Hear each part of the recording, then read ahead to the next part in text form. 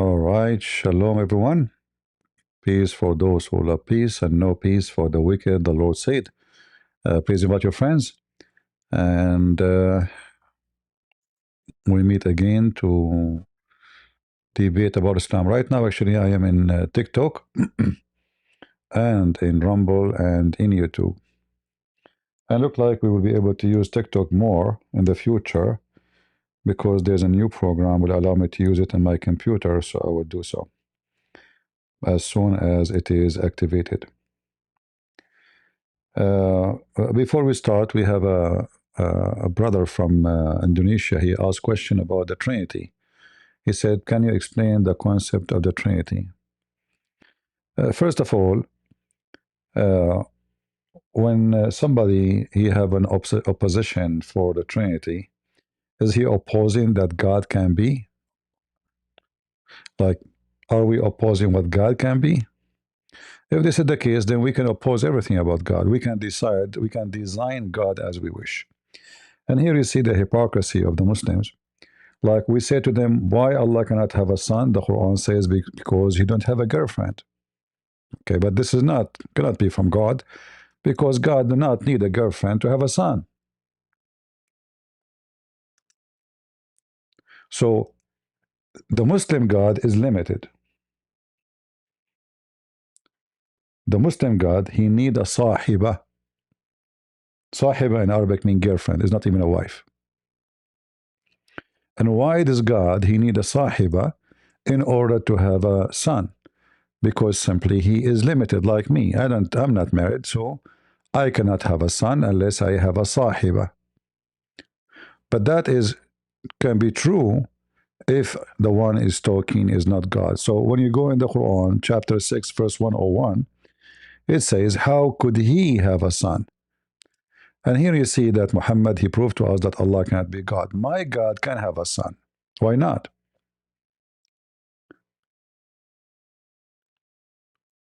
Why not? Are you telling God what you can have, what you cannot?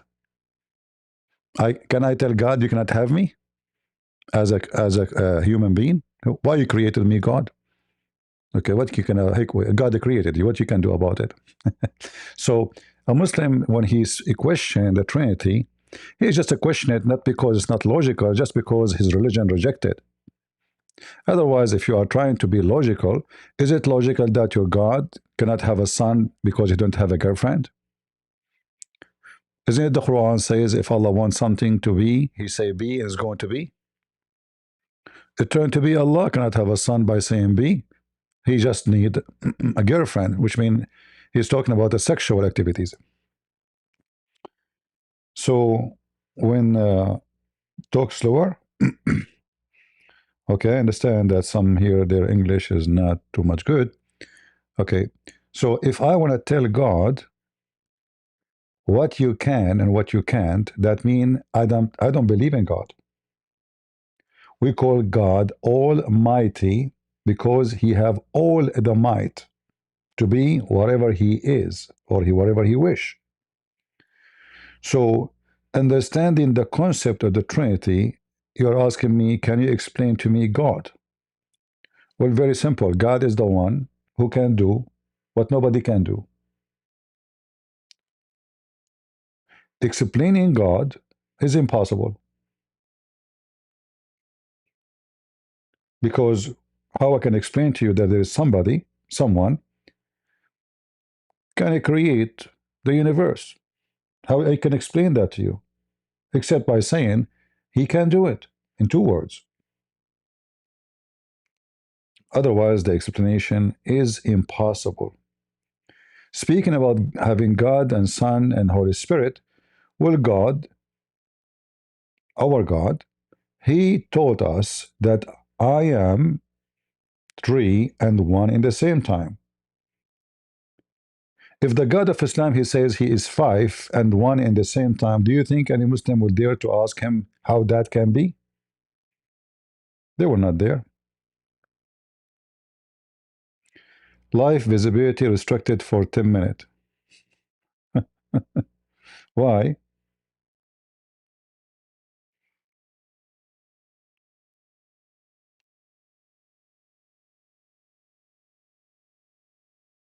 The Muslims are reporting my stream already in TikTok.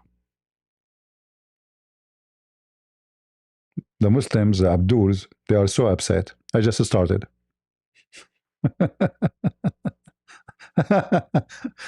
You see, we did not say anything. We just said we are talking normally. We are not insulting anybody. We are answering about the Bible. We are questioning the Quran. And the Muslims right away they are crying. Do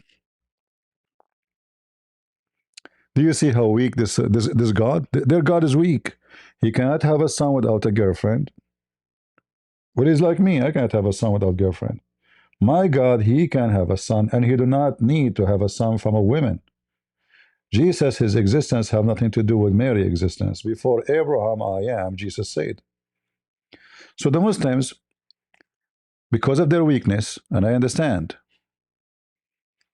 their God is weak.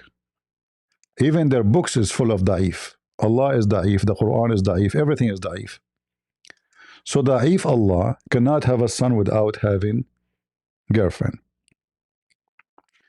The strong God of the Christians, he can have a son without having a girlfriend. And that is telling us who is God and who is not.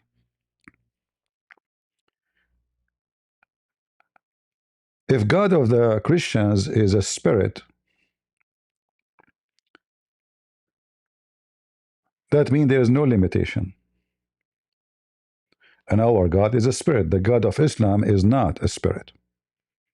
And he has no spirit. Yet he have a physical body.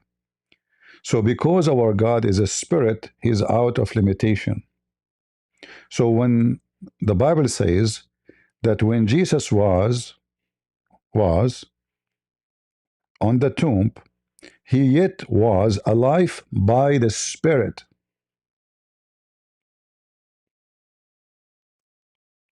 He's alive by the Spirit.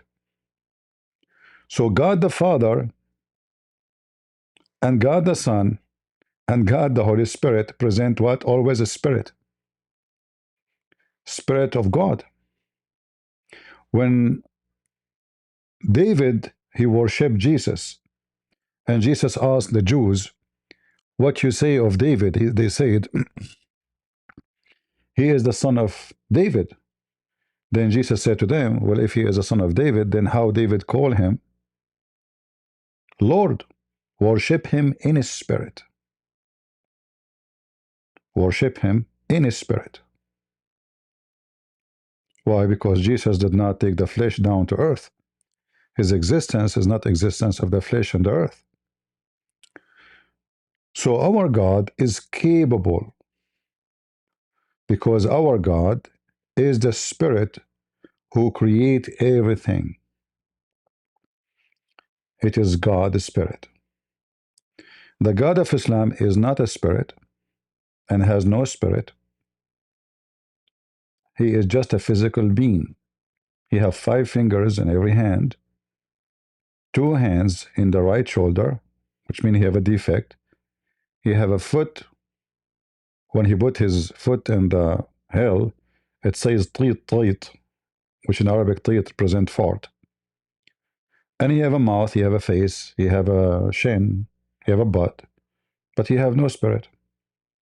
But we know that anything does not have a spirit or soul is dead, is not even alive and never was alive.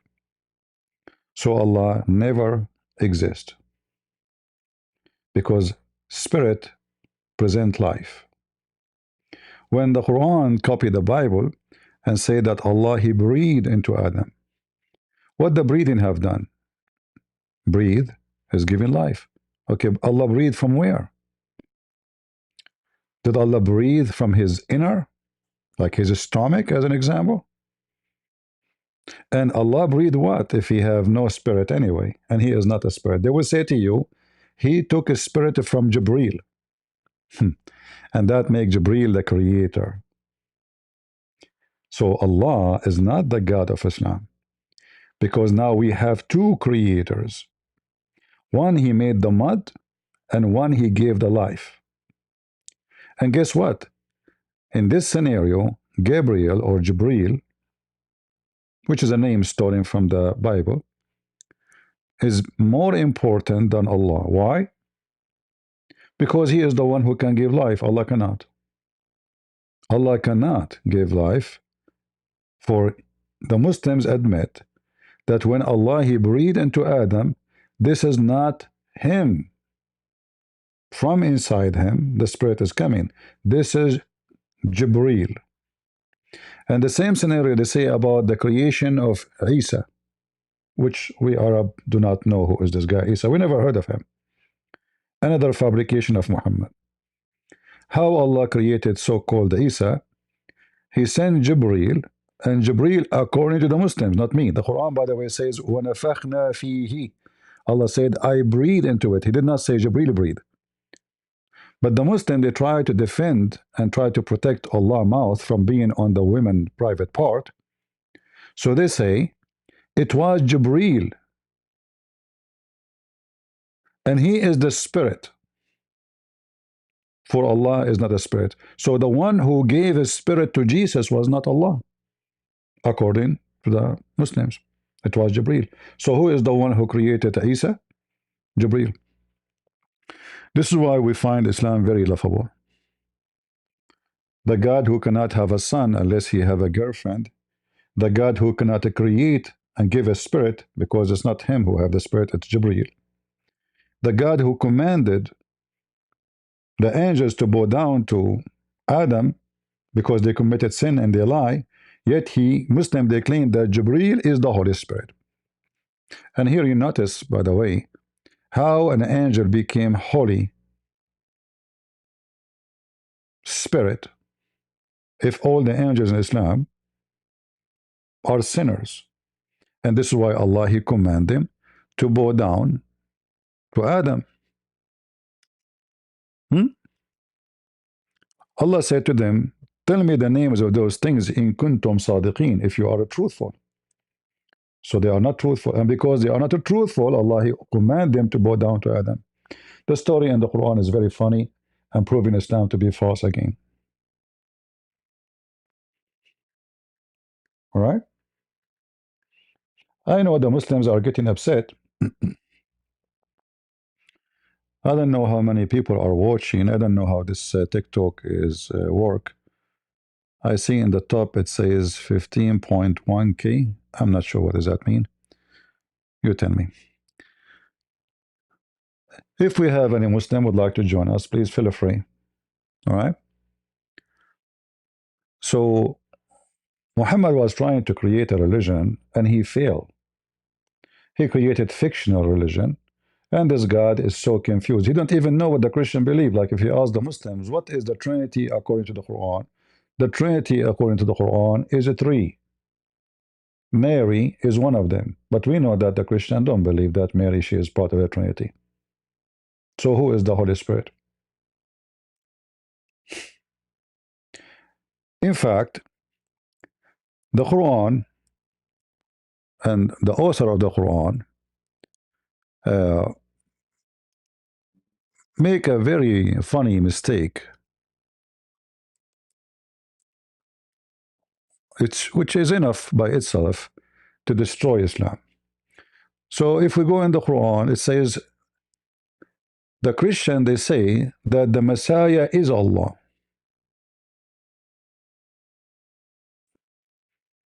The Christian, they say the Messiah is Allah. Chapter 5, verse 17.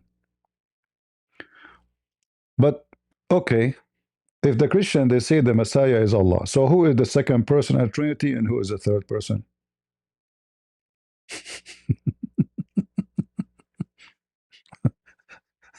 See how silly the Quran. See how ignorant Muhammad is. Do Christian, they say, let us say Muhammad claiming that the Messiah is the Father. We Christian, we don't say the Messiah is the Father. And we don't say that the Father is the Messiah. We don't. We don't. The Messiah is the Son of the Father. That's why we call the Father, because the Messiah is the Son. So if the Christian in chapter 5, verse number 17 says Allah is the Messiah. Then who is the second person in the Trinity and who is the third person? I challenge all the Muslims to answer, but no Muslim can answer. Right?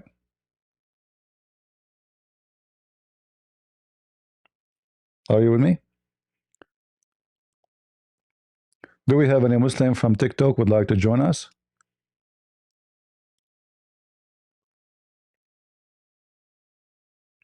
Anyone?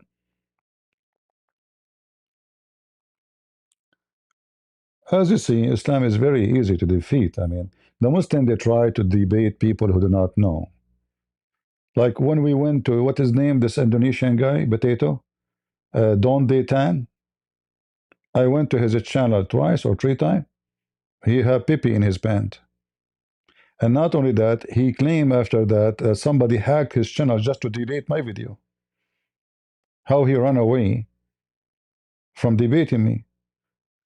If those Muslims, they have knowledge, okay, take a Christian prince, let him talk to you, and make everybody laugh at him. He is a stupid, right? He don't know what he's talking about. Take him. But they knew they cannot do that. I went to Zakir Naik channel. What happened to Zakir Naik? He have heart attack.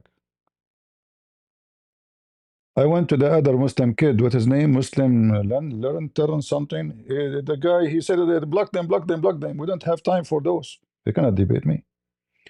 We want to really Dawah, peace be upon her. What happened to her? She have a she called herself princess because she was nervous. I offer every Abdul to come and debate me. In fact, I have to say to you, debating the ignorant Abdul is the most, let us say, the hardest, because you are talking to an ignorant. He can say whatever he wants. The higher a Muslim in education, the easier it is to defeat. When you debate an ignorant, he can say whatever he wants. He can give any answer. Who's going to complain about what he said? He's nobody. This is why those who have a career and making a lot of money from Islam, they will not debate me. They will avoid in any way, any mean. Otherwise, trust me, they will be lined up to debate me. To, like, let us destroy this guy. Right? They will be fighting to debate me. They will be lined up. But that is not the scenario.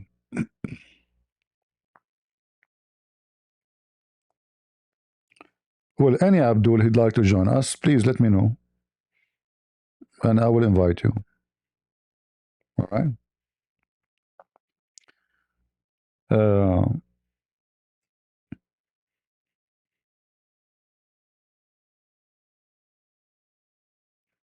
can you collaborate with some Indonesian in America? My friend, I work alone. I don't like to work with others. There's many reasons for that. First, the way I do things is different from others. Same time, uh, I don't believe I need anyone.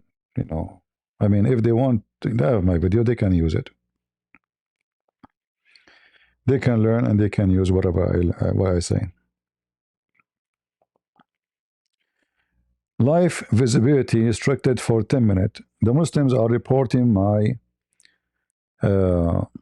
stream non-stop, guys, in TikTok. Look how coward they are. They keep reporting my stream. Do you see how potatoes they are? Invite your friends, give a like, and TikTok said they will not be able to take us down. We did not say anything wrong. But because they cannot handle the truth that Santa Claus is real and Allah is not. We have evidence that Santa Claus is real. He's a real person, yeah. Allah is not. I can prove it so easy. Their God, he thinks that the sun set in a murky boiling water. But we know that the sun does not set there. The story of Zulqarnain is one of the most funny.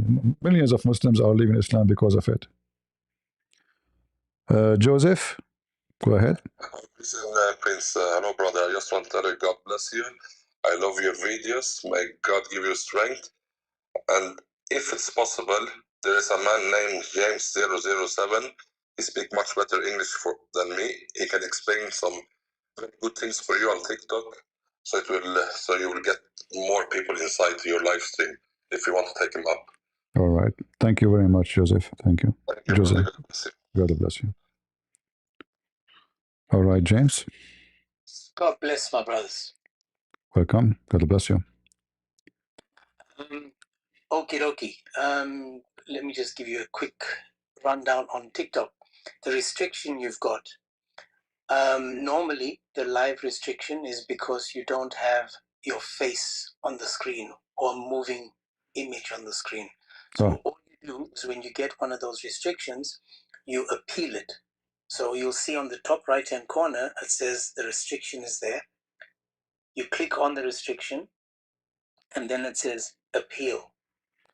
Well, if having an image will make it work, here we go. We will have an image. Is that fine? Moving image. I see. So I need to find. To find some kind of like those flag or something. I see. Yeah, something like that. All right.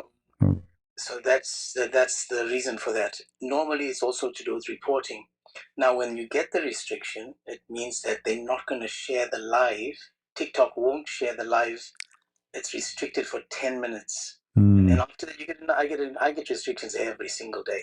I see. So what we do is now we depend on the people coming into the live to like the live and to share the live, because the more likes you get and the more shares you get, the algorithm shares it, and then it helps you get rid of the restrictions.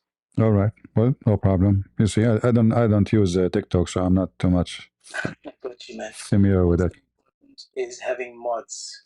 Is just like on YouTube. You need the mods to, because again, I go live every day, and without my mods both on YouTube and on TikTok, you know how it is. You need your kind of eyes everywhere. Yeah. So especially if you're streaming on both devices. So the mods you have, just make sure that I'm not sure who you know on TikTok, but people that you can trust. Yeah, I don't know many people, but we will soon. We will find. James, and I've been doing this for the last 6 years on TikTok, debating Muslims. I do it from Monday to Friday. I actually take Saturday and Sunday as a timeout during the day. So I've been doing this. We in a group with Avery, Godlogic, and others, and we. Well, how I can add you as a moderator then? Yes, to do a moderator, you go to. Can I click at your name and do something about it? Okay. For example, if you click on me, then on the top of me you'll see. Let me just try this. On the top right-hand side, you'll see like either 3 dots. If you click on the 3 dots and then you go further down, it'll say add moderator.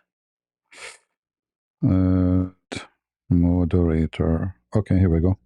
Now, when you add the moderator, there's different types of moderators. I know that. I see. For example, can have me bring people up and drop people. That means you're giving me full access to all your mods. Like if someone is blaspheming on the screen and you want me to drop them, or if you want me to bring people up instead of you doing it, or then you give the person that you want to be the mod full access. All right. They can't open your live or do anything from your live. They can only access it from when you're doing a live. All right. Also, the mods can download your lives. All right. You are an admin now. Thank you very much. You've already added me. And then you've got this Kufar Rob Christian over here. You need him as a mod as well. All right. Rob Christian, is that a person from the state or this is? Guys. Rob, salam al-Masih, brother. Salam al-Masih. This is Rob. Yeah, this is Rob, I think, right? This is Rob Christian. Yeah, brother Christian Prince. How are you? How are you doing? Good, good. I'm happy that you're on TikTok, brother. Now all the Muslims are going to cry. No, the Muslims, they can refute us so easy. What are you talking about? Yeah, of course. Yeah. Especially Arabic-speaking Christians, Sure. Sheikh Othman can refute me so easy. Come on, You think he will show his face on TikTok if you're here? I doubt. He will not. If this guy, if he knew, if he's in San Diego, if I go to San Diego, he will leave the city. What a potato. Can I just show you this CP? If I, for example, you've got a mod called Wahid MBA. So I can, if you allow me, I'm just going to show you that I can. So I don't have full mod access. So Okay. I can't bring that up. You've just given me limited mod. To do what exactly you said? So if I, for example, if somebody is requesting, I can bring people Well, up. I thought I did. Hold on, because it shows many options. All of the how you say Manage moderator. It says comment setting, review, filter, mute, black account, pull gift, pin comment. What else you need to do? I mean, there should be one more that says bring people up or down. Manage guests. Okay. Oh, here we go. We have done that. So now when I manage guests, you can say to me, listen, James, can you bring up MBA or Rob or someone? All right. I activated them. I bring Rob up. Oh, okay. It's a big kafir, watch out. Yeah, you can now. You can invite. You are. I activated that issue. CP, make sure if you have a front camera on your iPad, I thought you said iPad, make sure to block it with tape or anything. Sometimes you can by mistake, Yeah, my iPad is from the cave time. Doesn't have any camera. Yeah. Apple, they made this iPad designed for Christian Prince because I look scary. So they said. I know that even Allah doesn't know how you look like, but it's okay. Muslims are trying to find me. Even my mom, she doesn't know how I look like. What are you talking about? Anyway. I'm really happy to see you on TikTok, brother, because it's always good to have the OGs, the old school guys, people who know you from the Paul Talk era. We've talked before, you and I, but I'm really happy to see you here, and may the Lord bless you in your ministry. And everybody who's listening and watching, Jesus is Lord, and let's do this. Amen. Yes, bro. Can I just say one more thing, CP? One more thing. Sure. If you do get hit with hate speech, now normally if you ask Rob, I get hit. I open a live, and within the first 5 minutes, they hit me with hate speech. I mean, they love me, but they hate me. Sure. But immediately, when you get hit with hate speech, you need to make sure that you, again, exactly the same as you did now with the restrictions, you hit onto the restriction and you appeal it immediately. So when you appeal, they can actually either take it away depending on what you said, or if you get too many hate speeches, you actually lose account for 3 days. So you need to make backup accounts. Yeah, this is what I don't like about this TikTok. Like easy people, they can flag you, and but it's okay. What we can do, we will play the game with them. Hey, Muslims, flag me. It's I like that actually. It's a blessing. No worry. Anything else you want to know, CP? So I'm gonna drop down now, and then you can see if you get any Muslim. All right, we have a person. His name is Tony Holly. Go ahead, Tony Holly. Hello, CP. Can you hear me? I hear you. Okay, it's very good to have you here, sir. I was actually on my own live, and I didn't have many guests, and I sort of scrolled through to see who else was on. And as soon as I saw you were on, CP, my teacher, the man who taught me everything about Islam, in order for me to teach the Muslims, I ended my live immediately and told all my guests to come here to listen to your wonderful teaching, sir. It's an honour to have you here, sir. Thank you. And just one thing I'd like to add to what James was saying. If you do get a restriction, another way around them, CP, is to restart the live. End the live and restart it. Gets rid of the restrictions. All right. Thank you for the advice. Very good. Thank you, guys. Thank you for all the kind. I don't deserve all this kind words from those guys, but I have to live with it. I'm just a Christian doing his part to explain the truth, and the truth will set you free, as our Lord he said. All right. Thank you all. Do you have any topic on your mind today, CP, or just you went live just to test TikTok? We answer people about what they claim, and actually, I was going to play a video of Uthman and make him shish kebab. And I was hoping to be able to play the video on the screen in TikTok, but look like this studio for TikTok is not active yet. So maybe we will see what we will do. Yeah. I see. Good to see you, Rob. Do you remember me? God bless you. Hello. God bless you. I've been watching you on TikTok too. The other way around too. If you get like banned, you get out of the TikTok just for 1 minute, slide up, and then come back, like making a coffee. For example, this is what I do when I have like a warning. This is what I do. What? Just 1 minute, and it will come back up. What do you mean? What you do? I don't understand. What you did? Just out of a TikTok without closing the TikTok. Okay. So like you exit the screen without closing TikTok. You mean? Yes. I see. See, refresh. see, we have here people who have a big warnings a lot. Yeah, we have Christians do on TikTok because it's Muslim moderators, unfortunately. Rob, I did forget you as well, sir. You are my second teacher.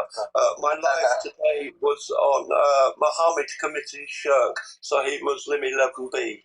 Yeah, we did some nice bakery with one of the friends of Libiano, Brother CP. He made a mistake to talk to Arabic-speaking Christians, and we did some nice bakery. Yeah, you see this coward. He came to me once. The Muslim, they forced him to come actually. After I made him shish kebab about his video. Why God can't have a son? And when he came to me about Muhammad being holy, right? Yeah, but he refused. He refused to talk about his video. I said, why not? You don't like what you want to debate about it? He didn't want to talk about Islam because he knew the second we speak about Islam, he will be doomed. But he, even though he made a poo, he said Muhammad is holy. We know that in Arabic, the word holy is muqaddas, and no Muslim book ever will dare to write the word muqaddas about Muhammad. Nobody. So he's a potato. He don't know what he's talking about. He's a kid. I mean, but anyway, I mean, may the purse of his mom, who he carry yet when he go to the street, give him protection, because in Canada he will be considered to be protected. He is from LGBTQ, carrying a purse of a woman. Yeah, CP, you know what their trump card now is? They use the, as an Arabic speaker, he made a mistake. He's using something called mujmal tasdeeq. As you know, as an Arabic speaker, in the Arabic language, you can't say mujmal tasdeeq. Yes, it is. He said it's in Ibn Kathir for chapter 5. And he lied about Ibn Kathir because nowhere Ibn Kathir talks about mujmal tasdeeq. And he says, there's something called general confirmation, which doesn't exist. So he confuses general confirmation, which doesn't exist, is bid'ah created by him. Actually, there is something called general belief, right? In Arabic, you cannot even say mujmal tasdeeq. This is stupid. You cannot say such a sentence. Yeah. So he didn't only corrupt Ibn Kathir, but he corrupted the Arabic too. It doesn't mean anything. Actually, it doesn't make sense to say mujmal tasdeeq because it doesn't make sense. It doesn't make sense as an Arabic. Either tasdeeq. About him, and I challenged him for a debate, Brother CP, but the guy, he's a coward. Yeah, they are kids. Anyway, for us, we just put them in their place. That's all. It doesn't matter who they are.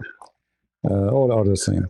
But I'm glad to have here many people. They have a PhD in TikTok. Yeah. Brother CP, step down, brother. You don't need any help. God bless you. You're a true warrior of Christ. Thank you. I'm happy to see you here, brother, and do your thing, man. I love you, brother. You're welcome. Good to have you. Thank you very much. I'll be back. Do you know how to drop guests? Yeah, I am an Arab. This is the only thing we know, how to drop. CP, I'd like very much if you could kick me from your stage, please. CP. All right, no problem. Sure. Question? You mean disconnect you? You want to disconnect you? If you also would like to bring a topic here on TikTok, and I can translate into Indonesia. Hold on. Tony, I did not understand. You want me to disconnect you? Yes, please, TP. All right, okay. All right, I did. Because I wasn't sure this is what he's requesting. Do we take care, take care, take care. Do we have any Muslim would like to join us? Looking for. Ada Muslim yang mau naik? Tamam. Any Muslim? It's friends. Okay. Orang Muslim? Orang is people. I know orang. I speak Indonesian fluently. But what happened one day, I was climbing the mango tree in Indonesia, and I fell on my head on the top of the Quran. And since it is the Quran, my head messed up. So now the verses of the language of Indonesian scattered everywhere, like the Quran. So some verses we can find them in Mecca, some verses we can find them in Yemen, some verses we can find them in Samarkand, and none of them fit with each other. Yeah. And then they say the Quran is preserved. Yet the goat ate the Quran. They claim it, but they're not. No, it's preserved in the belly of the goat. I mean, I challenge any Muslim to quote for me and to recite for me the chapter of a breastfeeding for adult. Any Muslim would like to do it? The basic tradition book, Quran of the 8 to 10 centuries. Quran what? Qurans of the 8 to 10 centuries. Which? This is from the This is printed by who? Khalili collection. Printed by who? Khalili. Hold on, let me. I don't know what you mean by Qadhi. Who is the printer? The printer, the print is the Note Foundation.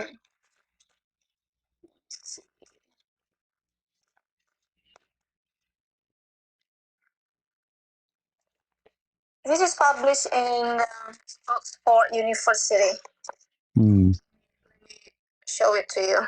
Yeah, but what is the source of saying that it is from the 8th and 10th century? What? The Muslims always say that, the Quran came to Muhammad in the 7th century, 114 surah at one time, and look at this. No, those are the pages you have. Those are from Sana'a. Those are Yemen scripts. Yeah, but this is the collection. This one is the Abbasid tradition collection from the Nasir Khalili collection, and this one is 8 to 10 centuries Quran. Yeah, it looked like they put many documents together in one book, but it's not. This is not the Quran. I see. Okay.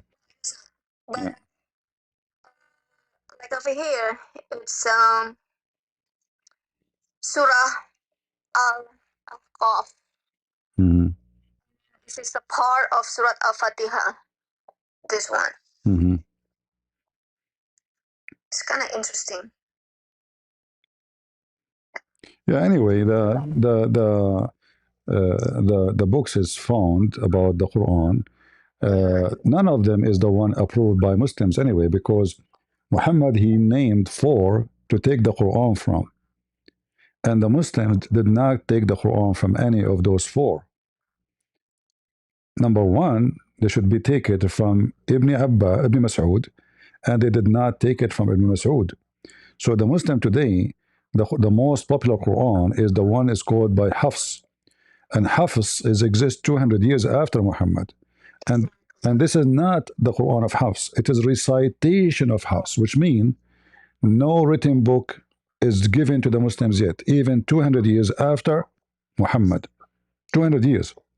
So the recitation, if you open the Quran, any Arabic Quran, especially the one printed in Saudi Arabia, it says that this book is according to Hafs, Ibn Asim, according to according to Uthman. So, but Uthman is not the one who recited the Quran. So what do you mean Uthman? Uthman is not part of them. So Hafs was accused by Muslims to be a thief, and he is a fraud. His father is the same, Asim, his stepfather. So both of them are condemned. This is why when Hafs he say a hadith, none of his hadith is accepted.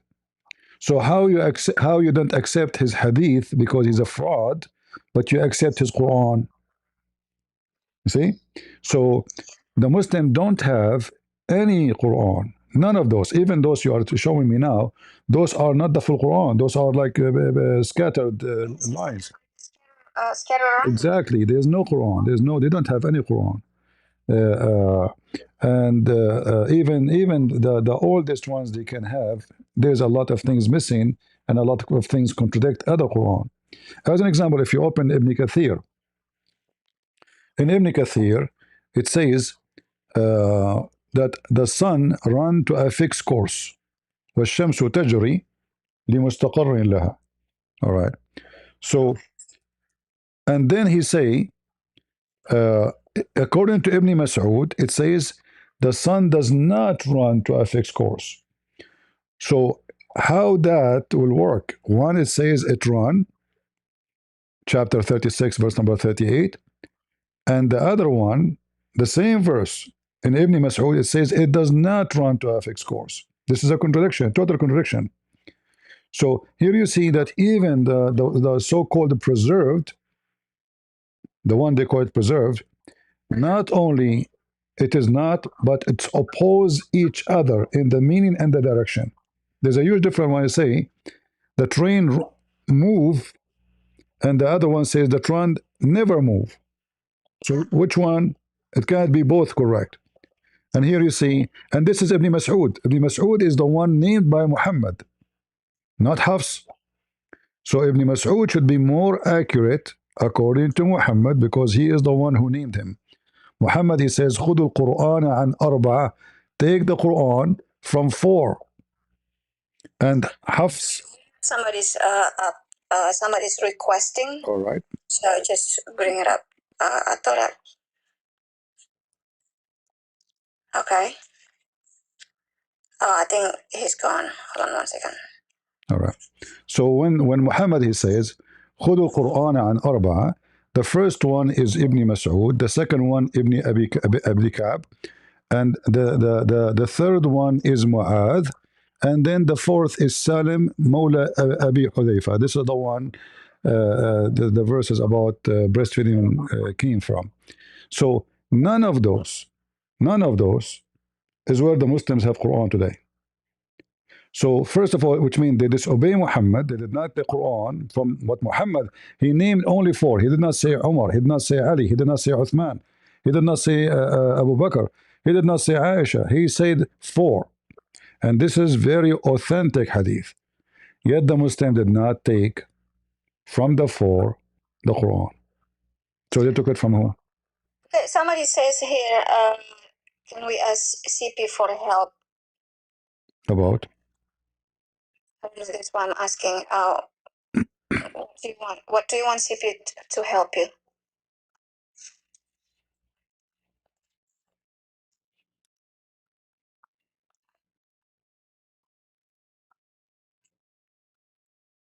Yeah. Anybody? Somebody says earlier they want you to help. Help in what? You have to know what help. Adrian apologetic. Maupun? Helping of what? Ya, teman-teman Islam yang ada di sini, teman-teman Islam. CP, are you still in Discord? Yeah, I open Discord from time to time. Actually, today I was going to open Discord, but I decided to go to TikTok. Ya, tolong panggil Zuma ya. Tolong panggil Ustadz Zuma. Ustadz Zuma atau Ustadz Nandar. Do we have any Muslim Ustad? If you are an Ustad. Fighting Ustadz Nandar. Oh, Ustadz Zuma. We have ustaz here. That's big. That's a lot of ustaz. We have an ustaz here, guys. That's amazing. I'm always afraid from debating ustaz. I hope they will not come to the stage. Brother CP katanya paling takut kalau menghadapi ustadz-ustadz Indonesia. Jadi kalau ada ustadz-ustadz Indonesia yang naik, wah dia sangat merasa dihargai. No, don't invite them. They will destroy me if you invite the ustaz. Ustaz is here? No way. No, don't come, ustaz. Please don't come. I better go to run. If I know that ustaz is coming, I will not be on TikTok. Brother Cipi nggak mau kalau ada ustadz-ustadz, dia takut, dia mau pergi aja kalau ada ustadz-ustadz naik. Is he a ustaz with big beard or a small beard? Small beard. Oh, if he is small beard, it's okay. I will not be scared then. Katanya kalau nggak ada jenggotnya dia nggak takut, tapi kalau ada jenggotnya dia takut. As I know that all ustaz in Indonesia, they don't even have a beard. It doesn't grow. No, they don't. No, they cannot grow any beard. Yeah. It's a typical Asian. I know. Lucky, not like me. My beard is like a broom. Brother CP, jenggotnya kayak sapu. Yeah. Anyway. Naik, teman. Sound like an auction. Islam? Teman. Auction, Teman-teman is friends. Yeah, okay. But we want ustaz. We don't want friends. We want ustaz. We want an ustaz. Ustaz Zuma? Anyone knows ustaz Don Ditan? Please invite him.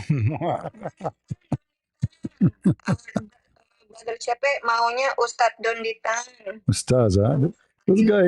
This guy, he do not know how to say his prophet name. He became ustaz now. Let me see if I can. In the Middle East, when they call somebody ustaz, it's just to make fun of him. So I don't know why in Indonesia they call themselves ustaz. And ustaz in the Middle East is like you are saying donkey. You don't say that unless you are really working as a teacher, professional teacher in a school, then they can call you ustaz. But if you say to somebody his profession is not a teacher in a school, you don't call him ustaz. You don't call a sheikh ustaz. That is an insult. So I don't know. Everybody can speak Arabic. Everybody can bring the Quran. They call it ustad. I noticed they don't speak Arabic actually. They learn the classic Quran. Even those who, like I saw this guy Somad, he is trying to imply that he speak Arabic, but he don't. In fact, I challenge him. I challenge him to debate me in Arabic if you wish. If he dare, he will never dare. They don't speak. They learn a basic Arabic about the Quran to put letters together, but they don't speak really Arabic. Yeah. Zakir Naik on TikTok? I don't know. I think Zakir Naik is on the shelf, not in TikTok. Sometimes you bring Zakir Naik on your YouTube. No, he call me, from time to time. He always keep monitoring my channel. Like now, he is calling actually. Hello? Christian Prince. First of all, I never call you. And you make my voice. Zakir Naik, this is you, my idiot. What my voice? This is your voice. I mean, are you going to deny yourself now? Christian Prince. It's not me who's talking to me. This is somebody taking my voice. I'm talking to you like me. What's with it to you talking to me? What's wrong with you? This is you. Everybody knows. I mean, this is like, listen, first of all, who is in the world beside you? He spit when he talk. Do you know anyone? Christian Prince. I'm the only one who spit when I'm talking. Okay. Let me show you my screen. Right now, it's full of rain from your mouth. How do you explain that? Christian Prince.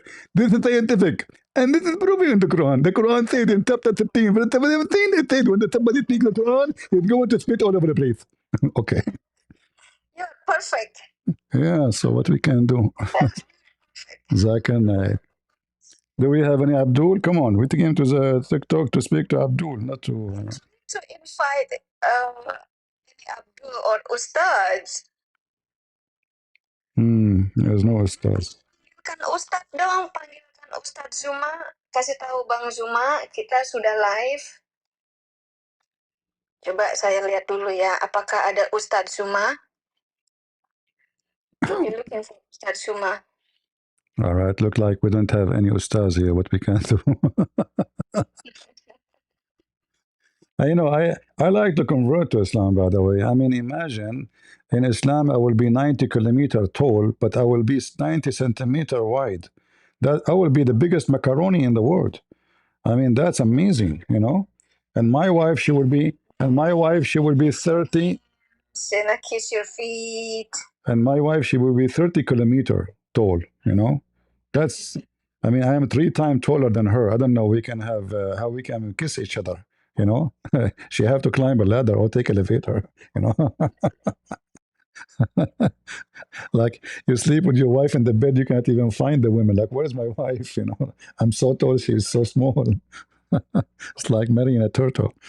And then Allah, He spent 1,000 years to make her skin smooth. Like, why? I did marry alligator. Why her skin need 1,000 years to be smooth by Allah? I mean, isn't it Allah is God? Like now, there's machines.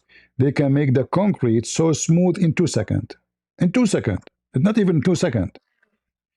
But yet Allah, and He is God, He need 1,000 years to smooth the skin of every woman. How much time He need Allah to smooth all the women's skin? And what kind of women those women are we're talking about? I mean, are they made from I don't know, thorn? They have a leather of a crocodile. What? I think somebody's want to talk with you. Is he a Muslim? Coptic prince. Let's go take a Coptic prince. Hello, Coptic. Hello. Welcome, CP, to TikTok. I'm a big fan of yours. I was watching YouTube, and God bless you and protect you. Thank you, my friend. God bless you. Against kuffar Muslims that surround us on a daily basis.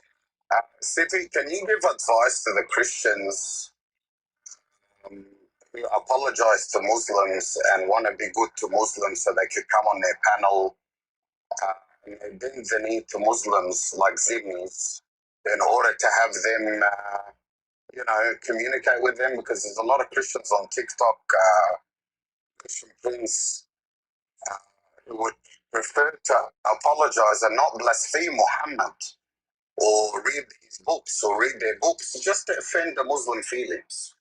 You know what I mean? Instead of fighting for Jesus, our God, they prefer to come on the faith, not to upset the Muslims. And I see when you're on YouTube and when you debate, you don't care about their feelings, you care about the truth.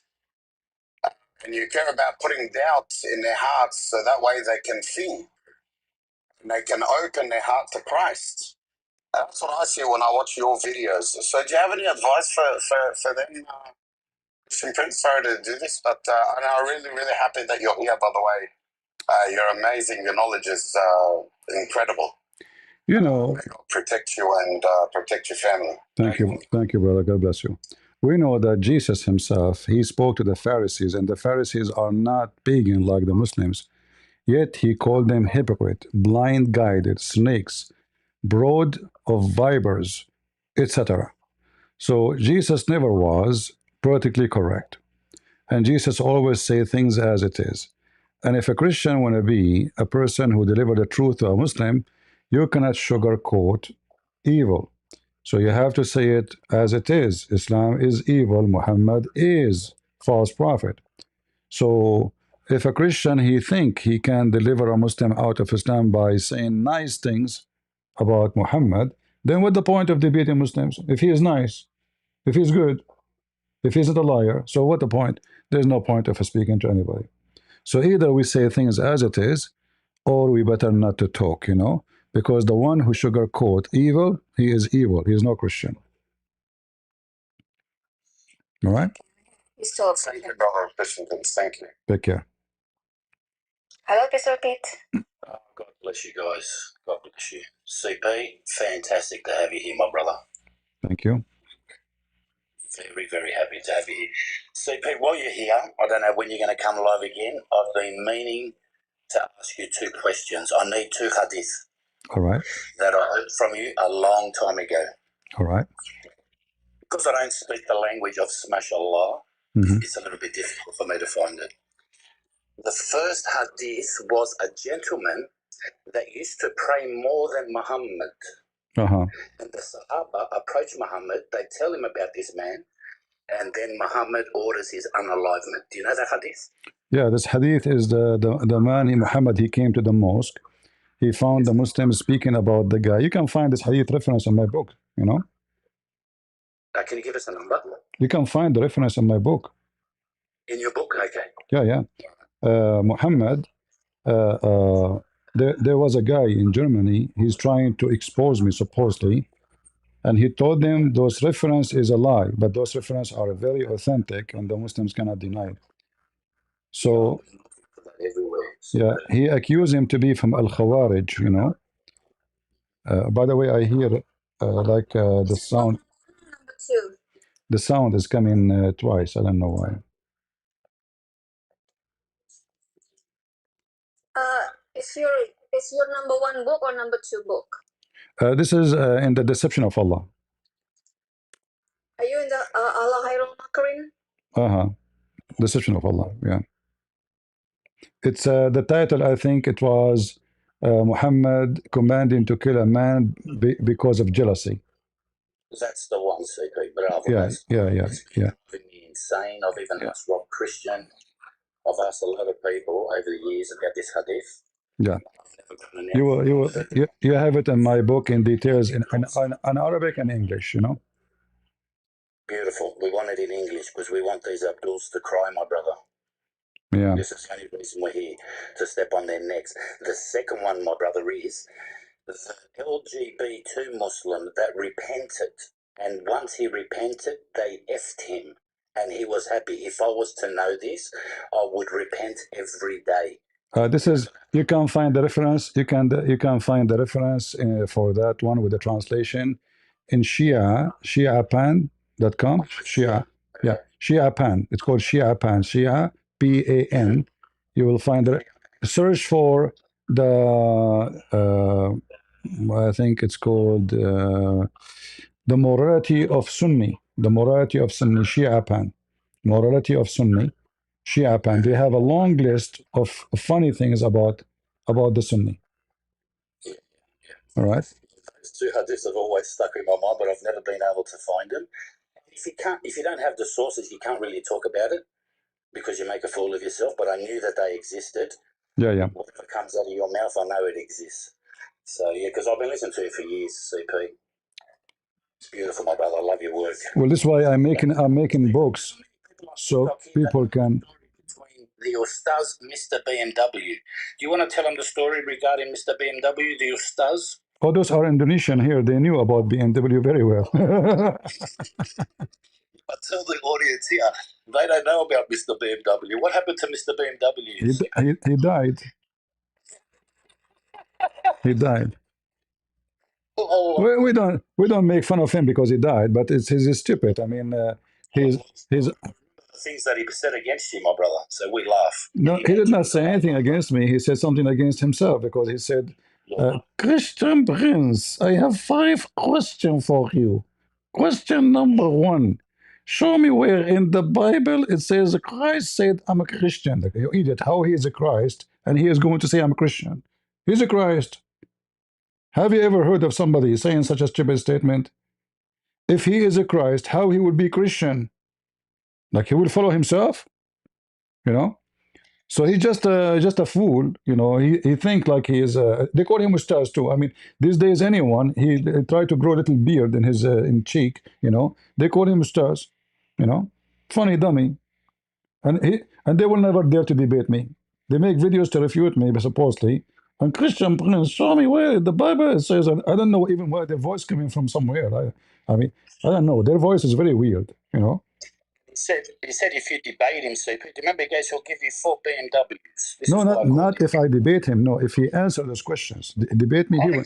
Yes. If you answer those questions, he give you BMWs. Oh, yeah, I remember. 5 BMW.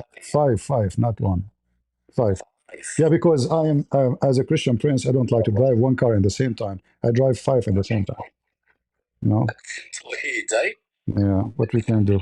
Vacation. All right. Anyway, my brother, God bless you. Thank you, my friend. Thank you. God bless you. It's great having you, brother. Thank you. Regarding that thing that Ustaz said about Christians, don't worry, my brother. You get a lot of Muslims coming up here and they ask you if Jesus was a Christian. Yes, these Abdul still ask the same question. Yeah, they will repeat silly questions. All right. Thank you very much. Thank you. God bless. Prophet here. Prophet? Hello, hello. All right. Shalom. Yeah, bro, CP, we are a not native Arabic speaker, and our group in the Philippines, we are a apologist. We're collecting information regarding the hadiths to debunk this Abdul's.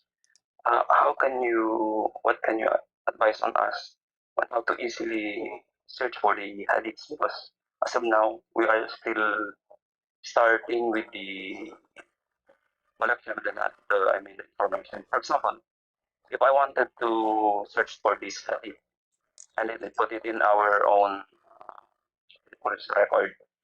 How can you do that easily? By searching it in Arabic or in English?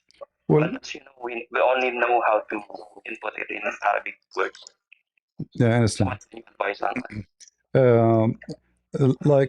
You can watch my videos, like the hadith which cannot be found in English, then you have no choice except you can take a screenshot of any Arabic reference I show, and then you can post the same text. You copy the text. I think you know how to use that in your phone, right? You can copy the text from a screenshot and then post it in Google, and then Google will find you the exact reference. Then you give it. You can use Google Translation and to understand it beside my video, and you can save it in your bookmark for later when you need it. This is one thing. The English one is very easy. Any hadith I mention in English, just search for the same English reference. You just type the same exact word, even if you don't remember the number, So it's all based on memory. You have to have a strong memory, and you have to have a lot of information. A debate is not just somebody jump to debate somebody. You have to have a lot of animation. Like, it's not going to war. Like, do you go without bullets? No. So the information you have is your bullets. The more information you have, the more bullet you have. The less, you are weak. So you have to arm yourself with all reference about whatever topic you want to speak about. Whatever you can collect, save them. You can make a bookmark. Like for me, I don't use this. I don't use bookmark because all of it in my head. So I can search for it in 2 seconds. But in your case, you can make like a file for women rights, hadith about women, other file about children, other about violence, other one about evil, or about fiction or contradiction in the Quran. So you have to categorize, and that later will make it easier for you to reach out and find the reference which you saved already. And by time, if you are doing this for a while, you will have them established in your memory, and you will be able to find them a lot easier. All right? rather CP things? And also, you can get my book. You can get my books. You can get my books, and there is tons of reference. Yeah, I have it. All right. I have it already before. All right. Already before. All right. We appreciate your video regarding the how to teach or how to learn Arabic, the basic Arabic. For people. It helps a lot on us, the non-native Arabic speakers. Thank you so much. Good. You're welcome. God bless you, and say hello to all the brothers in the Philippines. Take care. I already invite one Ustad, but he has no response. He will not, because he have a coma. Who is the Ustaz? Who is the Ustaz will do such a mistake and come to debate me? He must be drunk. If I am him, I will not do it. I will not debate myself. I will lose. Why in the world he want to do such a thing? That is not a good idea. Teman-teman, Ustadz kasih tahu pakai bahasa Indonesia, it's okay, saya bisa translate. Gitu. Oh, Ustadz Rashid, mana Rashid? There's one Ustadz named Rashid.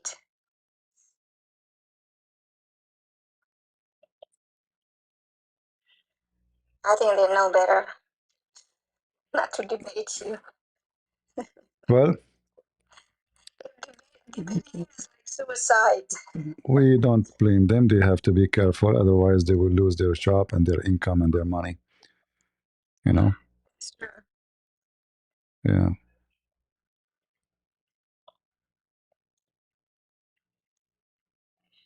Ya teman-teman, Islam mana Islam? I'm using your books too to bring a topic. How terrible is Islam? Mm-hmm. And then right now I'm on the chapter of variety of nikah in Islam. Yeah, nikah does not mean marriage, as many Muslims they try to translate. Yeah. I explained that nikah is not marriage as in a kawin. Kawin in Christianity is marriage. Nikah is performing sex. Yes, the effort, literally the effort. The hadith, our brother who asked me for this hadith about, I don't know if he is in YouTube. We'll post the link for you. Here we go. This is the link about Muhammad commanding to kill a decent Muslim who pray Allah just because he pray a lot. And this is the reference. It says there Sahih. It says authentic. Muslims cannot say it's not true. I don't know if you can, if you see my YouTube, you can copy the link and post it for people here.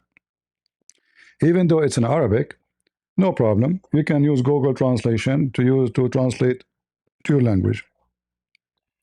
All of those are authentic hadith. Muhammad commanding a Muslim just because he's praying too much and the Muslims they like him. He did nothing wrong.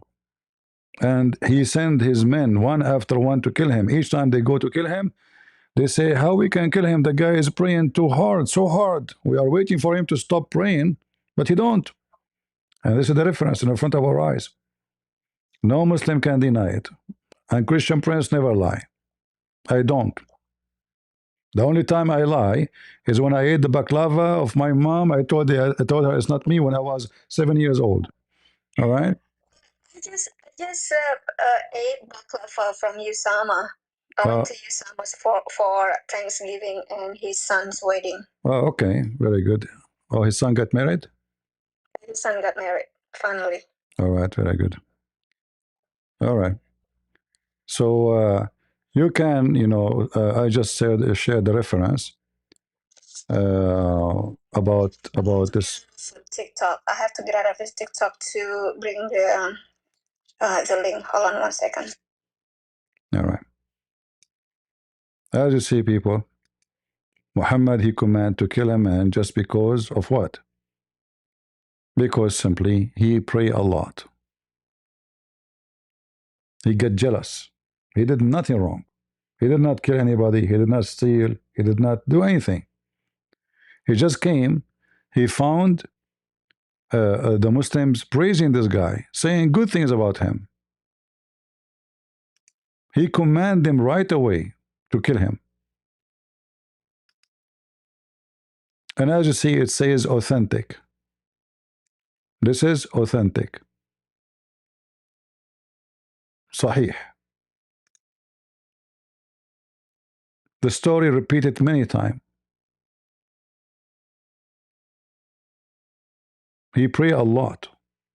Because he pray a lot, Muhammad decided to kill him. Did you get the reference? I post the link in.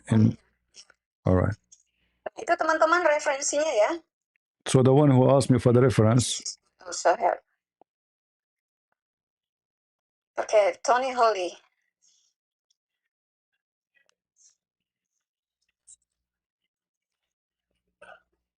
CP.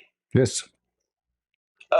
Don't use the word K. Use the word unalive. certain words are automatic ban from the AI. K is one of them. Use unalive instead of K, the K word, K-I-L-L. And also smurder, smex, grape. So words like that instead of the actual word CP. Okay. Otherwise you get a ban. All right. We will say shish kebab. Okay, no problem. Shish kebab, yeah. Yes. Yes. All right. Or Well, you can say bang bang bang. bang. Okay. All right. Very weird. Thank you so much, Brother Tony. God bless you. Thank you. When I get married, guys, I'm going to make a shish kebab. Me and my wife, you know, in the bedroom. Okay. Not in the kitchen, in the bedroom. Okay. Safe words. Yep, it's a safe word. Oh boy. Oh Lord, have mercy. I think you can pin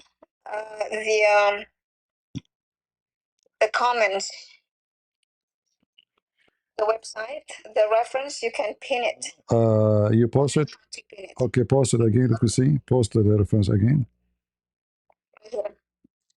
Right here. Post it again.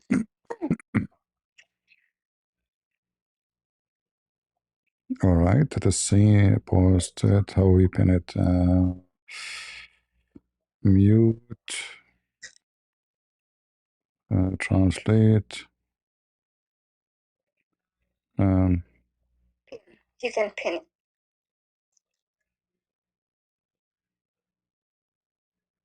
I don't see the option. Comment setting. For some reason, I don't see the option for. You cannot pin when guests are up. I'm sorry. You cannot pin. Okay. Thank you, Joseph. Taradinana. Anyway, people, they can save it and they can translate using the Indonesian language or whatever language they have.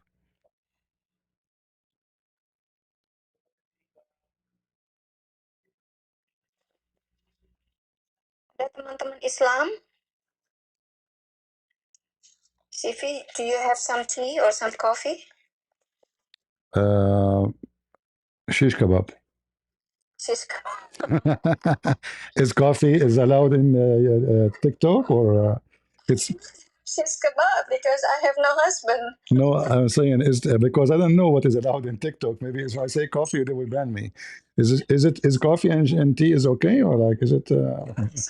Oh, okay, that's My tea right now. I got the ginger tea.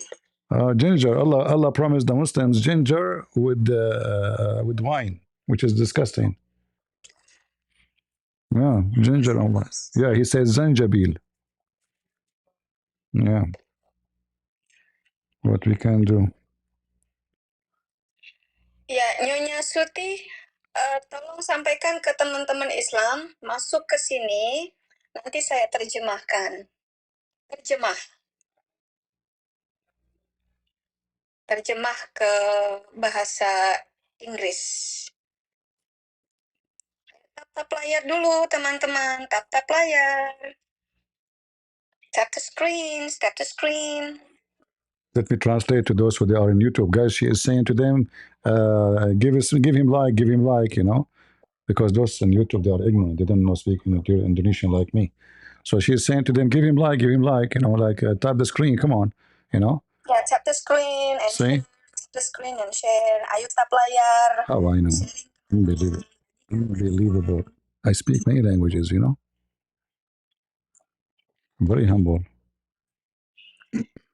Do we have any Ustad? Somebody says he's allergic being a friend with Islam. I'm allergic from women, not from Islam. That's what women say that. I believe women are more dangerous than Islam. Yes, he say, I'm allergic to be a friend with Muslims. All right. I went to Dearborn last August. I could barely see any Christian. All hijab. No, you know.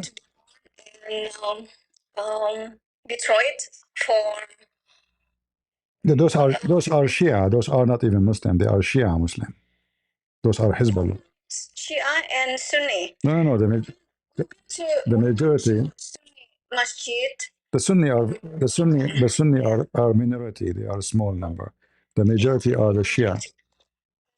The Shia Masjid, they refuse us to have a dialogue with them, but the Sunni are welcome us, and we have a dialogue with the Imam and some students from that masjid. All right.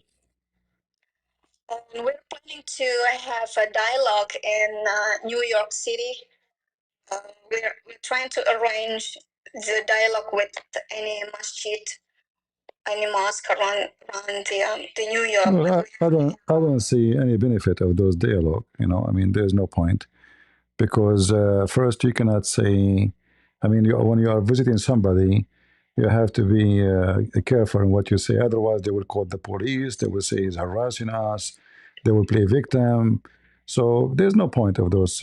I think in the debating in a free platform out of a mosque is better, not inside the mosque. We did inside the mosque have a debate. I know, but you will not be able to say things like, if I am inside the mosque and I say what I say, they have to call the police for me in 5 minutes or maybe in 50 seconds. So inside, when you debate them, you will not really debate. You will have to be a little bit inside the frame, certain frame of the way you talk, which will not allow you really to have a real debate. Well, that is true. Yeah. We just have to be very careful, have a wisdom what we say. Yeah. No, we have to have wisdom always, no matter what we say. Doesn't matter what the location is. But it's not, I'm saying, it's not suitable to debate inside a mosque because you will not be able to use. Yeah. Debate you, Azhar. All right. No, Azot is not going to debate me. Azot is the one who wrote about Muhammad. He was in the top of Muhammad one day. How he is going to debate me? How are you doing, Azot? Oh, okay, Azhar, can you request again? No, it's okay. He's a Zot. Zot, those people who wrote Muhammad. Not, he's not a Muslim. A Zot is a story of black people who rode on Muhammad. They jump on him. Azhar, can you request again? No, forget about him. He is busy jumping on Muhammad now. Leave the guy alone. Okay. We want. Requesting. Okay. We want Muslims.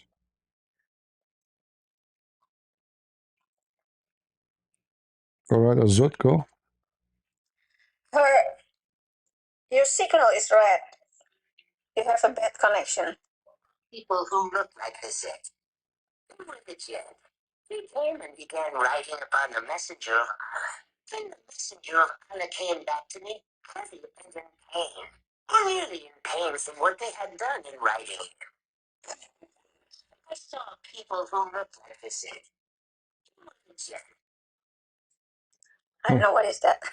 Well, he is reading the story of what Muhammad said and Ibn Masood. Muhammad, he went to the desert and a bunch of naked black men, they jumped and rode on him all night long. And when he came back, he was in pain because they rode him all night long. So what is the story about a Zot? Yeah, it's story. Yeah. Marga.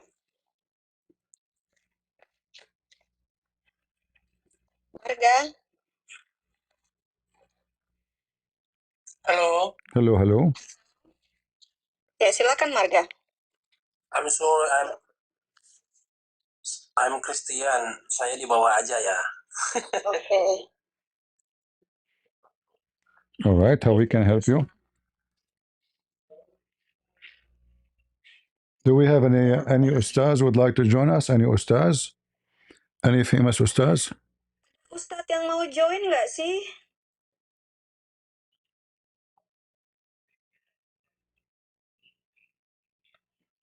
Okay, let me see.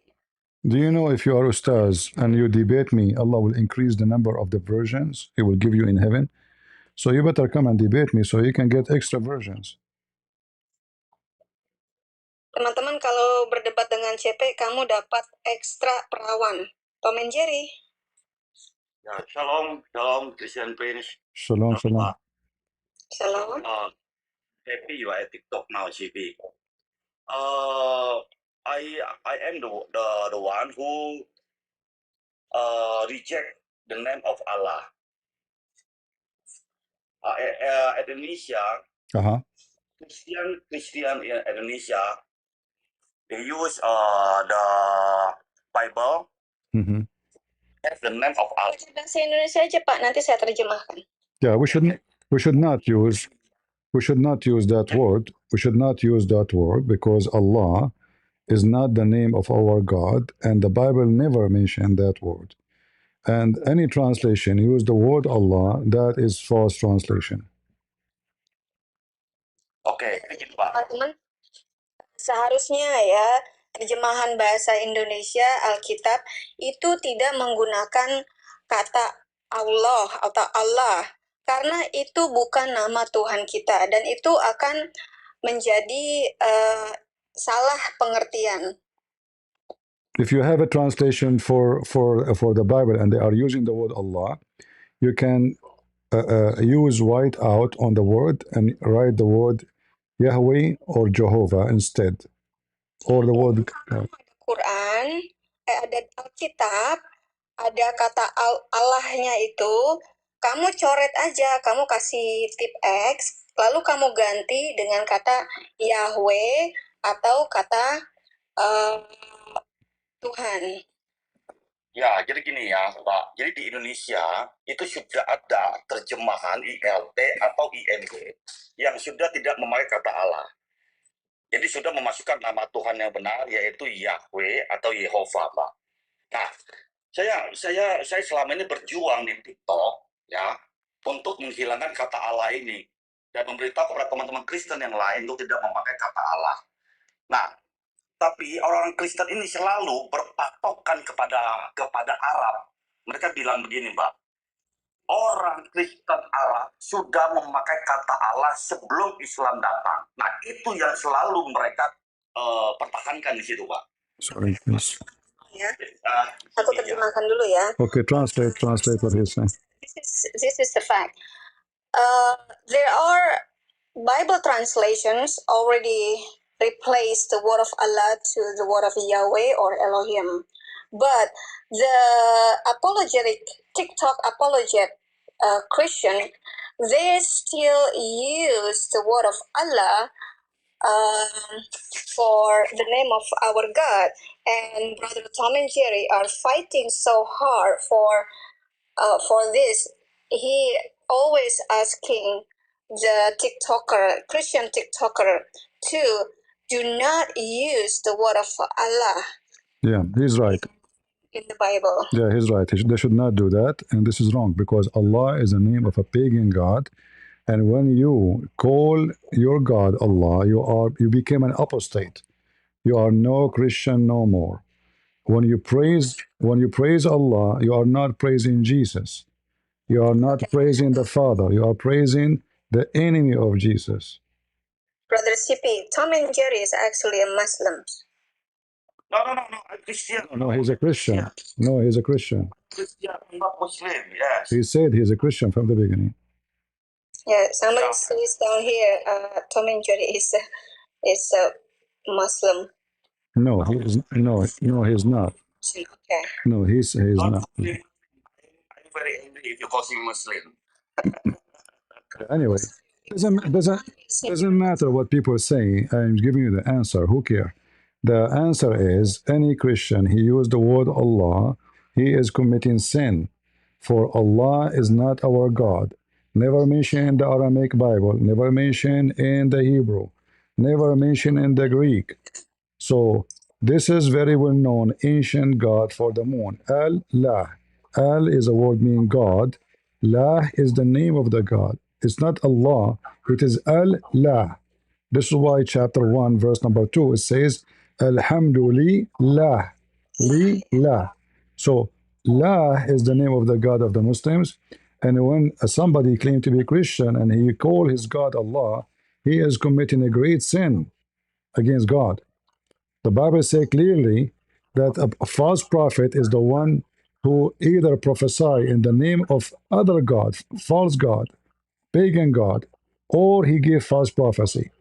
So when a person he claimed to be Christian and then he used the name of other false god, he is committing sin. I can't say he's not a Christian no more, but he became an apostate when he say that sentence, even though he don't mean it. But this is an act of apostasy because now you are praising false god, false name is not mentioned in your book. Why you want to do that? Ya, jadi gini teman-teman, sebenarnya kata Allah itu adalah nama Tuhan kaum pagan. Jadi orang-orang Kristen seharusnya tidak menggunakan kata Allah di situ, ya. Karena kalau kita menyebut kata Allah terus-menerus itu sama halnya kita memanggil Tuhan orang-orang pagan atau Tuhannya orang-orang penyembah berhala gitu.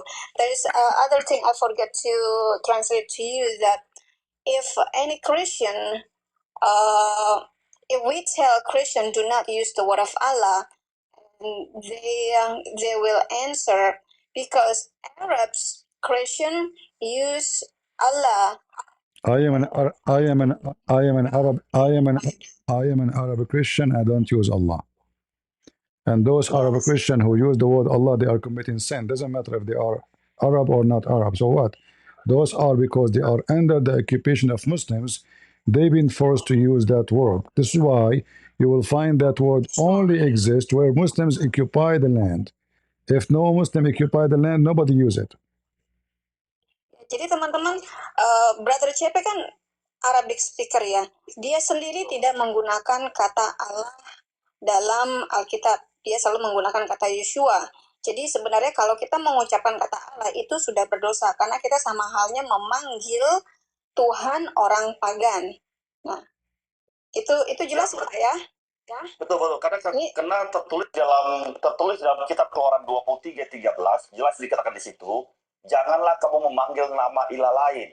Iya, tapi orang Kristen, ya betul Mbak. Jadi tapi orang Kristen Indonesia terpengaruh karena terjemahan ini Mbak. Saya bisa menunjukkan Allah di dalam terjemahan lembaga Alkitab Indonesia itu adalah proper name, bukan gelar gitu Mbak. Ada ratusan ayat mengatakan Allah adalah proper name, bukan generic name, gitu Mbak. Di dalam terjemahan LAI, silakan Mbak. Yeah, so, because in the LAI, Lembaga Alkitab Indonesia, the word of Allah is not a generic, but is a proper name of the name of our God. That's what he said. The Muslims, they believe Allah is the only name. The others are attribute. The rest are attribute of Allah. Allah is a name.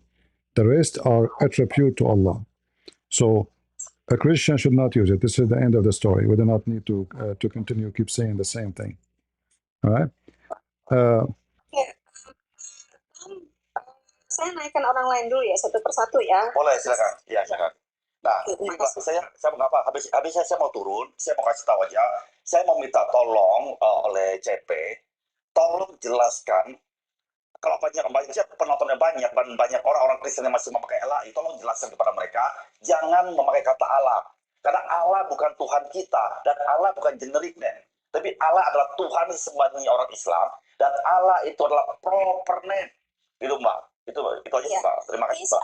He's asking for your help to tell all the Christians, brothers and sisters in Indonesia, to stop using the word of Allah when mentioning our God, because the name of Allah is not a generic, but is the name of a pagan's God.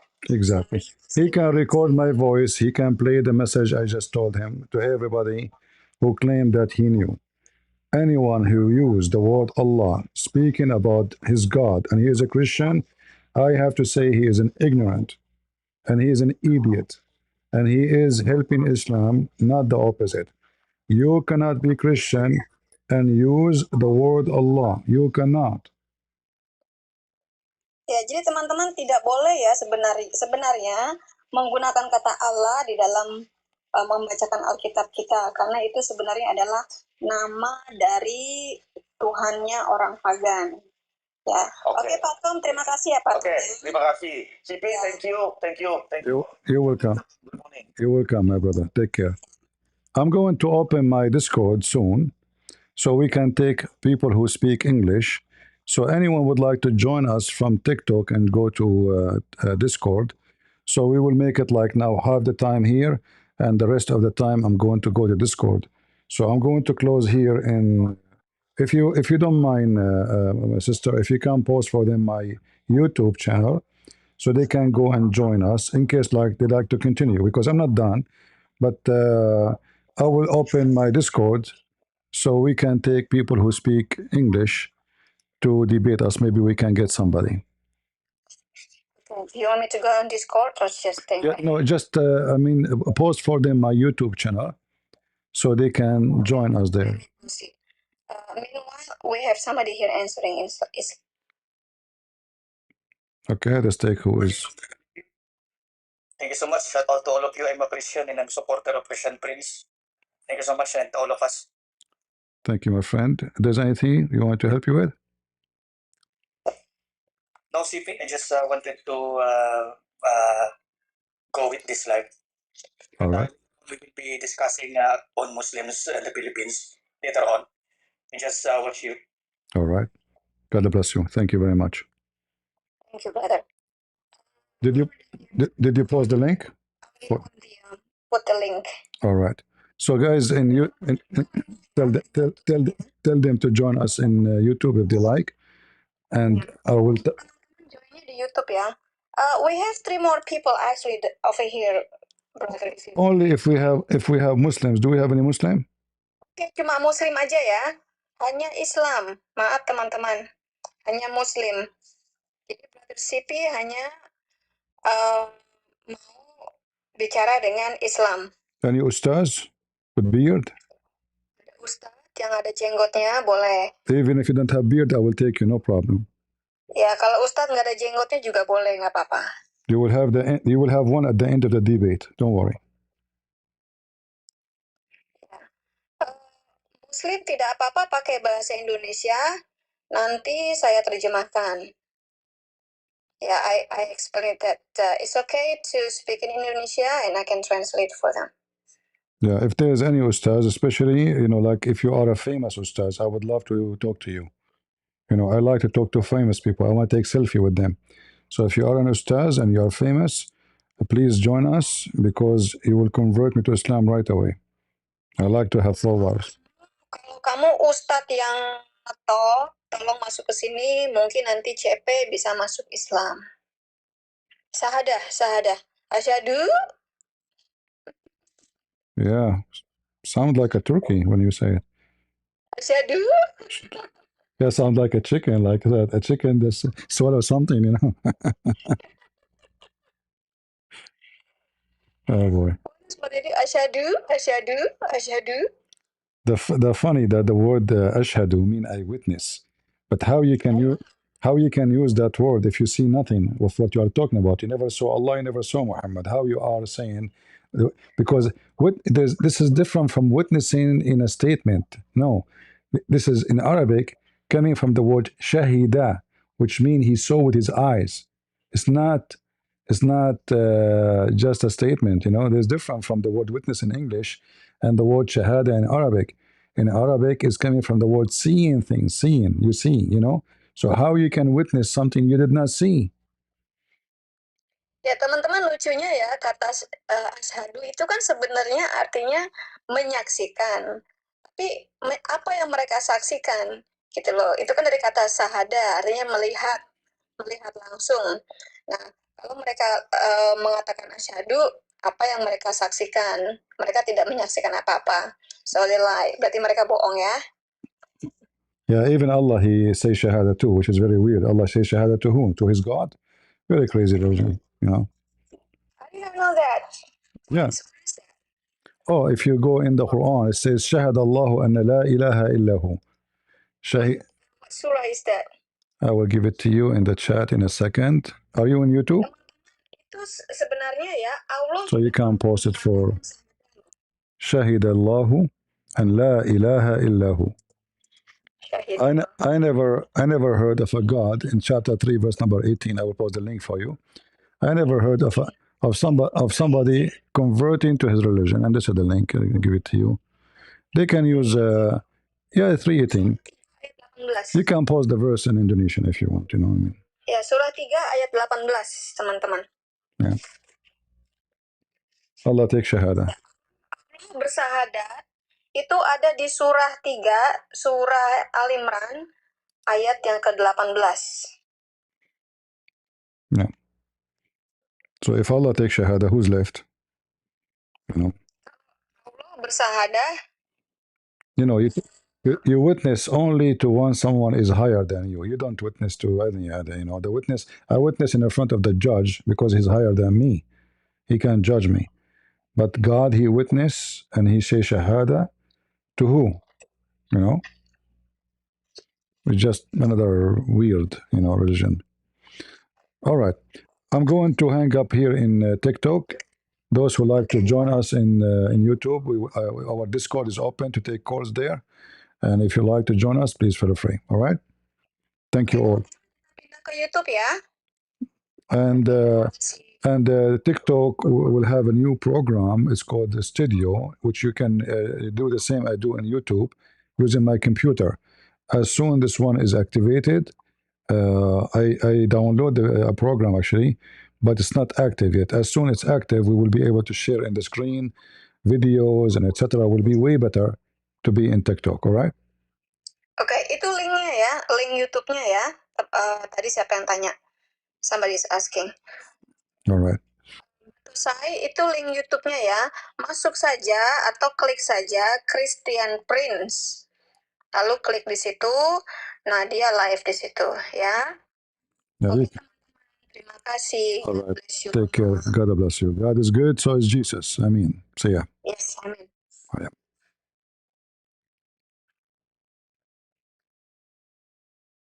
All right, we are done with TikTok. Do we have any Muslim from Discord? Our Discord is open.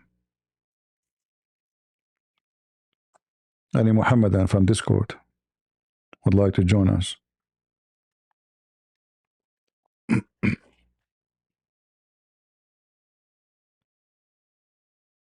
Well, we are thankful for her help. She translates and she's really doing a good job, We appreciate those Christians. Those people, when they speak against Islam, they are risking many things. They cannot go to Indonesia no more. Like us, Arab from the Middle East, I cannot go to the Middle East. So it's not like somebody who live in the state, his family in the state, everything in the state, or in, those people, they risk a lot of things when they speak. So we should appreciate them. Do we have any Muhammadan in Discord would like to join us on the stage? Any beautiful Muhammadan from the beautiful religion of Islam?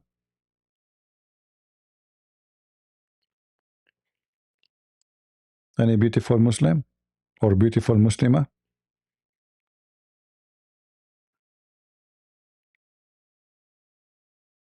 Hello?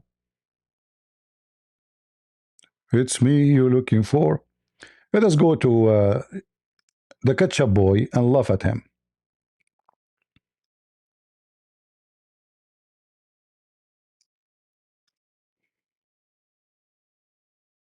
Why there's no sound? There's no sound. What happened?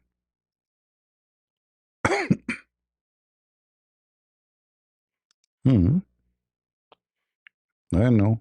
The sound is not coming. Hold on, let me check what is the issue. At least from my side, I cannot hear it.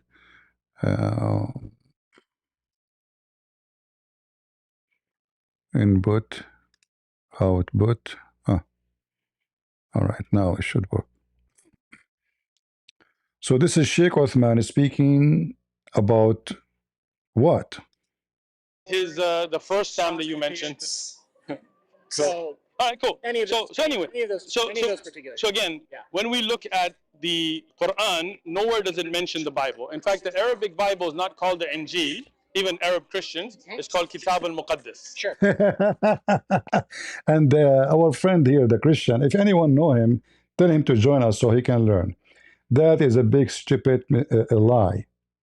We in the Middle East, we don't even say Al-Kitab al-Muqaddas. We say Al-Kitab al-Muqaddas when we mean the whole Bible. But when we say the Injil, even actually when we say Injil, the most popular word is used is Injil. It can be for the whole book.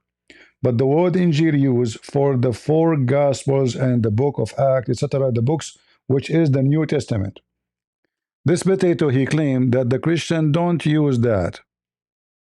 If I go right now in the front of your eyes and I type the word Injil,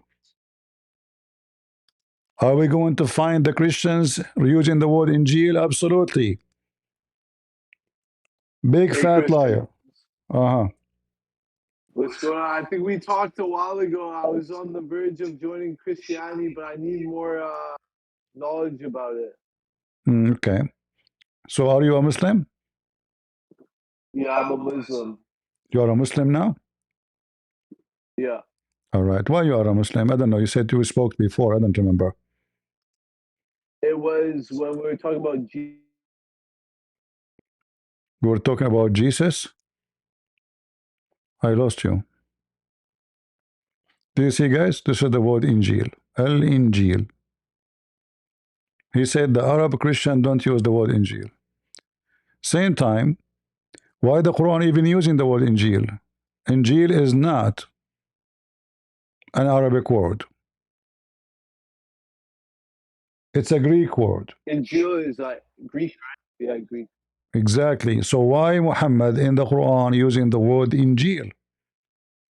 Because maybe he got knowledge from not knowledge because he got knowledge from God, but maybe No, his what wife. knowledge? The when you use the word Injil, you are speaking specifically about the book of John. Because if this is the Greek, if he meant what he meant, the Injil, then he is quoting a Greek book. Which book is the Greek book? Is the book of John. So, but in the Quran it says in chapter 3 verse number 3, chapter 3 verse number 48, 365, 446, etc. Allah is the one who taught Jesus the Injil. But we know that the Injil never been taught to Jesus. How he been taught if he was born in the cradle and he speak right away wisdom of God? When Allah he taught him. What language did Jesus speak? Jesus is God. He speak all languages. But what was his mother tongue? All languages. When they took him to the court to be crucified, the judge, the ones on the stage are the priests. Those are Jews. They speak Hebrew. The ruler is a Roman. He speaks his own language, right? And it's very well known that the Messiah, he spoke to the Aramaic women as an example when he went and, she said to him, even dogs, they eat the crumbs. So Jesus spoke to anybody in his own language. Even the disciple of Jesus, according to Muslim books, not only our books, they spoke all languages. They went to sleep, according to Ibn Kathir. They woke up, they found themselves speaking every language of the world. And he sent them, some to the west, some to the east, some to the north, some to the south, which mean Africa, China, India, and the west, which is Europe, and then the east, which is Asia. So what is left? So if the disciple of Jesus were able to speak all languages, what about Jesus?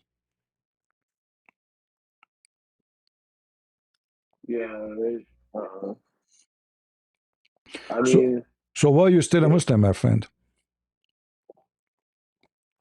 Sabir. I don't know. Like the Quran has been preserved. Like it hasn't been changed for thousands of years.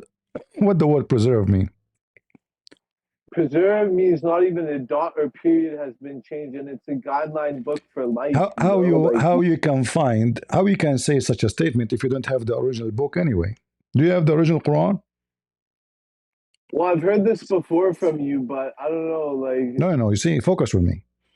In order to say there's no change, I should see something original to compare it to something I have today. Correct? yeah, Okay. Do you have the original one? what we have today, apparently, right? No. You have nothing today. You don't have Quran today. What is the Quran? I heard. Do you know Nabil Qureshi? Uh-huh.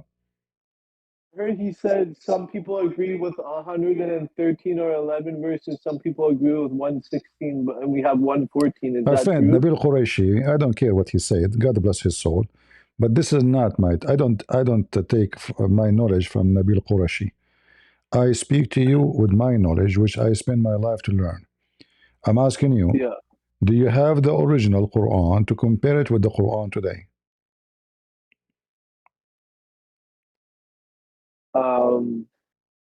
Well, if we're talking about the book we have now, that's apparently the original. But if you're gonna say it like that, like the original that Muhammad Sallallahu had, it probably might be a bit different, tiny bit. See, But I don't know. You're not focusing with me.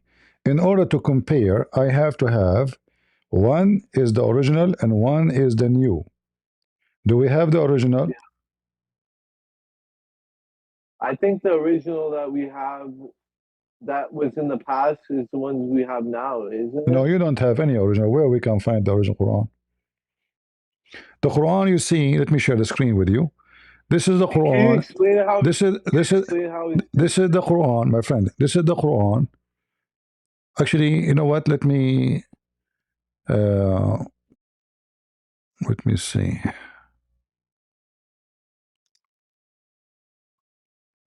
Uh,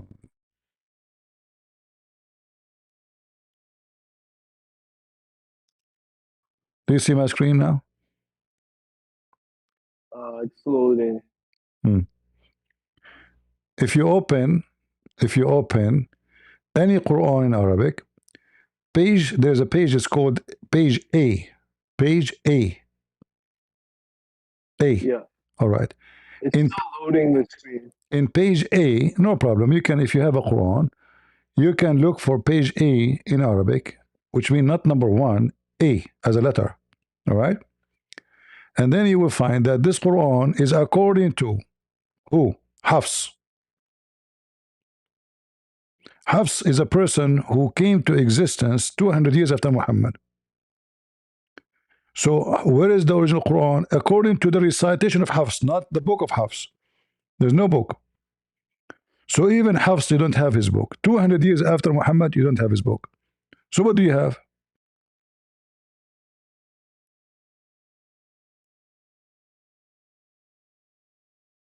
What the Muslims have?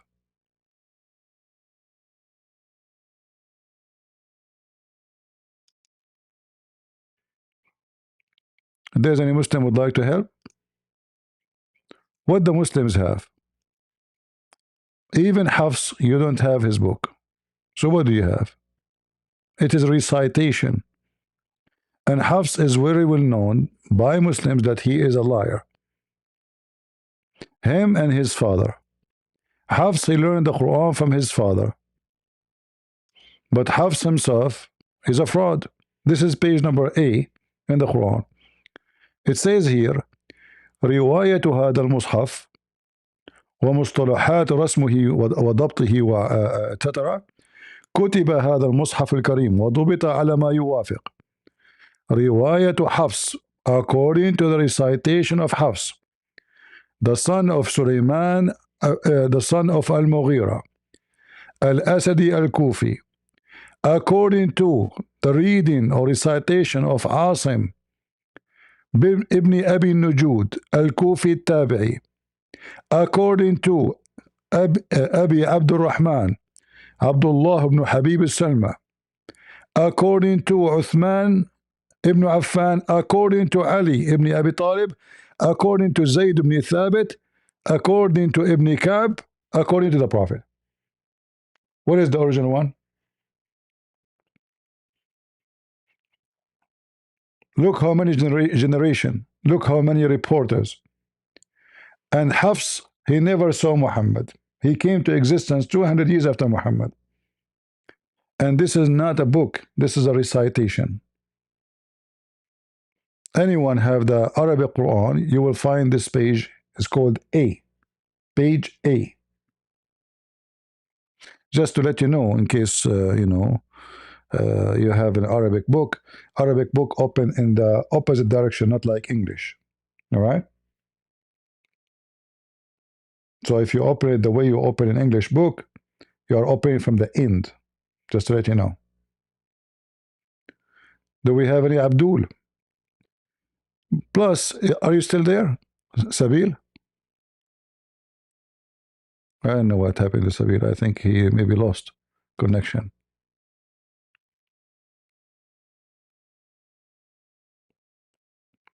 Discord error? You guys don't hear me in Discord? Let me see what's happening. Ah, there's an error in Discord. All right. I don't know what happened here.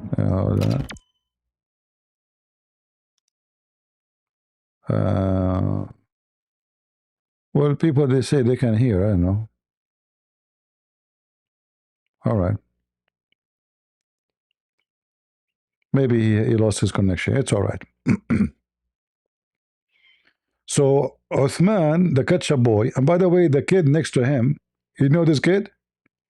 This kid, he called me and go watch the video and see what happened to him. You see this kid here?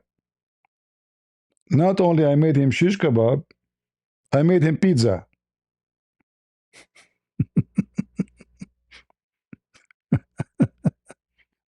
However, he is more brave than Uthman. At least he called me.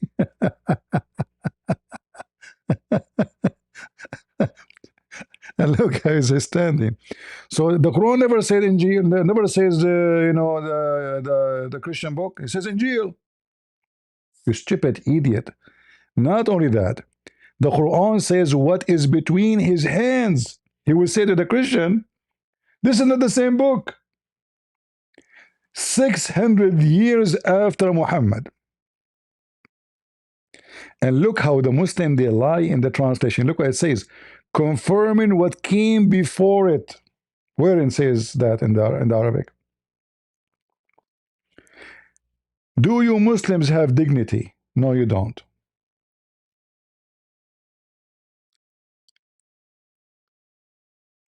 You don't.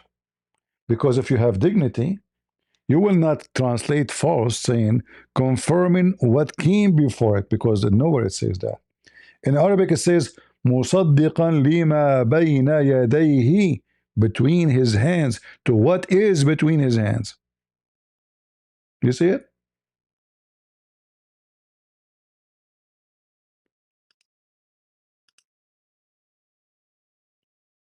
Huh?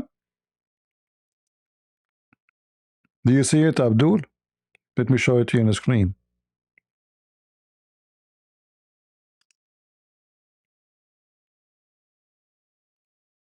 In the translation, they lie and they say confirming what came before it.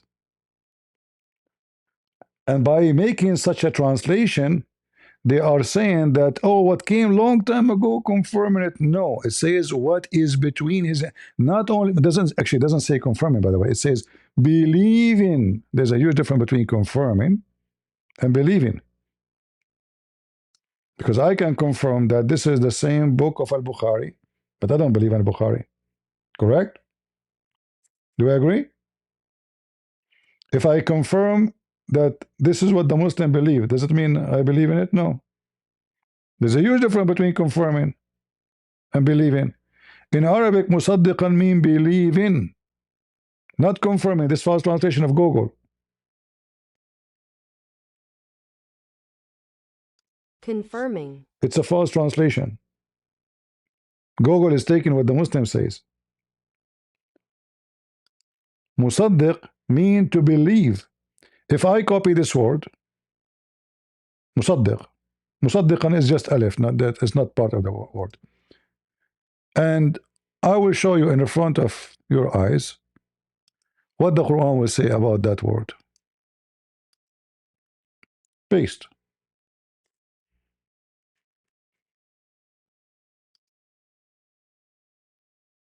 You see? Believe. Musaddiq. Believe.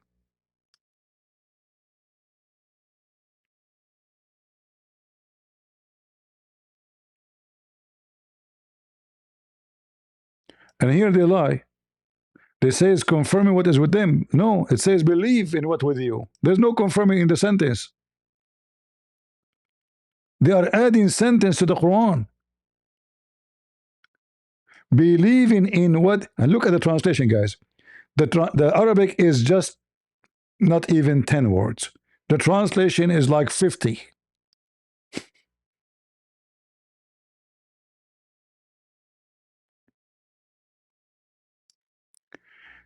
If you change the translator, you will find a new translation. You will find a new Quran, because every Muslim, he translates as he wish. Hypocrite. And believe in what I have sent down, confirming which with you. Where is the word confirming? Nowhere. It just says believe in what is with you. Not confirming. Again, Google is copying what the Muslim translate. The word confirm, it's not exist in the verse. What is exist is only believe in. Believe in.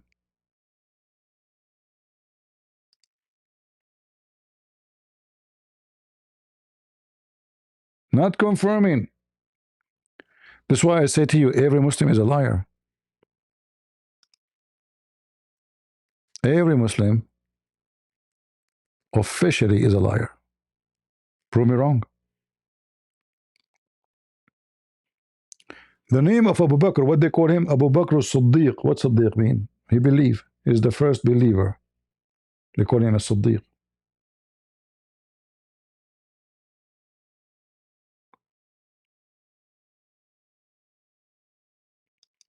So the stupid Uthman, he is denying that the word Injil mean the Bible of the Christians.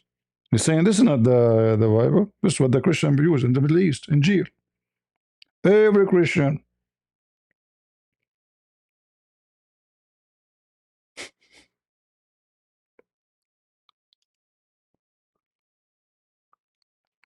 Some Muslims are sincere, never lie. That means you are not a Muslim. First of all, there's nobody in this earth that not lie. That's stupid to say. I'm talking about those who debate about religion. Every Muslim is a liar. Prove me wrong. Okay, go. Bring me a sincere Muslim. Go ahead. Are you a Muslim? Come to the stage and prove to me that you are a sincere Muslim. I will ask you a simple question, and we will see how sincere you are. Prove me wrong. I just said, I made a claim. Every Muslim is a liar. So are you willing to take the challenge and prove me wrong?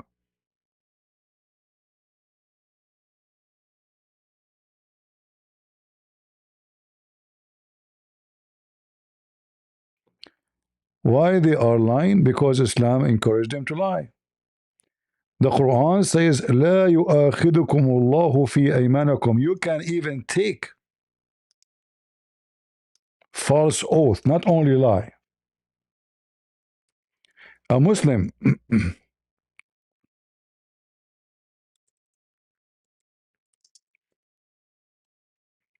he can take a false oath and no problem.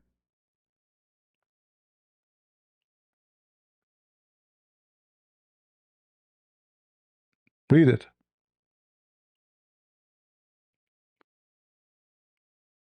In the Bible, to take a false oath is a big sin. In the Quran, Allah will not hold you responsible And look at the false translation, it says unintentional. Have you ever heard of somebody making unintentional? Like what? Are you a donkey? He hold you for your intention. So, okay. So I lie to you, and this is my intention, is not to be honest. If I am being honest, Allah then will hold me accountable for what my oath is. So a Muslim, he can lie to Christians, say, I swear by Allah. It doesn't say that. Allah will not take him accountable or responsible for that oath, because the intention is to defend Islam.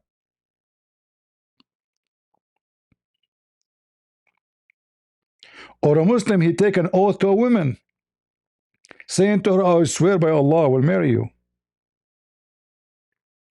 But his intention is just to have fun with her. Allah will not take him responsible. He will take you responsible only for what is your intention, which is in your heart, not in what you say. So a Muslim, he can lie. It's in the front of you. And not to mention, to forget to mention, we have a chapter 3, verse number 28, where it says clearly that a Muslim, he can lie to everybody, and there's no problem. Lie as much as you want. Chapter 3, verse 28. No Muslim can deny that. Can anyone?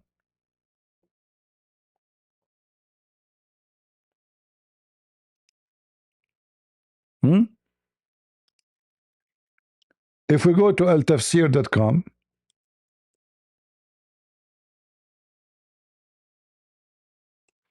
and we open chapter 3, verse number 28,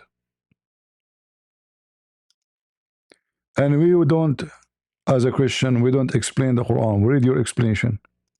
You see, Muslim, we don't do what you do.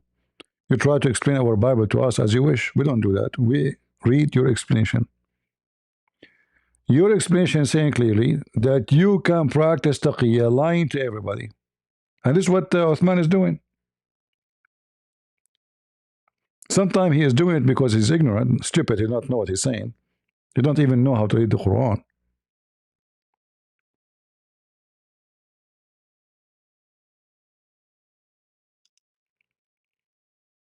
But sometimes he do it on purpose, because he is a liar. And he is allowed to do so.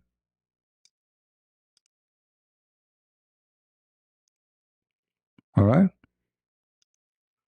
So this is Ibn Abbas, and Ibn Abbas is the one commanded the Muslims to follow and learn Islam from him. In fact, Muhammad, he prayed to Allah to make him the ink of Islam. The ink.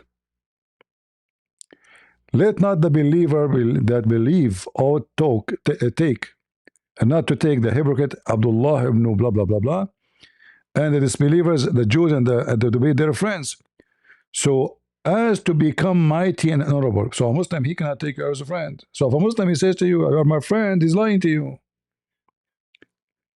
In a preference to the believers, he who is sincere. So if a Muslim is sincere, look what will happen. If a Muslim is sincere, calling you friend, and he mean it.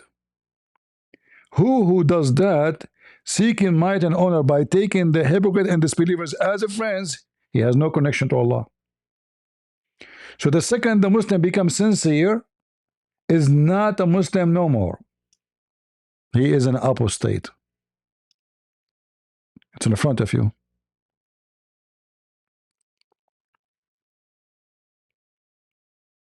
All right? So if there is somebody, he is an ignorant idiot, he claimed that he have a Muslim and his friend is a Muslim, well, you are a stupid. If he's a truly Muslim, he cannot take you as a friend, because that will make him an apostate.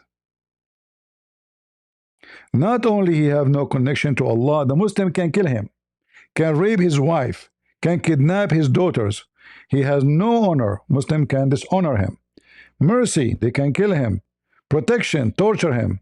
From Allah, unless it be that you guard yourself against them, which means you say to the Christian, I'm your friend, I'm living in America, I cannot say I hate you, I want to kill you, so I tell them I'm your friend. That is okay.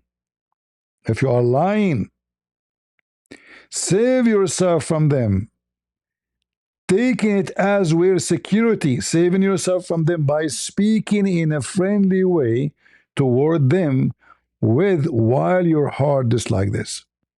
That is Satan. This is why this potato Uthman, he practiced every taqiyya he can.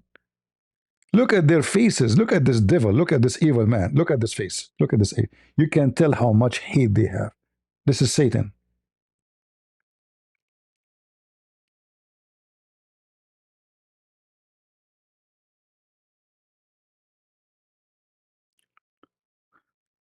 So if there is anyone, he says to you, there is a sincere Muslim and he's my friend, tell him you are an idiot. Muslim cannot take you as a friend. Not only here, there's many chapters. In fact, the Quran says that the one who take his own parents, your mother, your father, your sister, your brother, who take them as a friend, or he like them, or he love them, he is not a Muslim.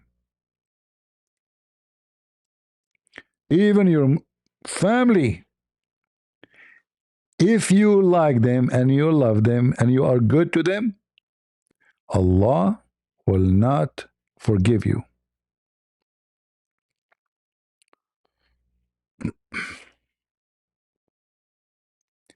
Thou shalt not find any people who believe in Allah and the last day who are loving to anyone who oppose Islam.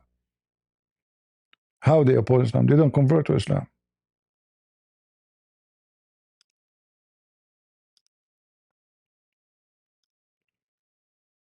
Even if they are your parents, your kin, you cannot be even a friend to them. You will not find any people who believe in Allah and the last day making friendship with those who oppose Allah and His Messenger, even though they were their fathers and their sons or their brothers or their kindred.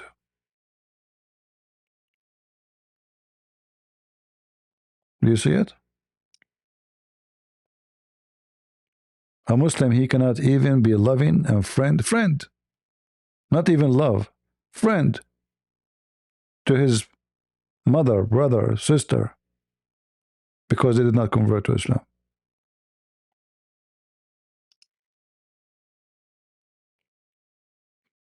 Do we have any Abdul? Fellow Scorpio? Go ahead, my friend. Oh, he's gone.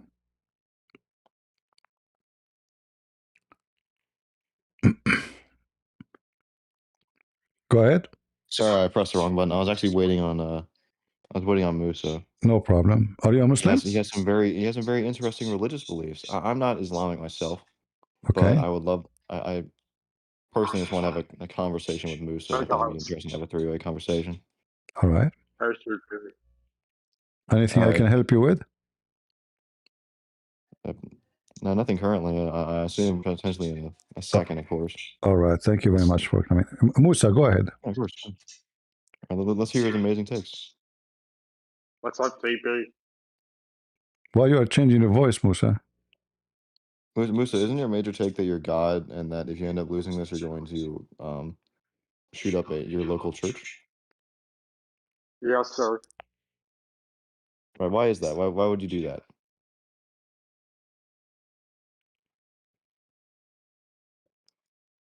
All right. Musa is a change in his voice, so I don't like that. I'm okay with that. I understand. Some people are just really, I guess, insecure about the way that God made them, but that's okay. No problem. All right, Philoscope. Thank you very much for joining us. Thank you. Do we have any Muslim? Do we have any Muslim would like to debate us? Please join the stage only if you are a Muslim who want to debate me. Ani Muhammadan.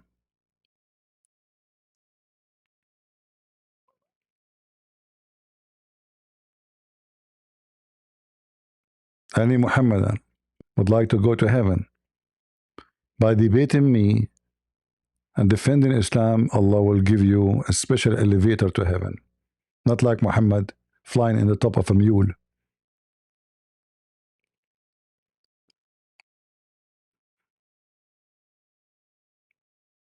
Anyone? Especially if you die on the stage. Allah will consider you a martyr, and according to Muhammad, right away you will be in heaven in a second. You might die on the stage having heart attack.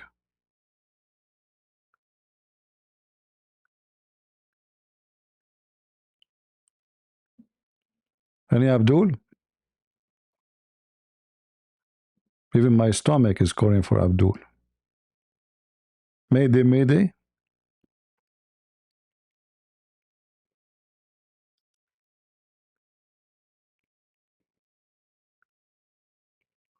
Nobody?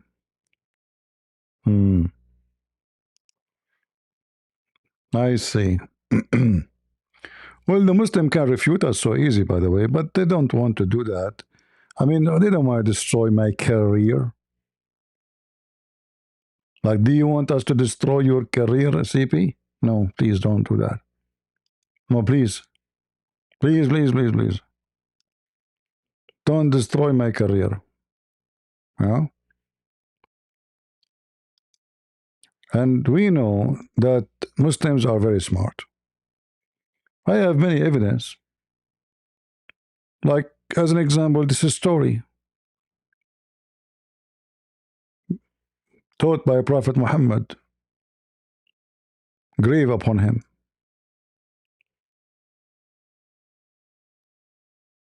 الله وبركاته رب اشرح لي صدري ويسر لي أمري. Look how smart. واحلل عقدة من لساني يفقهوا قولي. Okay. My respected brothers and sisters, the topic for my today's talk will be punishment in the grave, and how will be punished in the grave, and what will happen to the pious persons in the grave who lived according to the Islamic monotheism. Wow. Okay, the first thing I would like to talk about over here is that, of course, we believe, I don't know who believes or not, but according to logic and common sense, that the reason for us being in the grave is that there is something to come, because if there is nothing to come, why would we die? So from here we can think, or we can argue about one thing, that we solve the there problem. is something after this world. And let me talk about a few of the punishments which will happen in the grave to the bad people, and those punishments are of course very. That will happen to me.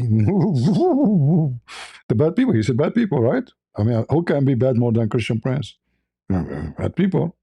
Ooh, scary, scary in the grave, and you are dead now, and in the grave, like, you are going to have what?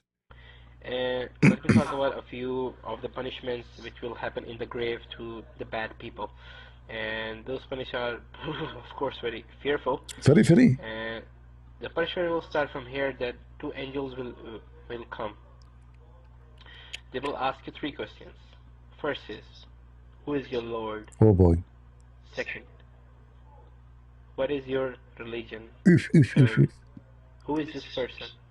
And they will show you a face of Prophet Muhammad sallallahu alaihi wasallam. May peace and blessings be upon him. When the angels will ask you the first question, who is your Lord? People will answer, I don't know. Ma'adri. This is in Arabic. Ma'adri means I don't know. They will ask, what is your religion? You will say, Ma'adri. I don't know. Madri? Who is this person? Madri? Ma'adri. I don't know. I don't know. Then the angels will hit you with a hammer between your two ears, meaning on your face. Now from here, we see that those hammers will be of steel, and it will be kind of. You know what? I was worried that those hammers are made from silicone, rubber, they will do nothing, like they will bounce, like boing, boing, boing, like those one they use them to install towers. Thank you for explaining. So they are made from steel, huh? The hammer of Thor. Two angels, and you are in the grave now. And your name is CP. They will ask you three questions, brother. Who's your God? You don't say Allah, you say Jesus. What's your religion? You don't say Islam, you say Christianity. Man, that's what will happen to me. And I am dead. And I'm talking. Oh, I saw a zombie movie before. I thought this is fiction. It turned to be, no, it's an Islamic true story. What is your religion? Oh. Third, who is this person? And they will show. Just a question, Abdul. I mean, did any Muslim of you ever saw Muhammad? Like, what do you mean they will show you a picture of Muhammad and ask you who is this person? Do you know even how Muhammad looked like, you idiot? How you will know that this is Muhammad? And by the way, Abdul, smart Abdul, as long now we know the answer, the correct answer. So now we Christians, we can go to the grave. The three angels will come to us and we will give them the questions which is going to avoid the punishment. They will ask CP, who's your God? I say, Allah. Ah, okay. Oh, what is your religion? I say, Islam. Ah, okay. And who is this person? I say, Muhammad. They leave me alone. And then I go to heaven. We got the answer already for the quiz of death. What a stupid cult. And this is a story told by Prophet Muhammad, brother. Prophet Muhammad told us a story, brother. It's a true story. And by the way, the angels, they have blue eyes. Yeah, brother. Oh boy, angel of death. Story, brother. Logic and common sense that. A Muslim talking about common sense. The whole story is about common sense. Are you kidding me? The reason for us being in the grave is that there is something to come. Because if there is nothing to come, why would we die? Sure. So from here, we can think, or we can argue about one thing, that there is something after this world. And let me talk about a few of the punishments which will happen in the grave to the bad people. And those punishments are, of course, very fearful.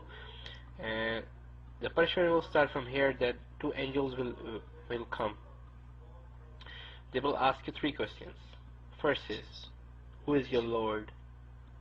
Second, what is your religion? Third, who is this person?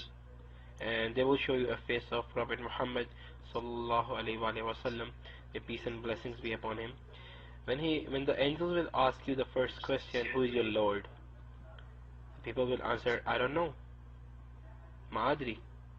This is in Arabic. Ma'adri means I don't know. They will ask, what is your religion? What's good? Hello.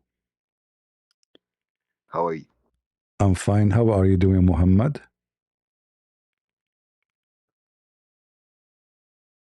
So you are a Muslim, Muhammad?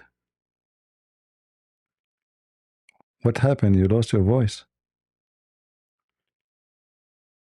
Are you there? What happened to Muhammad? Guys, you hear him or I don't hear him? Is he talking? Muhammad, are you there?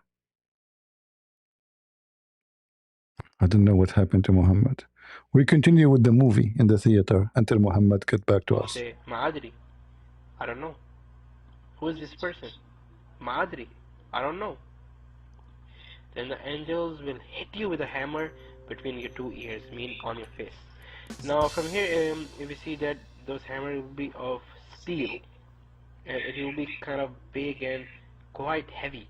And if you hit your face from your hand, like this on your face, you feel a little bit of pain. And if you hit hard on the nose or on this part, you will feel a lot of. In the nose it hurt, brother. In the nose it hurt. I'm telling you. I'm telling you, in the nose. Pain. And think how much hard will they hit you from the hammer. They will hit you with so much force that your head will blow into parts.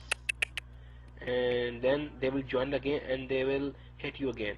They will break it, the two-part to pieces, and put it together, brother. See, they hit you now, and now your head is two pieces, and you are dead. And then they put it together, brother, and they ask you the second question, brother. You gave the wrong answer, brother. They hit you again, brother.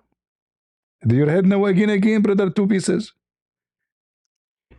They will keep hitting you for a while. And if a person thinks that with how much force and velocity will they hit me, that hammer, that with only one hit my head is gonna break up into pieces. Whoa. Man. Okay, then from then there will come snakes in Oh the grave. boy.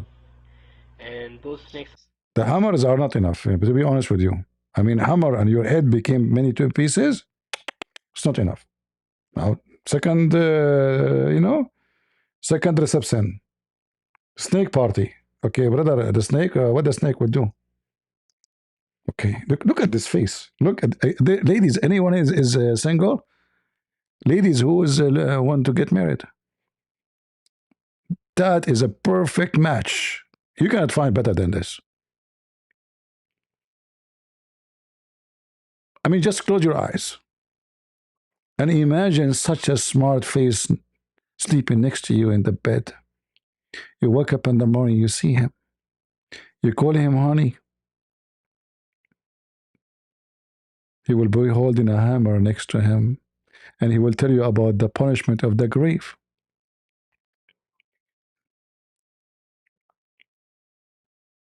This kind of men, they cannot be repeated. And the Muslims, look at this face. They bring them to Europe too. They bring them to Europe, to America. Look what they bring. Go. Again. And they will keep hitting you for a while. And if a person thinks that with how much force and velocity will they hit me, that hammer, that with only one hit my head is gonna break up into pieces. Whoa. Okay, then from then there will come snakes in the grave. And those snakes are not snakes which are found in this world. They are snakes which will come from hell. There will be 90 snakes, each snake with 9 heads. Ian, 90 snakes, each snake have 9 heads? Hold on, how many heads? Look at this face. I'm really impressed. I mean, like, this is amazing. There will come snakes in the grave. And those snakes are not snakes which are found in this world. They are snakes which will come. They are imported, not from this world. They are not from this world, brother. They are not. Okay. Don't tell Elon Musk. They are not from this world, brother. And with only one hit, my head is gonna break up into pieces. Whoa. Whoosh. Okay, then from then there will come snakes in the grave. Oh boy. And those snakes are not snakes which are found in this world. They are snakes which will come from hell. There will be 90 snakes, each snake with 9 heads. Oh boy. And those snakes are so full of poison that it is said by the Prophet Muhammad sallallahu alaihi wasallam, that if one of those snakes bite the earth, this earth, then till the day of Qiyamah, means till the last day, that the whole earth will never ever bring out any greenery. Everything will be rotten, and no one will be able to harvest anything. Brother, question. As long if one snake, brother, if the one snake that bite the earth, the whole earth will have no greenery, brother. So now we have 820 head snake. 820, brother. All of this to bite one guy? If one snake, if the snake bite the earth, The whole earth will have no greenery. 1-1. So why we need 820?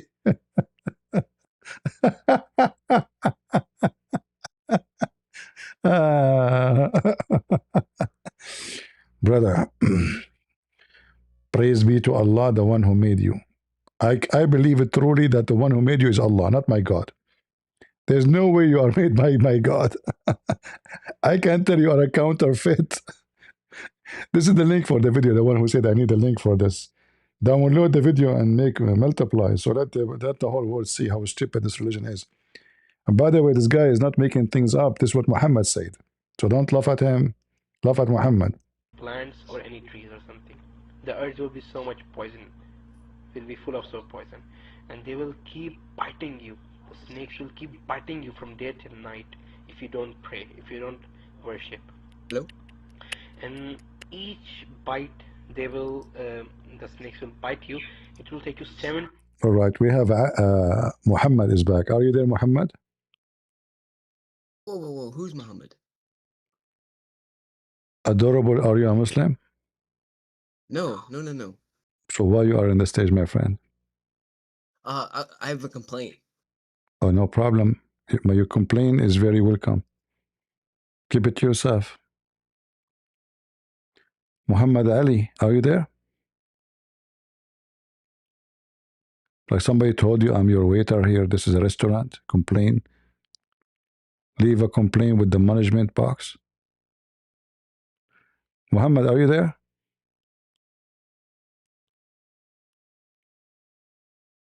What happened to Muhammad?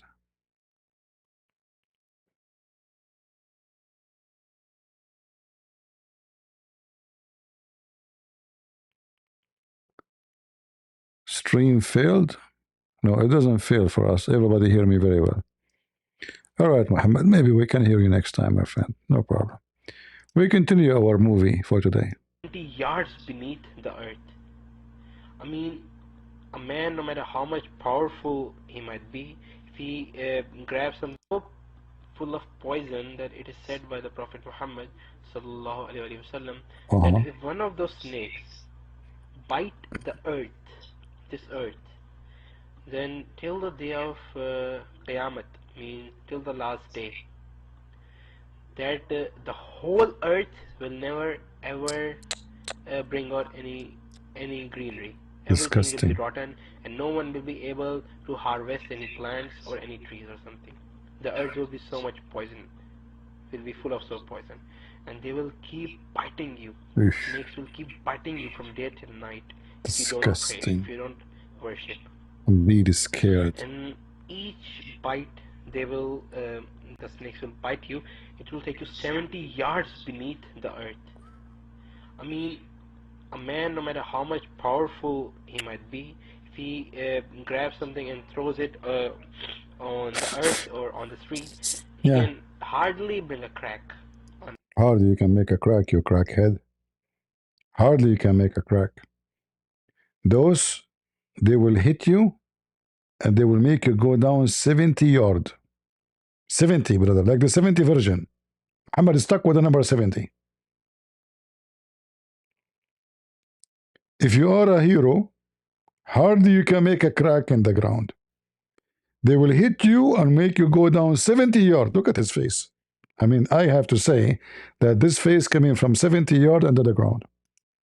Or maybe move in 1 centimeter. Or maybe 1 centimeter, like hardly, you know, 1 inch, 1 inch, okay? Okay, 1 foot, 1 foot. But 70 yards, you cannot do that. Hardly like that. And that snake will take you 70 yards beneath the earth, and you will go beneath the earth, piercing the earth, piercing the surface of the earth. Your body will go 70 yards down. Shit. And then the snake will bring it back. No shit. Now, that's shit. Okay, Abdul, you are in the grave already. You are under the ground. Who cares? 70 yards, 70 meters, 70 kilometers. You are dead anyway. But anyway, okay, so now the snake took you 70 yards under the ground, huh? Okay. And then he's gonna bite you again. And this is gonna happen. Imagine 90 snakes biting you Each snake have 9 heads and 1 scorpion. Oh, that is American movie. Always there's one guy. He continued to the end of the movie. He kill everybody. And hardly he get injured. So the 2 angels, are they enough? No. Okay, what about 820 snakes? No. 1 scorpion. There's 1 scorpion is coming to your town. Oh, you're dead in the grave. And now after they bit the hell of you and bite you and smash your head, and you became a shish kebab, there's a scorpion walking down the street, coming toward you. You open your eyes, you blink, blink, blink, blink. You see the scorpion. And the scorpion looking at you. When you look at him, and the scorpion says to himself, who is this guy?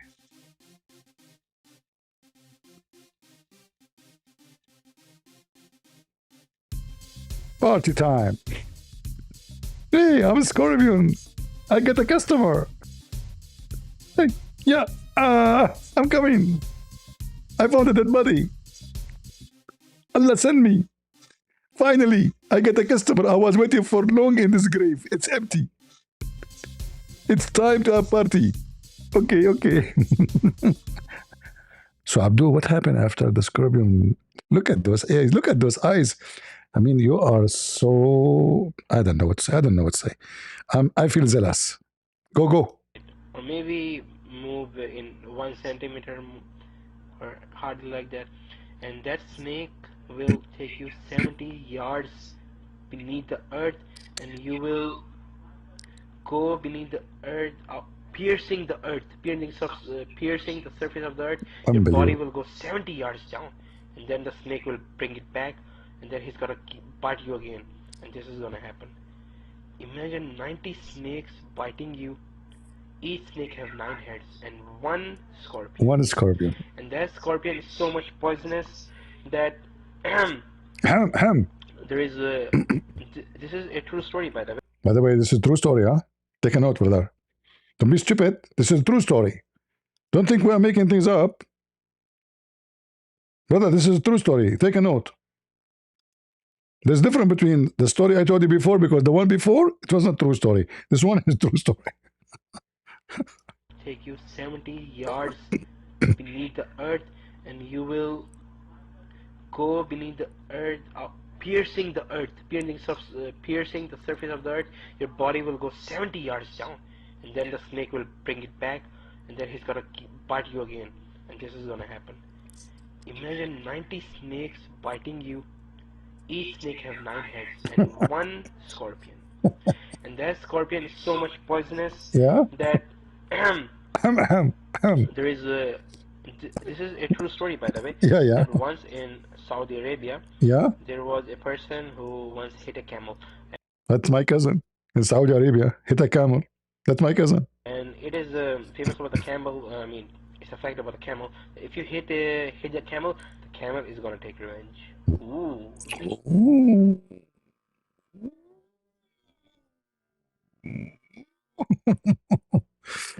Brother, if you hit the camel will take revenge. So those guys who ride the camel and they keep hitting the camel to run, later he will take revenge from them, huh? I see. So all those who ride the camel and they hit the camel with the stick, later the camel will take revenge. What the camel will do? Tell us. There is a...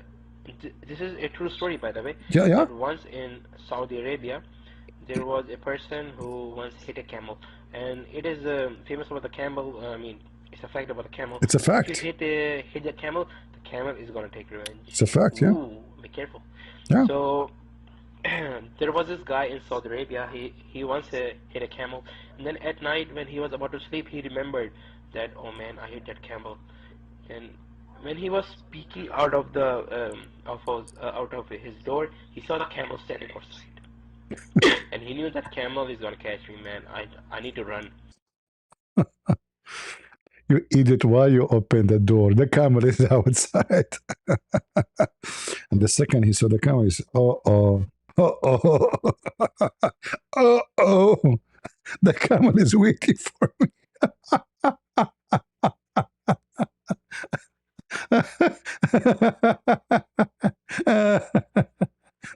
It doesn't matter how many times you watch this video. It's so funny.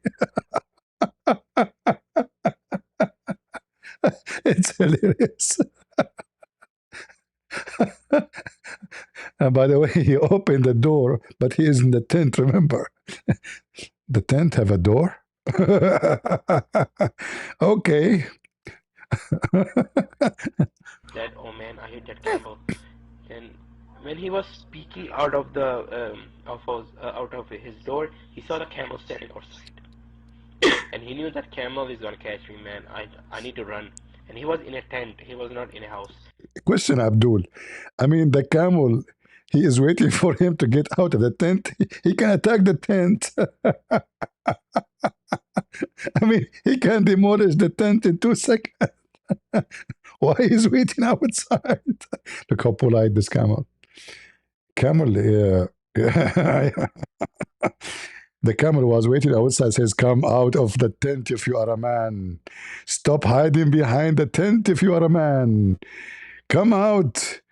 You think I'm not going to stay here for you?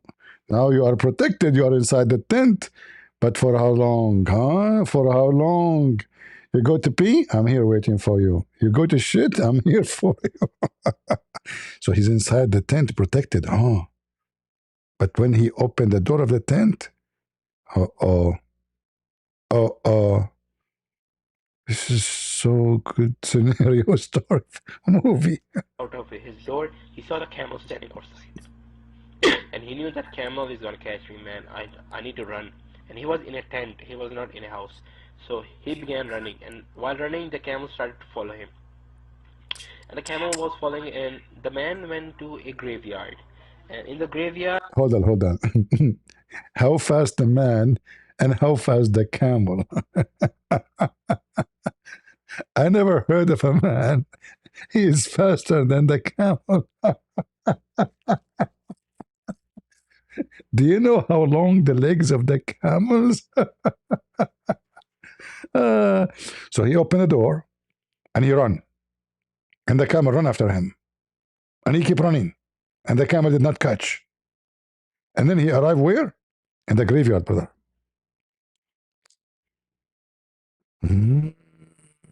Slow camel. This camel is so slow. that camel. And when he was speaking out of the out of his door, he saw the camel standing outside. And he knew that camel is gonna catch me, man. I need to run. And he was in a tent. He was not in a house.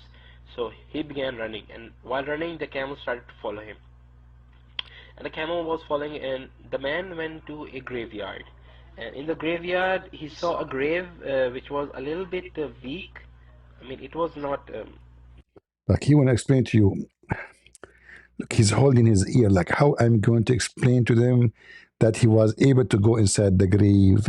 It's weak. It's very little bit weak. You know, the grave, brother. So the grave was weak, brother. You know, like how he get into the grave. The grave is the grave. There is a weak, brother. It's a weak grave. Grave which was a little bit weak. Weak? I mean, it was not. You can. You see, this is why you should not call your daughter Vicky. Weak. It's a weak. It's a weak grave, brother. Suppose now the story became acceptable. It's a weak. Hard or firm. So he broke the grave and he went inside. Inside he saw a scorpion, a small scorpion, a strange kind of scorpion, and he was stinging the dead body. Man. And he got a little bit afraid. That scorpion came out of the grave, and he saw the camel coming. He sting the camel, and the camel all of a sudden died.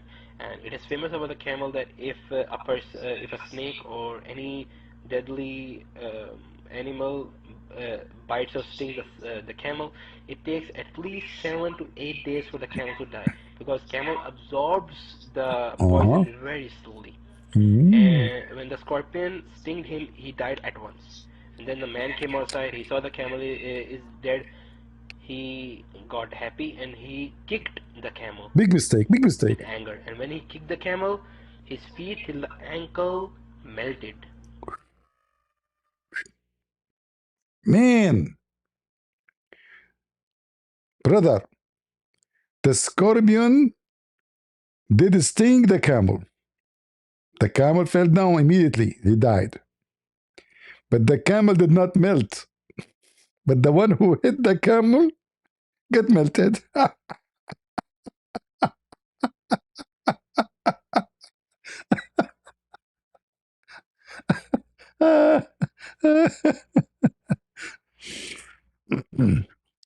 Prophet Muhammad, he said that women are half a brain. What is this? And this is what? He's not a woman, Muslims. He's not a woman, he's a man. I assure you. Can we say he have any brain? This is what your prophet, by the way, is saying. It's not him. We are not laughing at the stupid idiot. We are laughing at Muhammad. Everything he's saying is Muhammad told him. So, brother, the scorpion did sting the camel. The camel immediately died. The guy got from the grave. He is so excited and so happy.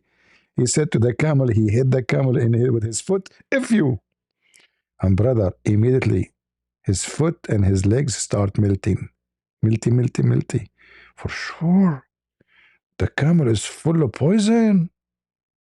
He will be melted. Everybody know that. You know? Like it's very well known. Somebody, the camel died from poison. You hit the camel, your feet. Look at this face. Look. Lord have mercy. Absorbs the poison very slowly. And when the scorpion stinged him, he died at once. And then the man came outside. He saw the camel is dead. He got happy and he kicked the camel. Big mistake, big mistake. With anger. And when he kicked the camel, his feet till the ankle melted because of the poison. Brother, why the melting stop in the ankle? Like why? Why did not continue, brother? The poison was not strong. Poison. The camel's body became so much poisonous that his feet till the ankle, which he hit, melted at the very spot. And that kind of scorpion is gonna sting us. Oh, so from here we can see how much. Brother, for the sake of shin of Allah, do it again. Oh man. So from here we can see how much horrible will the scene be. And the good thing about the pious person is, if you worship, your worships are gonna save you from the snakes and the scorpion from your left hand side. If you give charity, your charity will save you from snakes and. Hold on. Hey guys, don't forget to donate to the church in Ukraine, the one for the orphan, so the scorpion will not bite you. I found a way to make people help the church now. Brothers and sisters, if you don't like the scorpion to bite you, and the snake to bite you, and the angel to hit you, help us in the orphan project. See how Muhammad, he forced them to give money? He scared the hell of them. And he tell them charity, and then he go have sex with them. You know? So, brother, if you give it charity, the scorpion will not bite you? Stink you? Really? How much, brother? Let me get my credit card. Oh boy. Camel on the top. If you This is only for the top. Oh boy, my anus is still exposed. Did you hear, guys? This is to protect you from the top. Say it again, say it again. till the ankle melted because of the poison. The camel's body became so much poisonous that his feet till the ankle which he hit melted at the very spot. And that kind of scorpion is gonna sting us. Oh man. So from here we can see how much horrible will the scene be. And the good thing about the pious person is if you worship, your worships are gonna save you from the snakes and the scorpion from your left hand side. From where? If you give charity, your charity will save you from snakes and camel on the top. If you tell lies, speak truth, and do righteous deeds, those will help you from the snakes and scorpion coming from the right hand side. And if you read the Quran, that will help you from the bottom. My anus is protected. Nobody read Quran as I do. Every day, every day. Thanks to Allah and to my anus. So, brother, if you read Quran, your bottom protected? The bottom, huh? So this is why we read Quran. Like,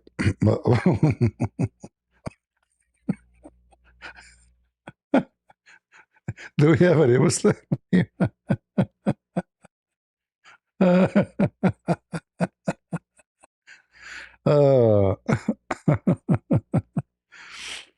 Do we have any Muslim in the chat would like to join us? Any Muslim have a comment about the story mentioned by Prophet Muhammad about reading Quran will protect you from the bomb?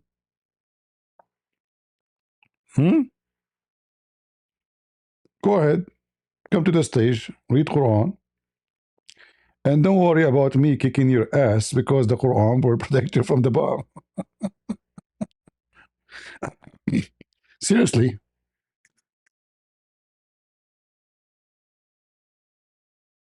As long as the Quran will protect you from the bomb, you will never get hurt if I kick your ass. Any Abdul? We have a Muslim saying to us in the chat, why you lie? What is my lie? Abdul is accusing me of lying. Abdul, where I lied? Where? I did not say anything. This is your brother quoting Muhammad.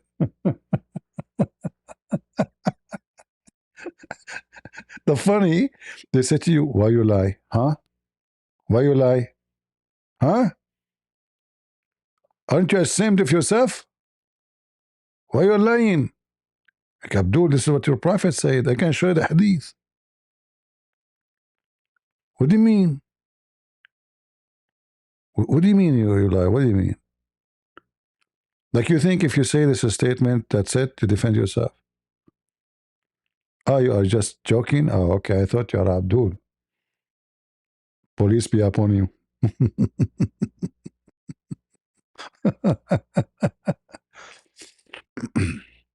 The only thing, you know, is hurting my feeling. I wish I looked like him. I don't know. I will not be single for a second if I look like him. But life is not fair. If I look like him, smart like him, I can move my eyebrows like and make this, you know, I mean, that alone will make women melt down, not only the knee of the guy. Wow. Okay, what happened now? So these are the only things which can save you in the grave. Not insurance, huh? So guys, did you learn now how to protect yourself in the grave? Hmm? What do you think?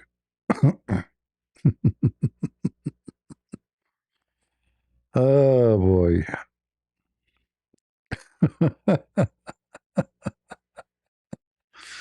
Do we have any Abdul? I mean, what I would do, I open Discord, I open TikTok, I open YouTube, I open Rumble, and still we have no Abdul. Zero Abdul. If I am a different person, the Abdul will be lying up. How many people they call, what his name? God Logic every day?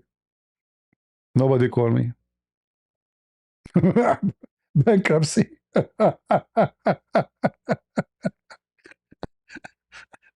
Nobody want to try me even once. Never again. uh,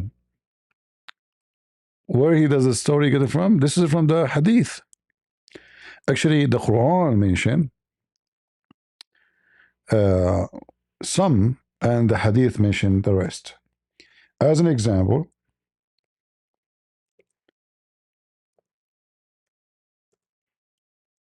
the Quran mentions something very funny. So Allah, when He gather you, uh, you will be blind.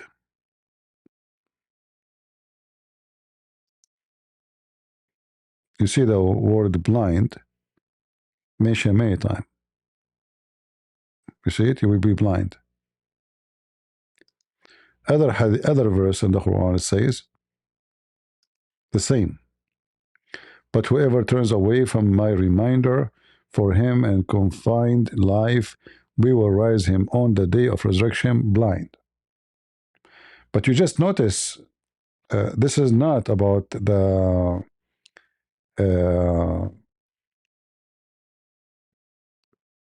punishment of the grave. This is in the day of resurrection. All right? When Allah He gather all people together, He will make non-Muslims all they are blind. However, the snakes, which is the guy he spoke about, is going to be a bald snake. This snake is bald, lost his hair. As I know, snake don't have hair, but anyway.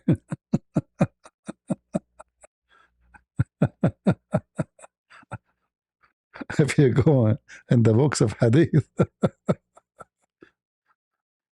uh, if you go in the Hadith, you will find tons of stories about this snake, which is bald, lost its hair. Let me see if I can find you. Okay,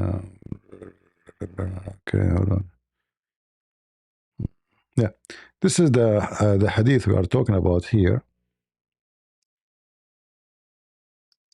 And according to Muhammad, by the way, most of the punishment of the grave is because of the urine.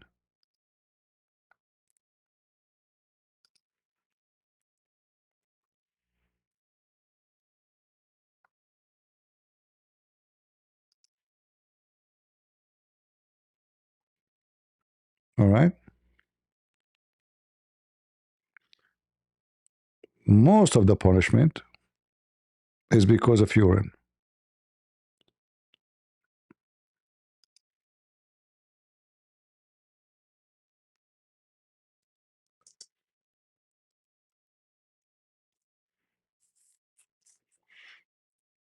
All right?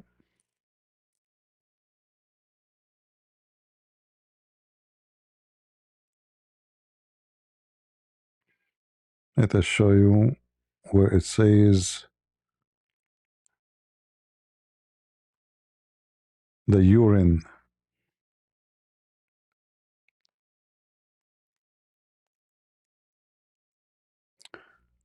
The urine, Azab al-Qabr, Azab al-Qabr.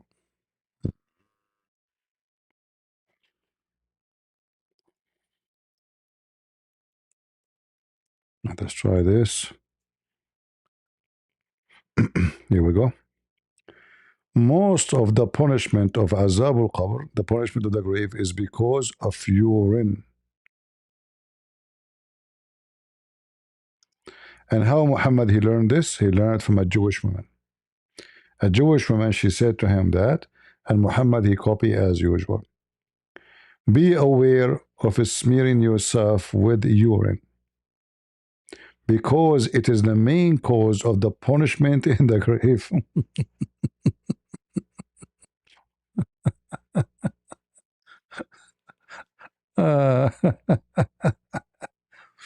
Do we have any Abdul who smear himself with the urine?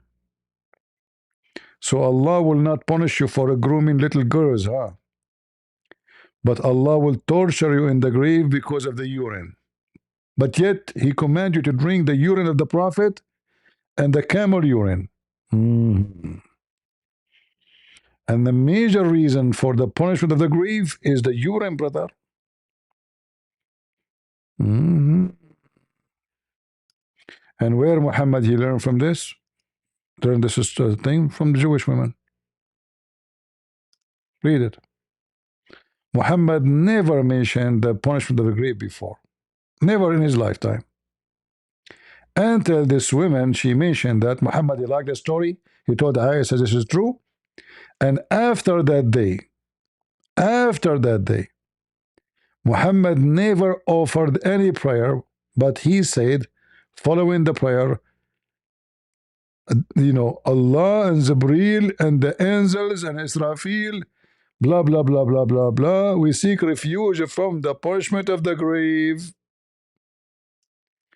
Before the Jewish woman, she mentioned that. Muhammad never mentioned it in his prayer. Ever. This is why Aisha, she accused her to be a liar. She said, there's no such a thing. You're lying. Do you see how Muhammad is stealing silly story from the Jews? A Jewish woman behind this story. The reference in front of you. And this is authentic hadith. You are lying. The women, she said, Aisha, she said to the women.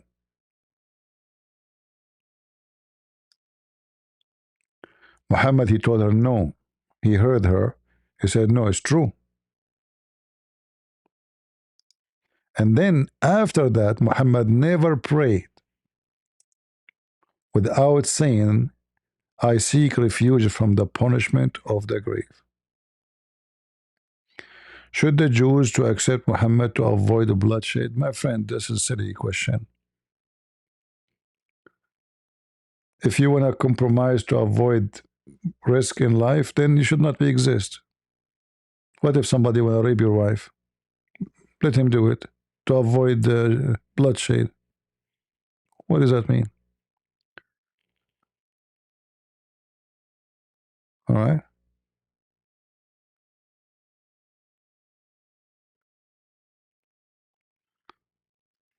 Do we have any Abdul?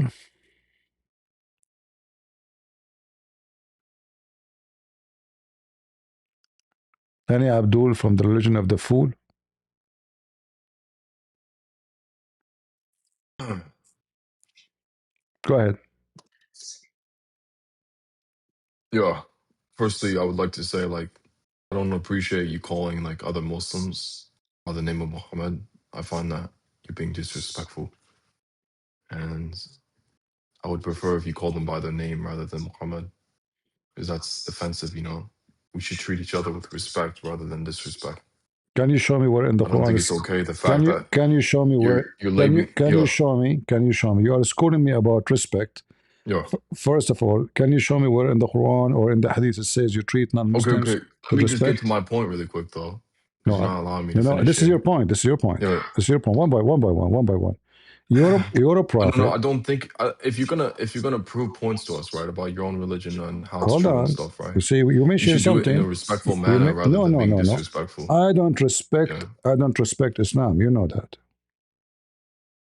Okay, but that doesn't mean you mistreat other people for having their own I did not mistreat you. How I mistreat you? Should I do what Muhammad did? You referred to a guy who joined in here earlier as Muhammad. That's disrespectful. Muhammad. His name is Muhammad. How did you know his name was Muhammad? I It's think you written, just called him that when he it's joined. written in Arabic. His name is Muhammad. No, his name was Lambo. No, the other one. This is the other one. The other one, we did not spoke to him. The guy who speak Arabic, his name is Muhammad. All right. Anyway, the Now video hold on. you're Now hold on. watching, right? If I refer to you as Muhammad, this is disrespect. Isn't it? There's millions of people. Their name is Muhammad. Yeah. There's a lot of people with the So name how Muhammad. how this is disrespect? But to assume people's name is Muhammad is a bit. It seems like it's a bit targeted, to be honest. I feel like Okay. you're naming So Muhammad mainly what because is the of like name? your What beliefs is on him. okay? You assume your prophet name is Muhammad or his name is Muhammad. My prophet's name is Muhammad. Yeah. That's a lie. Can you show me the reference? What do you mean? How's that a lie? It's a lie. What? It's a lie. Okay. Do you have any proof for that? Sure. Where's your proof for that? Sure, very easy. Because simply, Okay. when the Quran says that there's a Isa, he spoke, he said there's a prophet will come after me. His name is Ahmed. Is it Muhammad or Ahmed? Chapter 61. Oh, okay. So you're talking about Jesus. Jesus said hold after on, me, hold on. No, we are there will talking be a about the prophet name. We named are Ahmed. talking about the name. Is his name is Ahmed or Muhammad? His name is Muhammad. Yeah. So why it says Ahmed here? And where is that? Which in the Quran, chapter 61, verse number 6. the messenger of God. You can see my screen, right? No, it's not loading. No problem. You can This isn't open. loading. You can open the Quran from your side.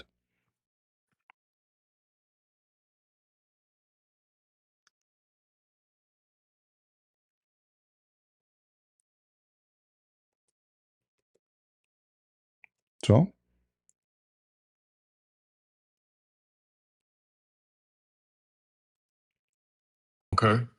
Okay. So what? Okay. I see what you're mentioning. So is he Ahmed or Muhammad? Muhammad, yeah. Ahmed or Muhammad? Muhammad. So who is Ahmed?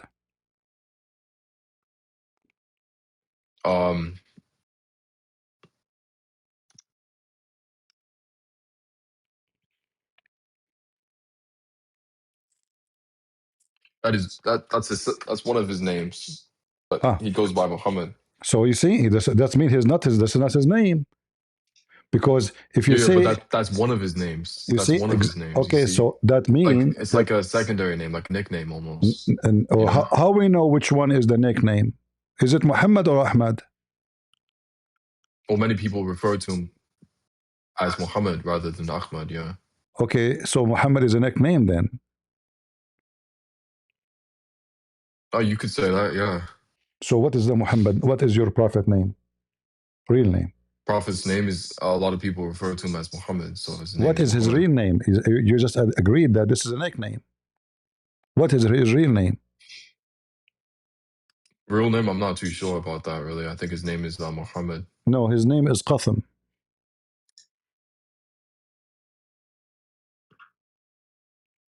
His name is Qasim.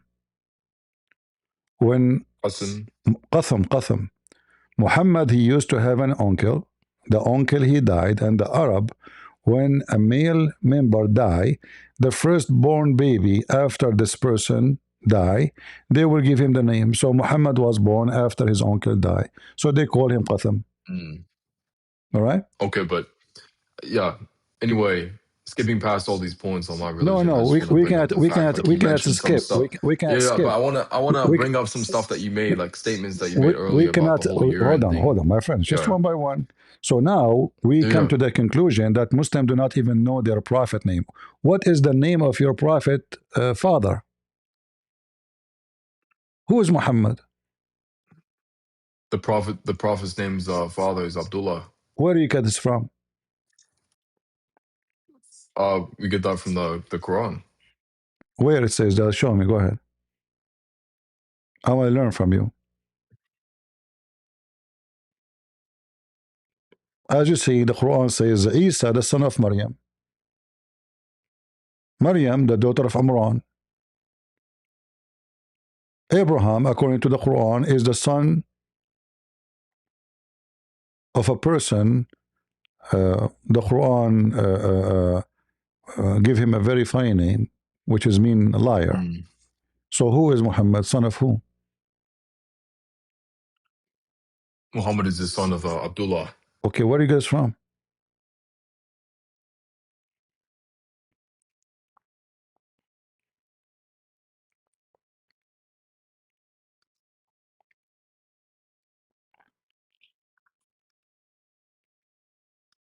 It's not in the Quran, It's right? detailed. Yeah. No. It's not in the Quran. Exactly. So now, as long as it's not in the Quran, Okay. as long as it's not in the Quran, how you know that the Okay. source is telling about Muhammad, who is Muhammad? It's true. If the Quran never Well, mentioned who is we have Muhammad, different. Yeah, we have different ways of verifying the source of information. Yeah. all right, how you verify anything? Can you verify the Quran? Yeah. All right. Give me the idea how to verify the Quran. A lot of things that are mentioned within the Quran have come true to the world. So I But think that proves the fact that it's the real scripture. And not only that, but the verses within the Quran have special, they can protect you from the devil, right? And I've mentioned that here as well, that okay, I like that. I've had like, So the Quran can protect yeah, you from the devil. All right. So how come yeah. Muhammad?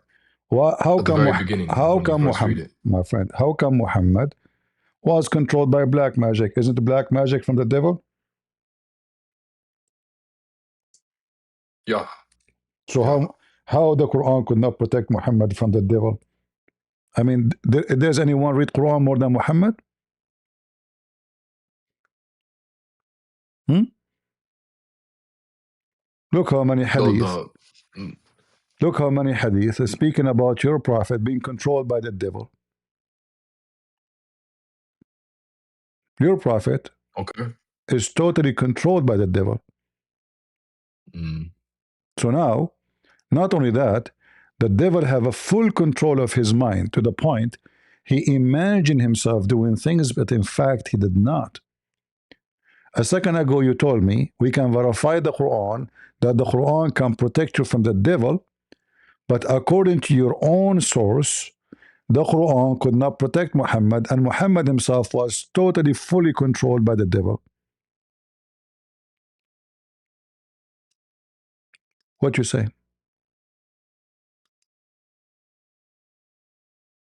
Yeah. Yeah, what? Honestly, my say to that is like,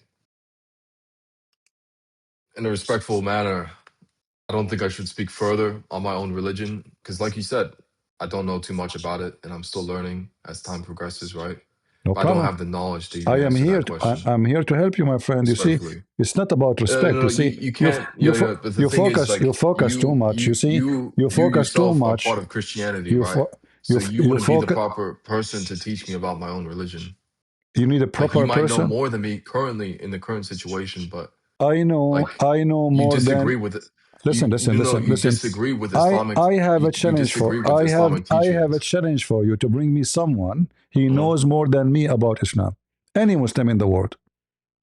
Can you? Okay, but I'd rather learn from a Muslim rather than a Christian who might have a biased opinion about Islam. You see what I'm trying to say? Muslim do not Like, have knowledge of, my friend. you have, Muslims don't yeah. have knowledge of Islam. No Muslim have knowledge.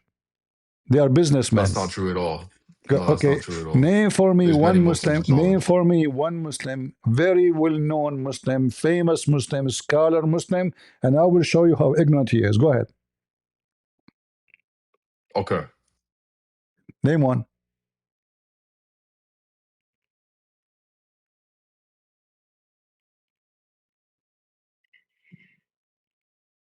And when I say scholar, I mean scholar, not a kid. We have Al-Qurtubi, Al-Suyuti, Al-Jalalain, Ibn Kathir, all of them, whatever we want. I will show you in 2 seconds that they are the most ignorant dummy ever you can imagine. You're scholars. Okay, hold on. Mm-hmm.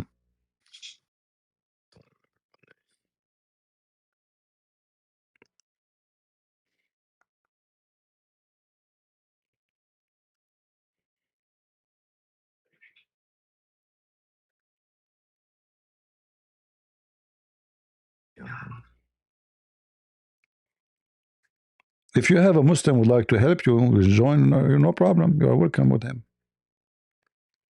If you have somebody have a strong knowledge or something, invite him. If you know a sheikh in the mosque, you can call him to join us. He's more than welcome. And I will speak to him nicely. I promise you. And I will show you that Muslims are the most ignorant about the religion. Nobody knows his religion. Would you say Christians know the same about the religion or no? My friend, I am a Christian here, right?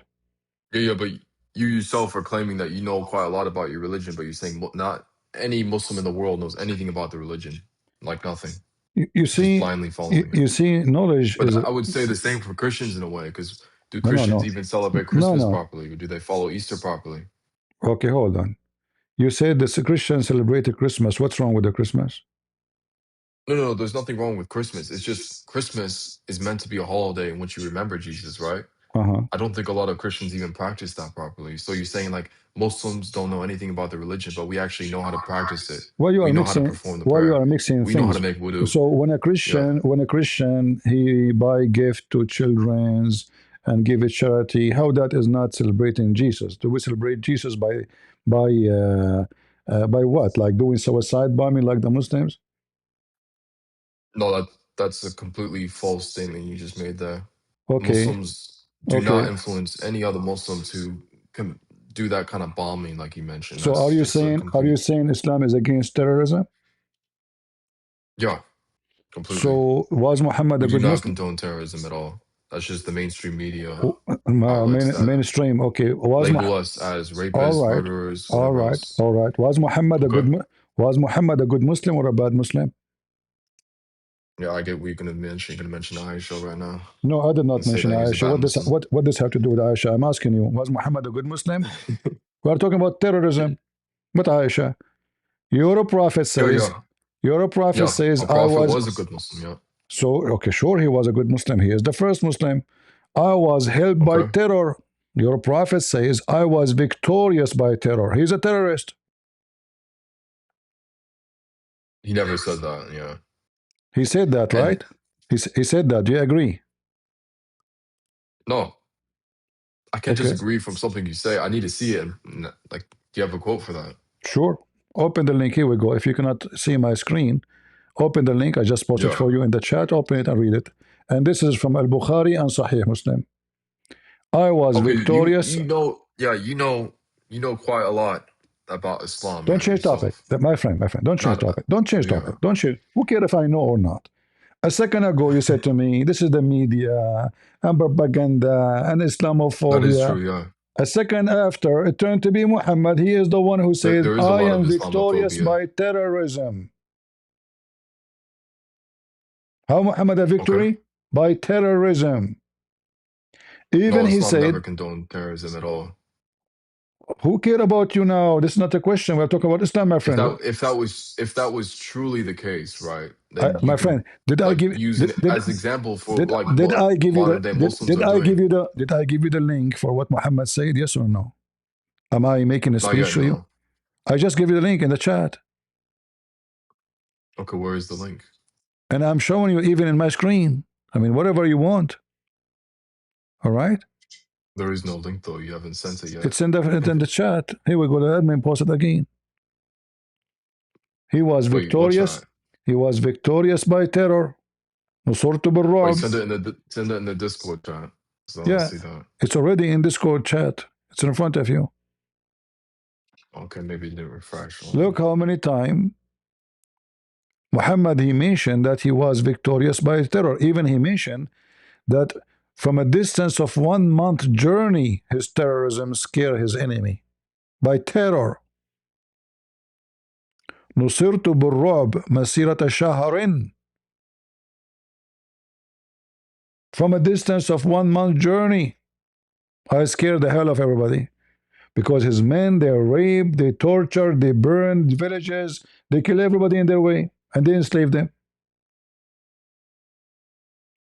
So when the enemy, they hear that the peaceful Muhammad is coming from a distance of 1 month journey, they get terrified.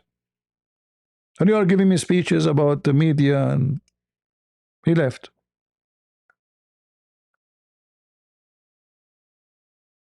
He squeezed himself out.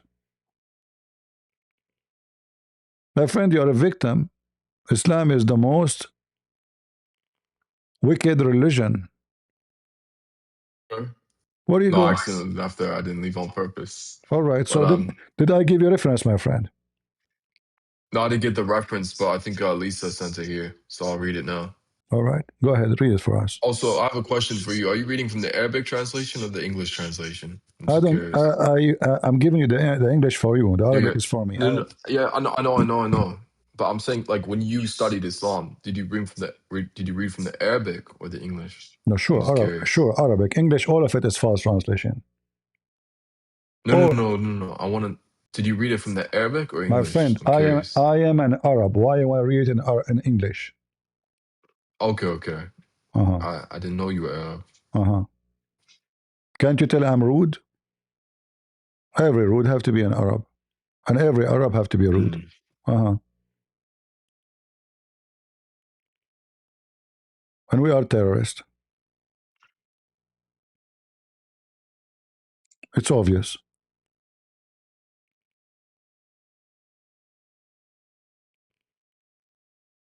So now what you say? Did Muhammad says I was victorious by terrorism? Yes, he said. From a distance of 1 month journey? Yes, he said. Muhammad even he killed a guy, he took his sandals. His donkey, a Jewish guy.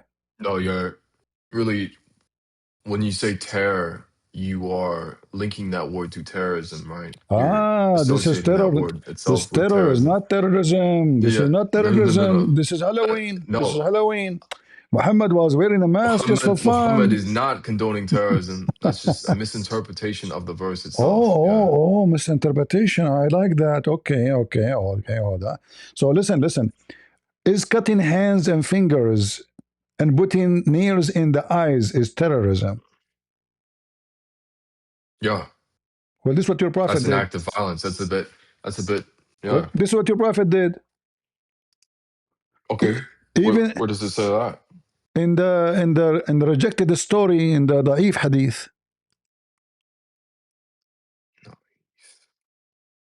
Da'if hadith. Do you accept Da'if hadith?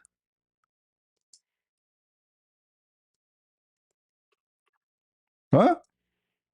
Do you accept No, I Da'if don't know what hadith? you are mentioning right now. I think you need to link that. This is Quran. The Quran says when you see the kuffar and install terror in their heart and cut their fingertips and their necks. A second ago, remember, you said to me, yes, this is an act of terror. And this is the Quran, chapter 8, verse number 12. Chapter 8, verse 12. I will cast terror into the heart of those who disbelieve. So strike them over their neck, cut their necks, behead them, and submit over their finger and toes. Cut their fingers and their toes.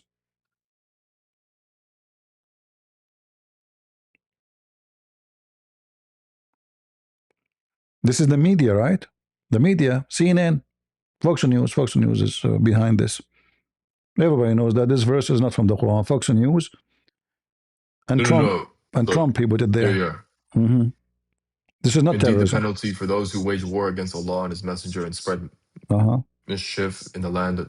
In the land is death, crucifixion, cutting off their hands and feet on opposite sides, or exile from the land. This penalty is a disgrace for them in this world, and they will suffer a tremendous punishment in the hereafter. I did not give you this verse. I gave you chapter 8, verse number 12. Oh, okay.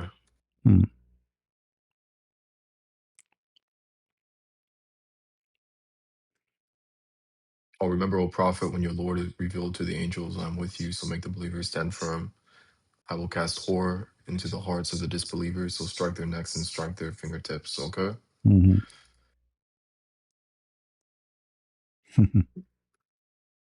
And why? Because this disobey Allah and His Messenger. If you disobey Islam and Muhammad, He will cut your neck and He will cut your fingers. That's referring to the Battle of Badr. That's not like a general ruling over all Muslims to follow. My friend, no, this is general ruling. Okay, hold on. You see? That's not a general ruling. Hold on. It's not telling all Muslims to cut off the heads. You claim this is for sorry, the Battle of Badr. Where do you get this from? That's what a lot of scholars say, yeah. No problem. So chapter 9, verse number 29 refer to what? Chapter 9, verse 12? Chapter 9, verse 29 refer to what? Kill the Christians and the Jews because they don't believe in Allah, not because they are fighting you.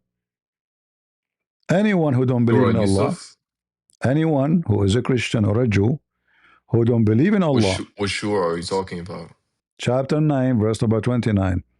Fight against those who believe not in Allah. So why we fight them? Because they don't believe in Allah, nor the last day, nor forbid what is forbidden by Allah and His Messenger. And those who acknowledge not the religion of truth, they refuse Islam. From who? The Christian and the Jews. Until they pay jizya, Muhammad want our money. If we pay him money, he don't mind, he don't care. You can worship Jesus. Just pay me money. Otherwise, I will kill you. The verse in the front of you. Yeah, I can see that. Is that terror? Convert or die? Or pay me money? Who do not believe in Allah, nor in the last day, nor forbid those, no forbid that which has been forbidden by Allah and His Messenger, and those who have not acknowledged not the religion of truth. Islam among the people of the scripture, Jews and Christian, until they pay. Okay. Okay, so you're saying because of that verse alone, it's a religion of terror, right? This verse alone caused the Muslim to invade all the Christian countries and kill millions. Guys, this verse alone. Because of this verse alone? This verse is not enough. I mean, I show you tons of verses. Muhammad was killing everybody around him. Yeah. Muhammad was killing everybody. All the people of Mecca, they have 365 gods. 365 idols. He killed them all. He kept only those who follow him.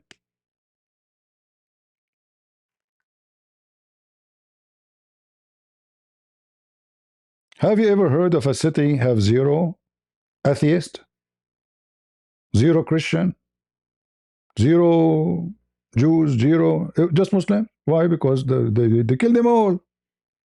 Can you make the city of New York all of them Christians? No. Can you make them all atheists? No. Can you make them? Even if a Muslim were to force someone into becoming Christian, a Christian, from a Christian into a Muslim, right? If we're forcing them, like you're saying, like by murdering all their people. So why Saudi Arabia? So why Saudi Arabia have 0 non-Muslims?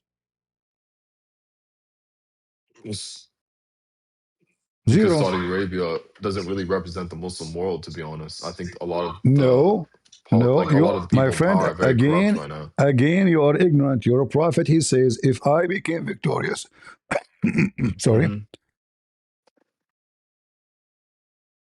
I don't think Saudi Arabia is a good example. My friend, I'm not talking about Saudi Arabia. This is the command of your prophet. The Saudi, they do what Muhammad said. He said, if I am became victorious, I am going to cleanse all the non-Muslims from the Arabian Peninsula. And this is the hadith in front of you. If I became victorious, لا يجتمع دينان في جزيرة العرب. No two religion can meet in the Arabian Peninsula. Only Islam. Nobody will stay except Muslims. Look how many references I'm showing you on screen. This is your prophet's statement. He's a terrorist. He killed everybody. If you go to chapter 9, which is used to be called Bara'a, not a chapter 9 or At-Tawbah. The real name is Bara'a. Muhammad, he told the non-Muslims, you have 4 months. 4 months. He have an agreement with them for peace. But he fooled them until he gets strong. And then he sent them Ali, telling them, you have a free, I'm a free from any agreement. And you have 4 months. either you leave or I will kill you all, or you convert. The verse in front of you, chapter 9, verse number 1 and 2. Is that terrorism? Either you leave the city of New York, all of you, or you convert to Islam. I don't think it states the city of New York, but all right. For sure it doesn't say, come on, man. For sure it doesn't say New York. I'm giving you an example. No, I think you're using like a verse from the Quran as an example for the rest of the world, but it's actually mentioning. So are you saying to me it's about okay to be terrorist? Is it okay to be terrorist in Mecca only, you are saying? I never said that, no. Okay, well, he is saying to them, convert or else. And same for the Christians. Pay me money. I don't care about Allah. Give me money. You can stay worshiping Jesus, no problem. But if you don't give me money, I will kill you all. What does it say, the money part? Because there's no like mention of money in that. Chapter 9, verse number 20. Yes, they have to pay the jizya. What's wrong with you, my friend? Chapter 9, verse what? You do not know how to read. Chapter 9, verse number 29. The same chapter we are reading for you here. The same chapter, if you go down to 29, it says, if you pay, until you pay the jizya, if you pay the jizya money, you will live, no problem.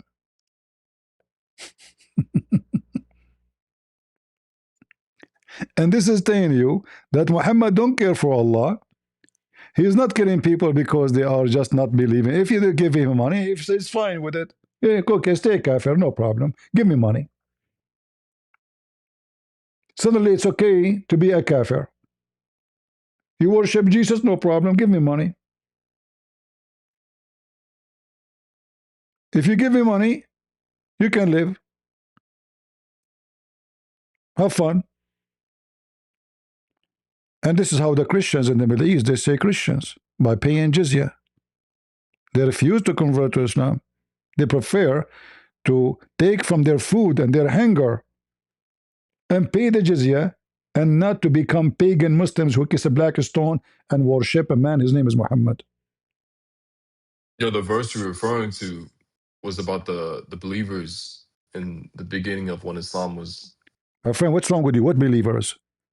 This is Muhammad commanding the Muslim to kill all the Christian or the Jews unless they pay. That's not a commandment from Muhammad. You're misinterpreting what who the is verse the one, is actually saying. Who is the one who's talking there? Who is the one who's talking? Who is the one who's talking there? You said not Muhammad.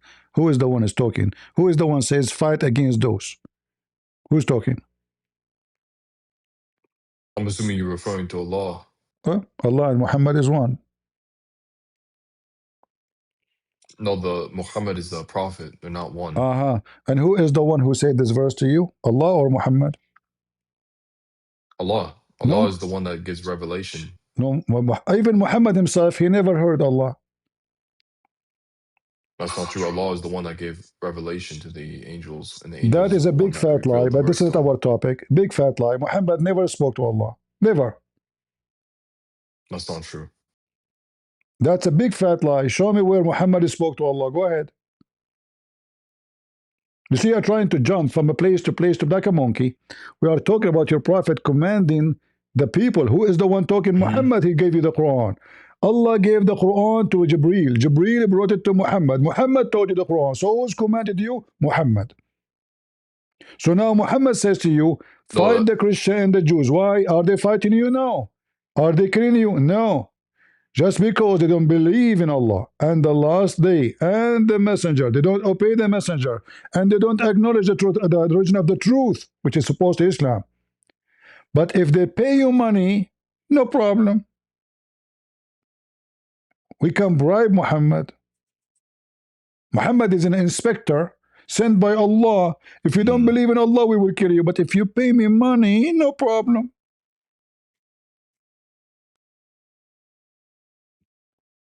Yeah. Yeah. So is that terrorism or not? No, it's not terrorism. So if I come to your house, if I come to your house, If I allow me come to to your respond house, to hold whatever you're on. saying right If now. I come to your house Huh? and I say to you, either you convert to Christianity or you pay me every month money or you would die. Is No, that terrorism no, or no, no, not?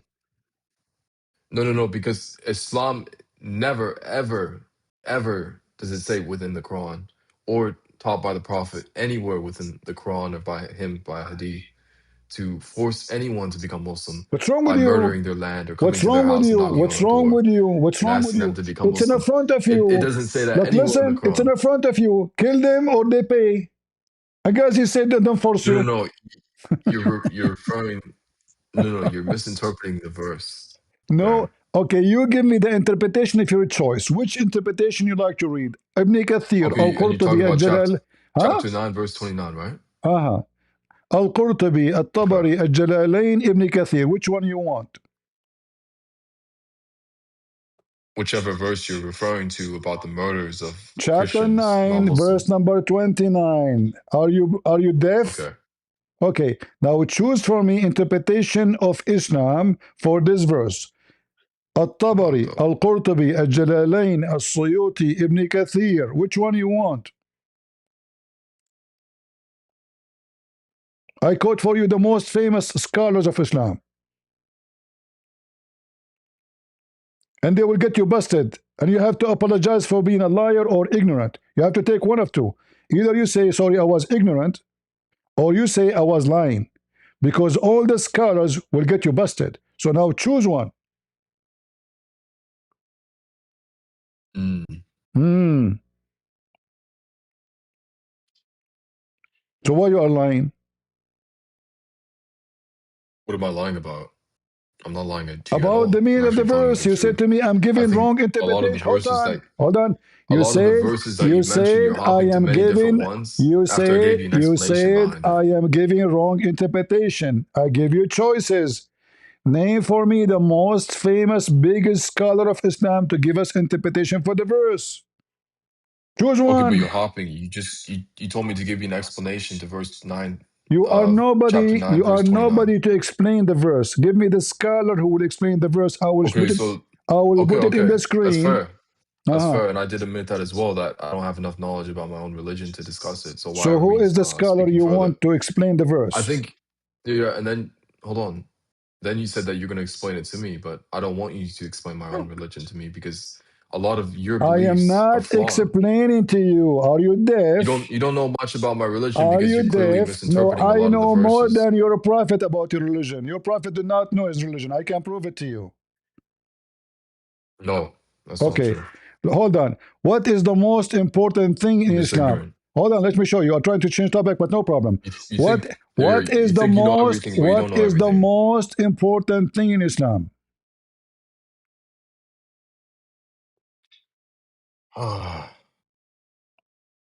Answer me. What is the most important thing in Islam? The belief in one God is the most Exactly. important thing. Where Muhammad he learned that from?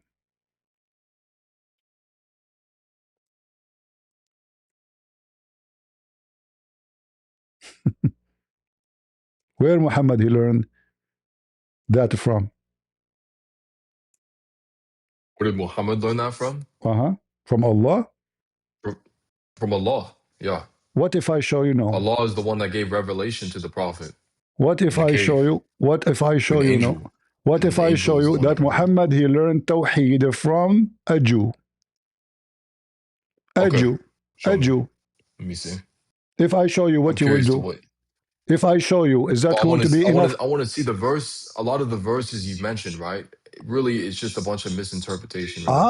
And if you allow time for a Anything I scholar to will show, explain it to guys, you, anything I will show him yeah, is yeah. misinterpretation. Here we go.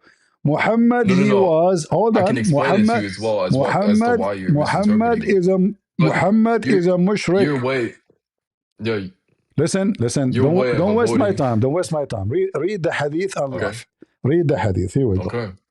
A Jewish guy is scoring Muhammad, showing him Hmm. that he is a kafir, and Muhammad he agree. He was teaching him how to speak about one God. Muhammad don't believe in one God. Read carefully the hadith. I just gave you the link. Open it. Yeah, I opened it. Read it for us. You're setting up rivals to Allah and associating others with Him. You say whatever Allah wills, and you will, and you say by the Kaaba. So the Prophet commanded them, if they wanted to swear an oath, to say by the Lord of the Kaaba, and to say whatever Allah wills, then what you will. So who is the one who corrected Muhammad's religion? A Jew.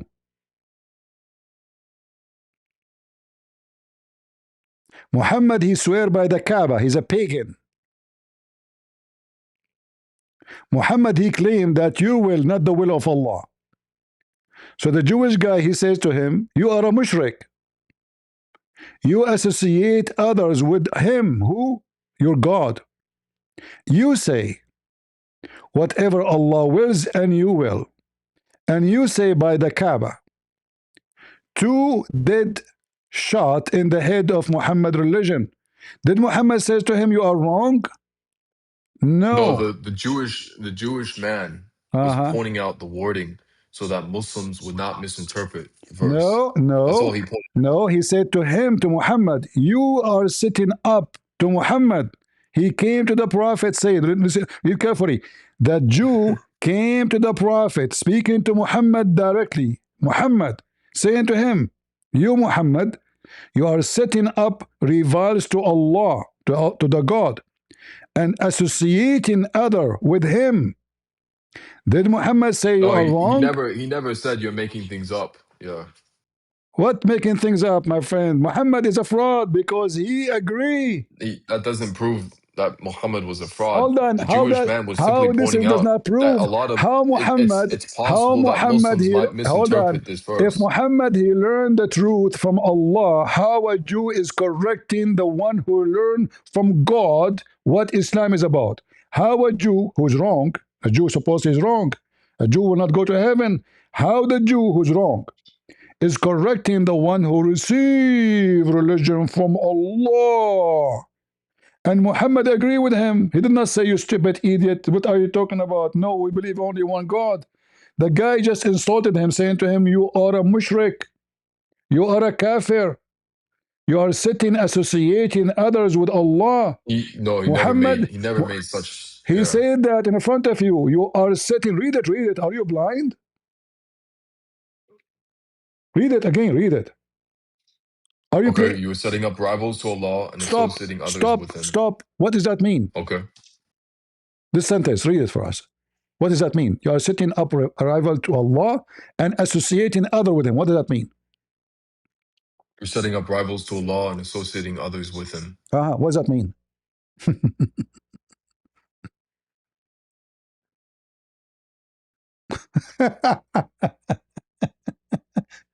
Muhammad do not know what Tawheed is about. A Jewish guy is schooling him and exposing him. And Muhammad not only, he did not dare to answer, he commanded the Muslim to do as the Jewish guy said. Imagine Muhammad is going live in YouTube. Christian Prince, he called him. He said, Habibi Muhammad, you are being an idiot, Habibi. You should not say that, Habibi, because now you are associating someone with Allah, Habibi. So don't say this, Habibi. And then Muhammad said, okay, from now on, don't say that. He did not say to Christian Prince, you stupid idiot, what are you talking about? No, we believe only in Allah. He shut up and he commanded the Muslim to do as the Jews guy said, which means the Jewish guy is right and Muhammad was teaching wrong. And this is a Jewish guy teaching Muhammad about the oneness of God. It's not Muhammad teaching the Jews about the oneness.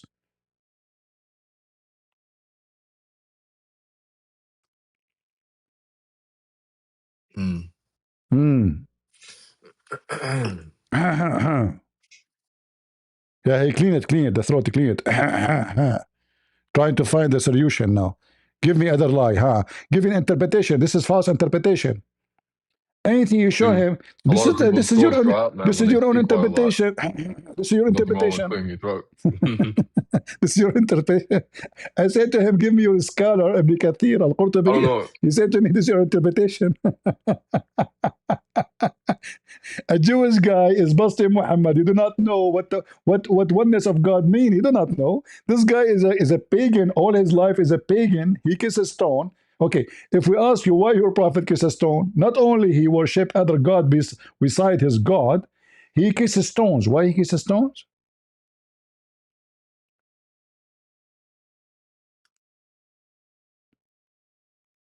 What happened? Why Muhammad kisses stones? Beside being a mushrik, kafir, pagan.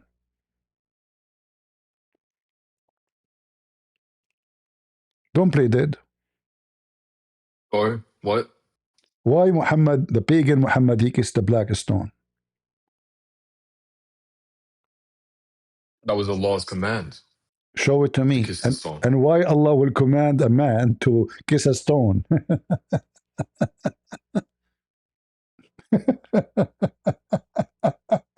That's funny. And they say they are not pagan, guys. So Allah command him, huh? Okay, no problem. Show me the command. And what is the point of kissing the stone? Is it true that black stone erase your sin? Allah sent Jibril to show the Prophet. Aha. So why we kiss the stone? Jibril is the one that showed him how to pray. Why we kiss the stone?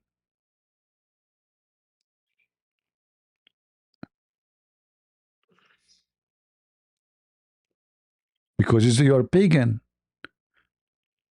Is it true if you kiss the black stone, this black stone will erase your sin?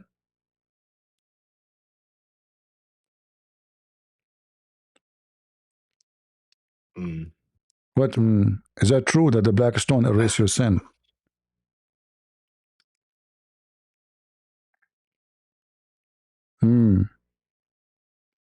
Is it true that the black stone erase your sin if you kiss it and lick it? No. No. What if I show you a reference? Okay, go ahead, show the reference. How many But references only until Allah now? can only Allah can grant that. Yeah, just because you kiss the stone doesn't mean all your sins are going to be healed. Ah, so Muhammad is wrong, huh? What a false prophet. I agree with you. Guys, I agree with him. Muhammad, when he said that, he must be a liar. There's no way if you kiss a stone, that will erase your sin unless you are a person who don't believe in God. Okay, this is your prophet. All right? Sure. He said that the one who touched them, the black stone and the Yemeni corner, they will erase his sin. يَحُطَّانِ الْخَطَايَا حَطًّا. It erase your sin. Your prophet is pagan. Now we understand why the Jewish guy was scoring him, because simply if Muhammad really believed in one God, he should not accept the black stone of the pagan Arab and follow their step and believe that the black stone can erase their sin. So he commanded them that the one who touched the black stone, it erase his sin. What do you think? No, the black stone existed way before Muhammad was even born. Exactly, my friend. It was placed there by Prophet Ibrahim. No. We can show you that. Hold on. The black stone is sent down from Allah. Correct? Yeah. All right. Yeah. And this black stone is the right hand of Allah. Is that correct? I don't know that. But let us step by step. Why, if we touch the black stone and kiss it, is going to erase our sin? Do you know why? I never said it erases your sin. Allah is the one that wills that, right? Allah is the one that gives the command. It says that the one who do touch it, it erases his sin. Okay, do you have a reference for that? Sure. Let us see. No.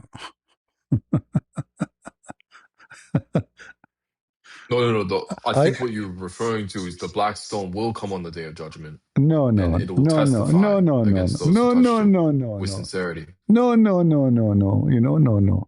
Okay. I have the reference in Arabic. There is no hadith about what you're mentioning about like when he touched it. Are you sure? Are you sure there's no hadith? Are you sure? Yeah. Okay. Positive, yeah. All right. No problem. All right. Let us see. Okay. Okay. Let's see. I have the hadith in front of me in Arabic. I'm just trying to find you the English version of it. Otherwise, the hadith in front of me in Arabic in 2 seconds. I'm just trying to help you with the English one. If you know Arabic, I can give you the hadith right away in Arabic. Do you think, like, throughout your entire career, like so far, of you studying Islam and stuff, and you've debated with many other Muslims, right? Don't change topic. Have you ever come to the realization that maybe you might have misinterpreted at least like one verse of the I Quran? never give interpretation to the Quran. Okay. It is your no, but like my friend. you're bringing up all these points about the religion being flawed and like the prophet's thinking and his commandments and the Jewish person. You don't have a religion. You have shish kebab.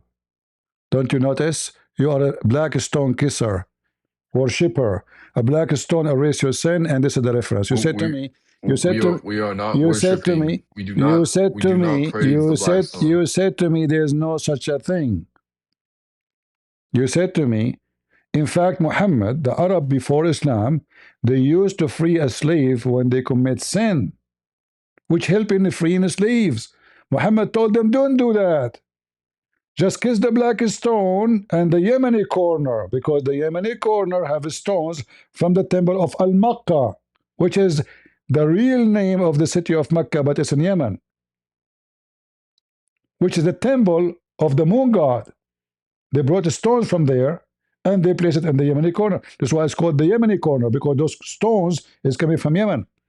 Now read for me the hadith I just gave you. Remember, you told me there's no such a thing, that touching the black stone erase your sin. Did you say that? Ibn Umrah was clinging on the two corners in a manner that I had not seen any of the companions of the Prophet doing. As I said, O Abdul Rahman, you are clinging on the two corners in a manner that I have not seen any of the companions of the Prophet clinging. So he said, I do it because I heard the Messenger of Allah saying, touching them atones for sins. And I heard him saying, whoever performs Dawah around this house 7 times, and he keeps track of it, and it is as if he has freed a slave. And I heard him saying, so Muhammad don't want you to free slave no more. Just go around the Kaaba 7 times, and if you want your sin to be forgiven, what you do? Touching them erases your sin. You said to me, there's no such a thing. Apologize.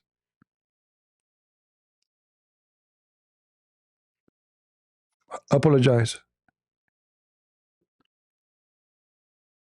Okay, like when you were saying what I was no, don't tell me when you're saying, hold on, let me speak. When you touch the black stone, who is the one? Who is the one? Hold on. Listen. Who is the one? Yes, when you kiss the black stone, your sins will be forgiven. That's not true, though. Yes, Allah is the one that grants whether your sins will be forgiven. It says touching them erase your sin, not touching Allah, not praying to Allah, touching the stone.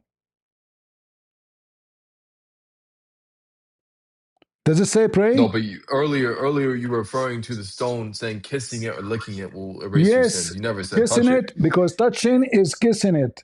How the Muslim they touch it, they kiss it.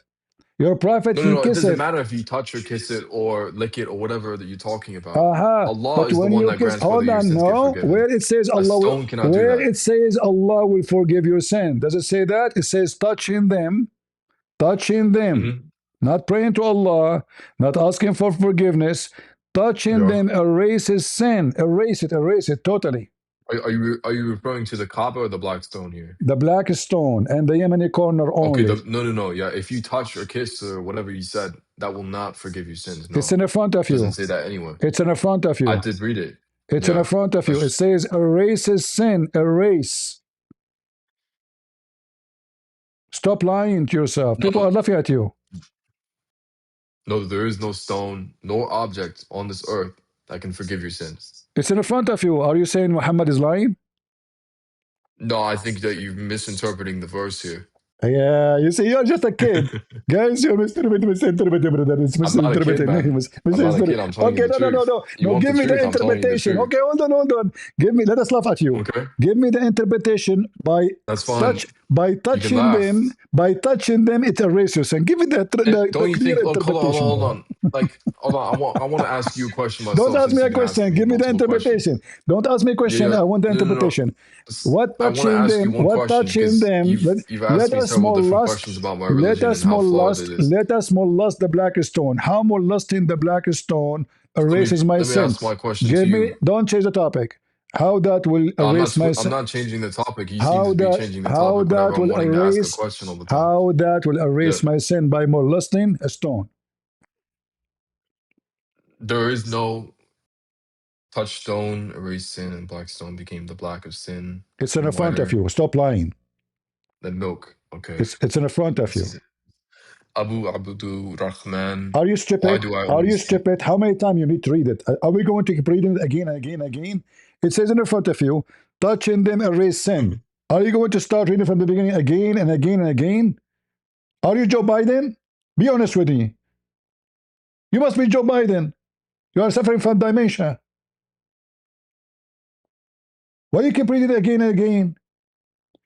Touching them erases sin. Explain to us. Give us interpretation, brother. My interpretation is wrong. How if I molest a stone, it erases my sin? Go ahead, Joe Biden. Yeah. Okay. Yeah. So it's all about the sincerity. It has nothing to do with touching the stone. Like any man can touch the stone, right? This is another It's all question. about the This is sincerity. another Yeah. question. How about Abdul? What sincerity? Allah is the one that You do grants whether not. you get your sins Hold forgiven or on. What not a stone. sincerity? What sincerity? He just touched a stone. He did not say sincere anywhere. He I touching did read them. that verse already. Touching them. Erase your sin. Touching them. Explain. Touching them erases sins. Okay, this is Abdul. When I say Abdul and decent is mission impossible. Look how many times I get him busted. Look how many times I challenge him to read tafsir of his own books. He refused. And each time what he said to me, this is wrong interpretation. Okay, let us read your interpretation. No, interpretation. And now he lied. He said nowhere it says that touching the black stone is your sin. We gave him the reference. This is authentic. And he said to me, this is wrong interpretation. As it says in front of you. Even this one needed interpretation. yeah. No. Touching them, No, okay. erase sin. So this is my Touching response. them. This is my response to that verse that you just mentioned, okay? Forgiveness is only granted by Allah, like I mentioned before, right? Touching a stone does not grant forgiveness. Even though the verse states that, it's all about your sincerity, like your obedience to So Allah, your worship, Muhammad, okay. So you and your don't sincere so you don't repentance. agree. So it's about you don't agree with Muhammad. but that wasn't. Let us make it simple. Muhammad was stupid when he said that. You are smart. You don't agree with him. Say it. I never stated that. You stated that. No, you said a second ago that forgiveness only from Allah. You said that. But Muhammad saying touching them erase your sin. So which one is correct? Why the Muslims are touching the stones? So their sin will be forgiven. Otherwise, they are praying already. They are praying 5 times. They are doing Hajj. But what will erase your sin? Touching the stones. Read it. This Muslim who is doing this, he is following the teaching of Muhammad. He pray every day. He fasts Ramadan. Still his sin is not gone. But if he touched the stone and the Yemeni corner, his sin not only will be forgiven, it's erased. There's a huge difference between forgive and erase. Because I can forgive you took a mole from, a mortgage. I forgive your mortgage, but it's in my papers. But next to it, I say, don't collect. Yeah. But when I say erase, that means all of it is gone. No. Yeah. Nothing left. Okay. So it's not forgiveness. This is way more powerful than forgiveness. This is erasing sin as if Allah never is the happened. one that grants forgiveness or not. It's not touching the stone. It's not going to magically erase your sins. It's in front of you. It's in front of you. Yes, it is in front of me. And yes, let me respond to it. You're not letting me speak. You're just talking over me every time I. Okay. So it's all about sincerity in Islam, right? You turn and follow the Prophet's ways in False, false. Islam. Where, can you show me where it says That, it's about sincerity in Islam? You are making a big fault here. In Islam, you do not need to be sincere. In fact, it is the last thing to be sincere in Islam. If you are sincere, you became a kafir. As an example, okay. the Bedouin, they said, we believe. They said what? We believe. Muhammad, he said to them, no, you believe not. You should not say we believe, you should say we are Muslims. Yeah. Well, what you just said is completely false. No, sincerity is actually encouraged and highly praised in Islam. So All right, let us see if this is true or not, guys. It's false. So that's not true. they Yeah, say, you said read with me. not being Let me, let sincere, me, not let being me, sincere as a let Muslim means me, you're a let kafir. me. That's I completely don't true. know. You will leave from That's here. not. I mean, sorry, that's not My completely. friend, I gave in your face now. There's 1,000 tattoo made by a Christian press. Read this verse for me, chapter 49, verse number 14, and let everybody laugh at you. Yeah. Sincerity, huh? Let me just No, no, no, no, bring up no, your no, logic no, here, right? don't let me. No, Hold don't let on. me. Read Hold it for on. me. Hold You on. said, Hold on. Hold on. you Hold have on. to be You've sincere. spoken enough. Allow me to speak now. Look, In this is your logic. Islam, there is no sincerity. You are a liar. You're just bringing Apologize. up multiple different verses, right? And when I Chapter correct you on it and say that you've 49. Chapter misinterpreted it, right? 49. They said You we bring up another believe. verse just to bring it down again. They said we This is your believe. What Muhammad said to them, you believe not. But say, we became Muslims. Don't say we believe. So you can be a Muslim without believing. And Muhammad getting them busted. You did not believe in me. You've been forced to convert to Islam. So now you say we are Muslims. We surrender to Islam and we surrender to Muhammad. For faith did not even enter your heart. How in the world those people become Muslims and they don't have faith in their heart, and the faith never entered their heart? So how they become Muslims? So you lied again when you say in Islam you have to be sincere believer. In Islam you have to say Shahada only. And who care if you are sincere or not? Even if faith never enter your heart, you are saying, and you can say, and you only say, we are Muslims. And if you obey Allah and Messenger, you are a Muslim, no problem. Even if faith never enter your heart. And the verse in front of you, read it. And apologize. okay. And apologize. I won't be apologizing to you because a lot of the verses in which you mentioned that I've defended many on, right? Yeah. I was actually right. I have to say to you, look, this is the I truth. have to say to you, get lost. You are just a fraud and hypocrite. All the evidence I showed you, you defend nothing. You keep saying to me, you give me wrong interpretation, but you never show me one. I am the one who asked you to read Ibn Kathir or Qurtubi at Jalalain because they agree with me. You are just a potato. You have no shame. You have no shame. You answer everything I gave you, potato? Allah only forgives sin, right? And then the black stone erase your sin. Christian Prince, you have wrong interpretation. Not to forget to mention the black stone, it was always a vagina of the god.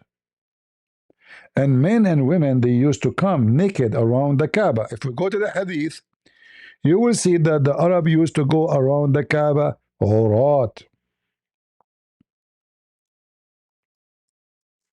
Huh? What kind of religion was practiced in the Kaaba? Sex. Who is the god of the Kaaba? Sex, the god of fertility. Hisham narrated in the authority of his father that the Arab, with the exception of Hamas, who were Quraysh, and their descendant, they go around the house. Which house? The Kaaba, naked.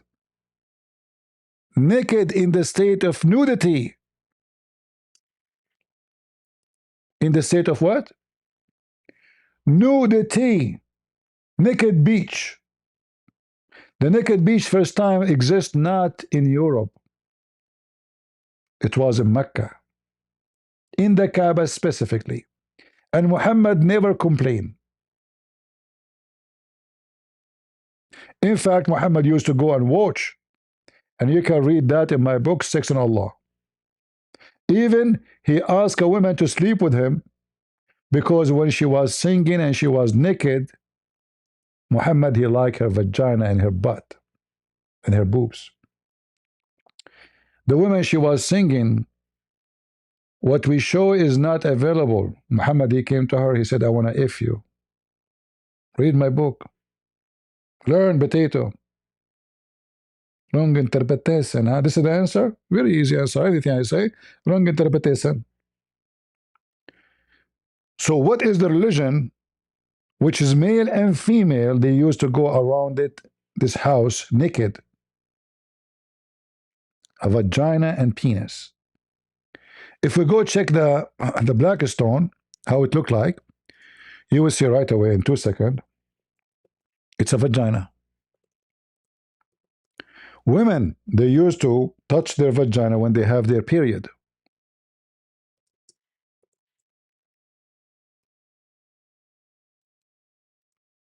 And why they do that? Those women are not able to have children. So they think that because of that they commit sin, and the black stone is the one the god of the black stone can give fertility to them. So the woman, she go first, and the man, he will go after her, her Baal, which is mentioned in the Quran, Bu'ulahum, Baal, the god Baal. So when they touch the black stone with their hand, and their hand have their blood from their vagina because of their period, the man, he will come after that, and he will push his penis inside the black stone, which is a vagina. And he will have orgasm, and he will drop his semen. This is why in the hadith, it says that even men, they used to prepare themselves, they ejaculate when they are around the Kaaba. So the hadith says, تَقْطُرُ مَذَاكِيرُنَا, our penises drop semen. Why somebody want to go around the Kaaba and his penis dropping semen? What is the religion is a practice there? We have intercourse with our wives.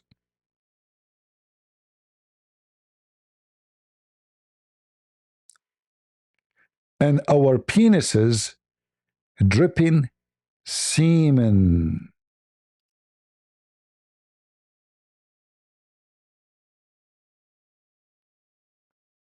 Do you see the fluid?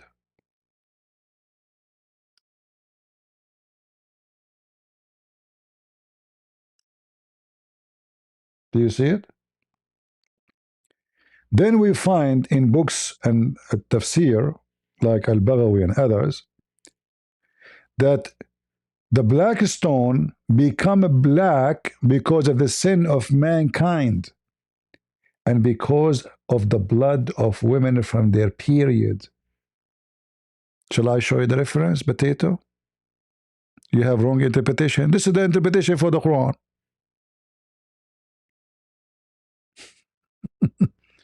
Okay, I will bring you back. I will bring you back to the stage.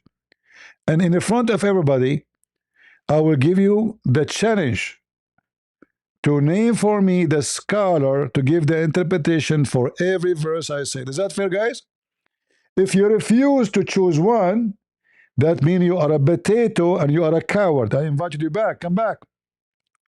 Just tell me, this is the scholar. Let us read the interpretation. Come to the stage again. Come. Let everybody laugh at you, potato. Accept the invitation. Coward. You choose any scholar you wish, and I will put it in the screen, and I will force you to read it. And then everybody will laugh at you. And look at the coward. He refused to come to the stage now. He said in the chat, literally, all the verses he mentioned and his own interpretation, it is wrong. I never give any interpretation. And he refused to come to the stage. Potato.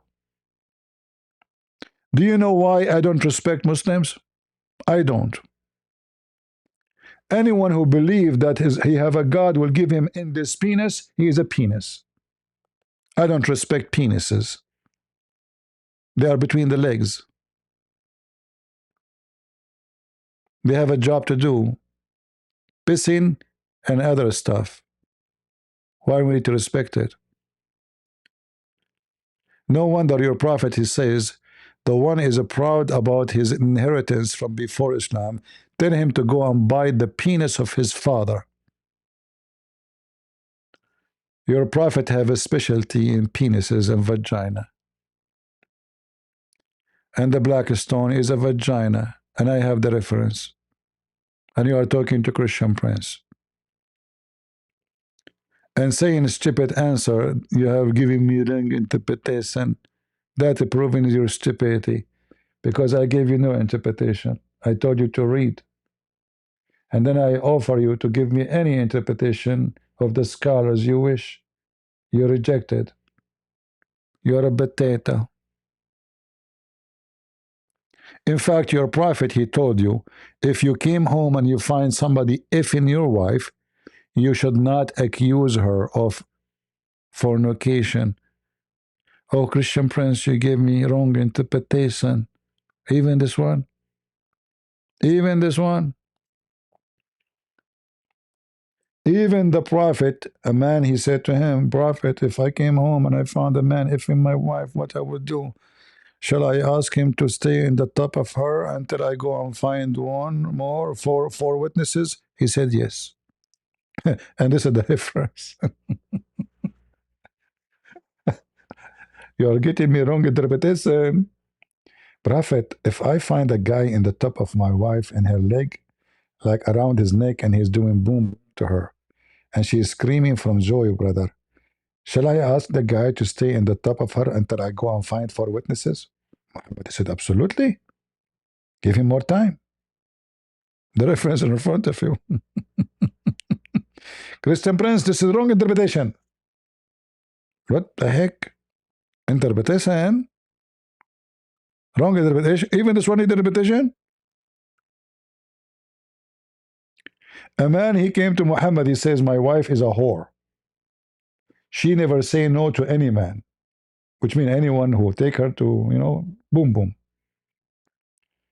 What I shall do, Prophet? He said to him, divorce her. He said, but I like her. He said, then enjoy her with others.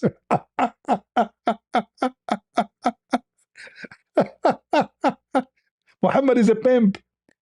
And this is exactly what he did to Aisha. Aisha, they have 3 witnesses. They saw her having sex with Safwan. Muhammad, he changed the law. He make it 4 witnesses. And he waited for 1 month. He did not dare to say she's not having sex with the guy.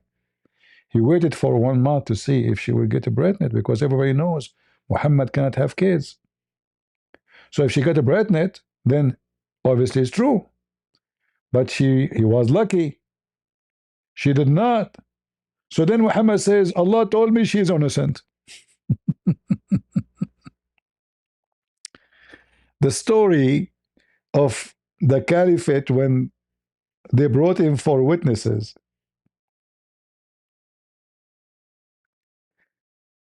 He asked the first witness,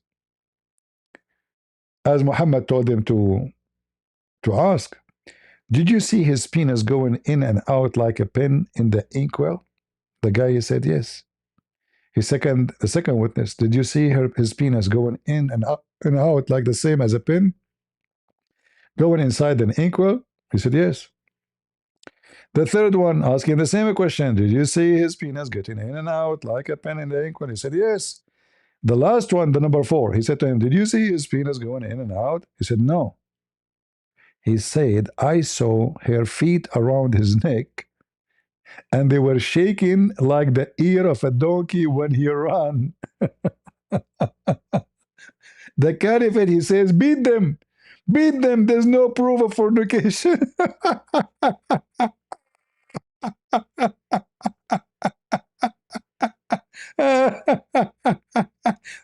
He did not see the penis in. He saw her feet around his neck, and they were shaking like the ear of a donkey when they shake when he's running. I mean, look at the description, guys. Her feet around his neck. Hey, what her feet is doing around his neck? So what? This is Sadhguru teaching his women some yoga. What's wrong with you? Dirty-minded people. Okay, but why her feet is shaking like the ear of a donkey when he's running? So what? It's vibration yoga. You know, don't you know vibration yoga? He was vibrating together. You know, let us vibrate. According to the caliphate, the Muslim caliphate, there's no proof that the woman is a whore.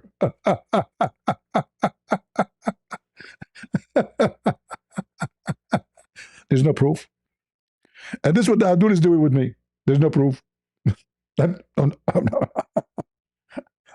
Two of my cousins in the Middle East, they were going for a hunt. The first one, he said to the second one, do you see that thing there in the bushes? The other one, he said to him, yes, yes, this is a goat. The first cousin said, no, this is a bird. He said, no, it's a goat. He said, it's a bird. He said, no, it's a goat. He said, okay, let us shoot. If it does a fly, it's a bird. If it does not, it's a goat. So the first one he shot, and it fly. So he said, see, I told you it's a bird. The other cousin said to him, so what? It's a goat even if it doesn't fly.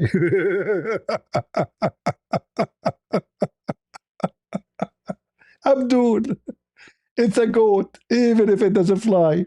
It doesn't matter how many references you give them. It doesn't matter how many proof you say to them. It's a goat even if it doesn't fly, brother. All right? It's a goat. It's not a bird. Abdul, it's just a fly. So what? It's a goat. It's a goat. It's a fly. It's a goat who can fly. So what? Normal. Muslims, everything fly for them. Flying goat. What a stupid religion. And this potato, he says, he's giving his own interpretation, brother.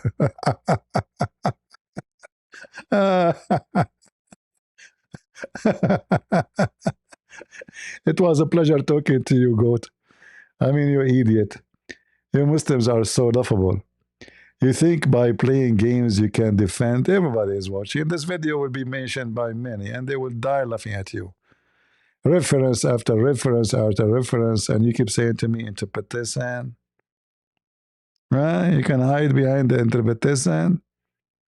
Don't mess with CP. Don't. Otherwise, you will turn to be a goat who fly. All right? Yeah, actually, I told you, remember, in the beginning? Debating a stupid person is the hardest. A person with knowledge is the easiest.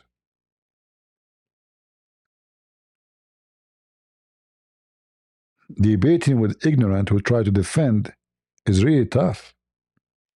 Because he can say whatever he wants. He have no career to lose. This is why real sheikh, they will not dare to debate me because they knew I will finish them. I'm not those guys in YouTube, you know, I don't know what, without mentioning names. They are busy defending their rape now. You remember, guys, I told them, don't open your mouth, don't be stupid, don't do that. No, every day, David Wood want to go live to defend himself. Stupid. Why you mention that story anyway? What this have done to you? Now they will make fun of your wife or your children. Why you do that? Nobody will listen. A bunch of kids. Irrational. Foolish. The other one is cheating with his wife, and he was making fun and videos of Muhammad Hijab because he took a woman to the hotel. He was doing the same.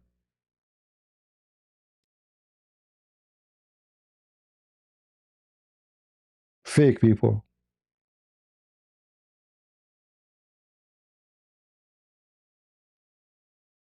So we make fun of the Abdul and we are doing the same? Double standard?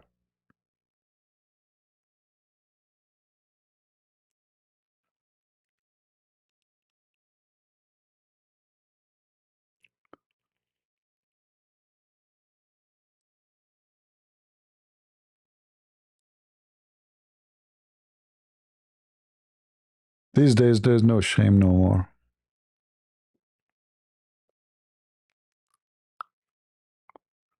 Do we have any Abdul?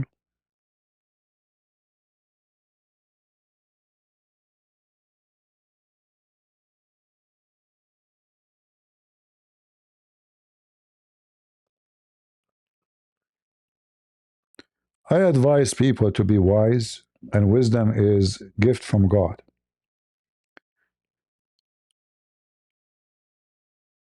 When somebody commits sin and you want to confess your sin, you confess your sin to trustworthy people. You don't go in the middle of the road and you start saying those things so people will make mockery of you and mockery of your God.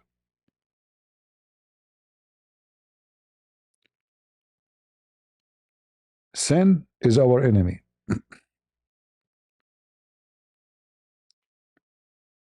And sexual sin is one of the biggest trap a man he can fail to, or even women. There's two things can take any man down: sex and money. When you are in love with one of them, you are in love with both.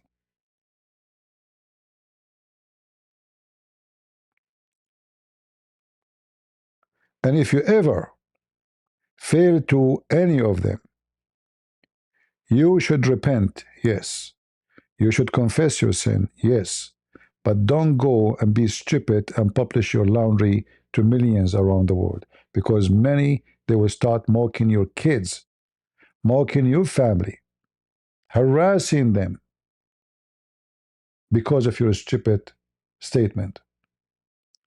Your sin is something to confess to your Lord. When the Bible speaks about confess to each other, that about a true Christians confessing their sin privately.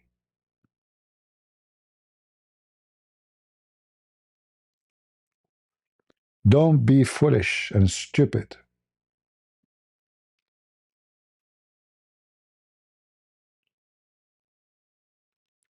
And don't arm the devil with ammunition. In fact, man who publish his laundry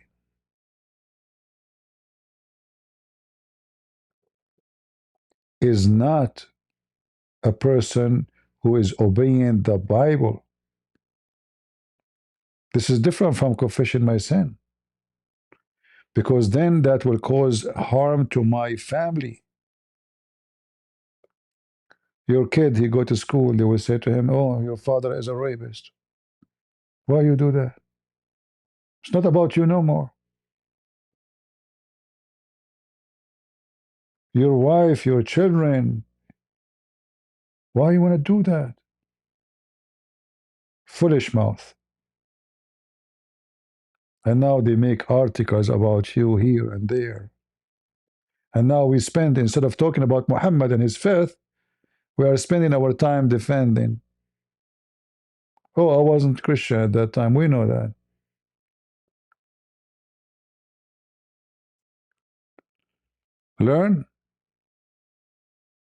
Learn how to be wise.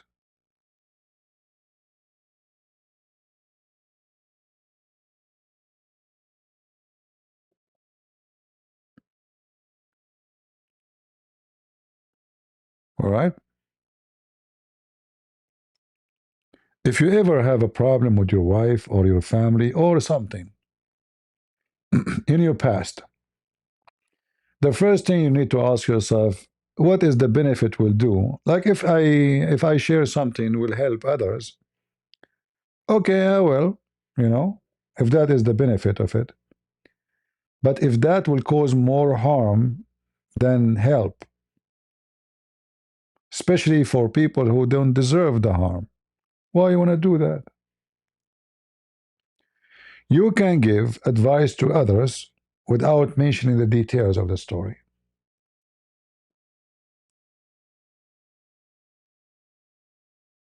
You can say, as Paul, he said, I hurt Christians, I discriminate Christians, I torture Christians, but he did not give us details because that is not the purpose of what he is saying. The purpose is to say, I did wrong. The details, you cannot hide it from your Lord. And as long as you are sincere in your confession, your Lord, he hear you. Even when you go to the priest to confess your sin, you do not need to say the details. Who said so? That would be even disgusting and even stupid.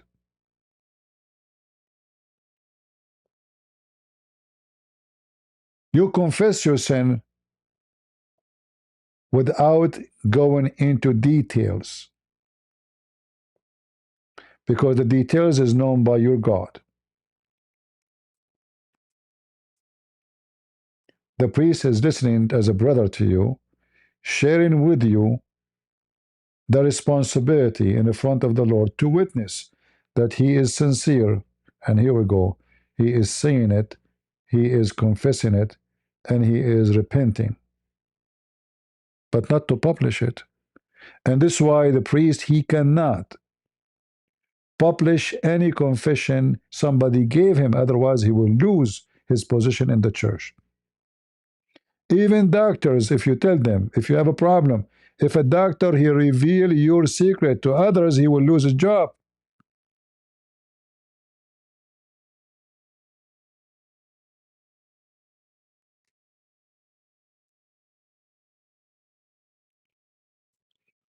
So Christians, be vigilant. Be Christians.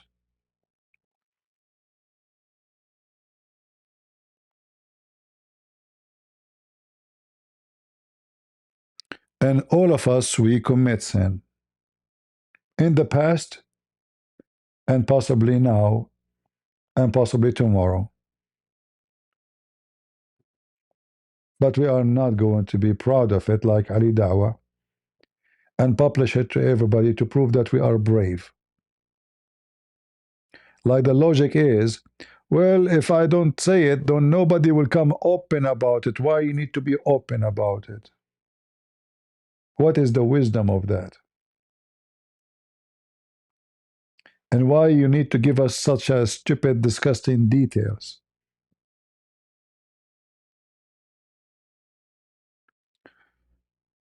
What those people did make me upset.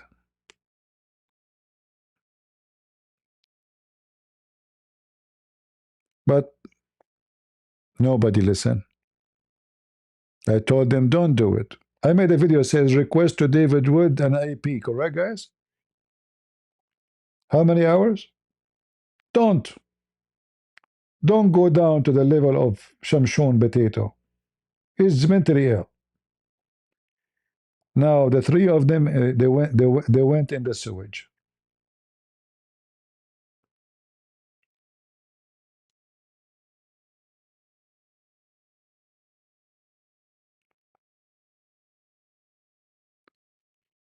But anyway, what we can do.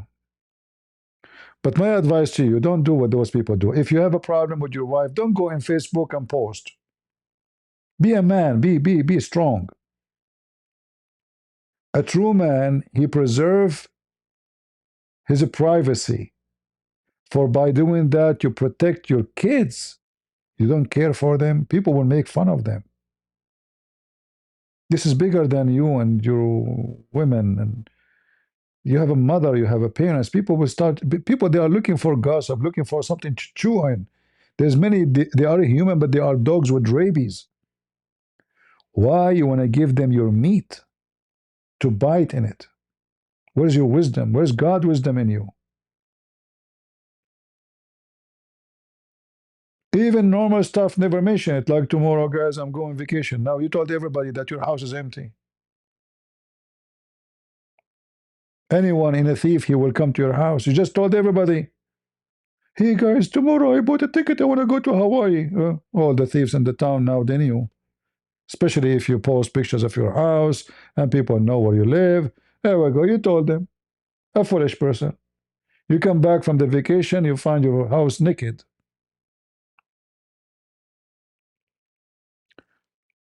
Don't be like Aisha, publishing every simple details about Muhammad, including his semen. His semen is dry. And I was cleaning his semen, scratching it by my nail. Do you want to be Aisha? You go on Facebook, my husband, he was masturbating and his semen dry, and then I have to clean it with my nails. Which nail, Aisha? You did not tell us which nail. We need more details. Your toes, your nose, which one? Which nail? Middle finger? Come on. We need more information. So being wise is a requirement in life. Public is not for private information. There's many they would love to harm you, not to mention scammers and predators and all kind of things.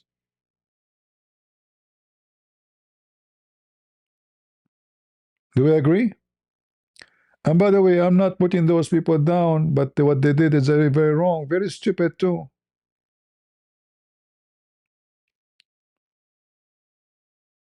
Nobody can defend the one who cheat. Can you? So we were making fun of Muhammad Hijab, taking a woman to the hotel, video after video, and then you are doing the same?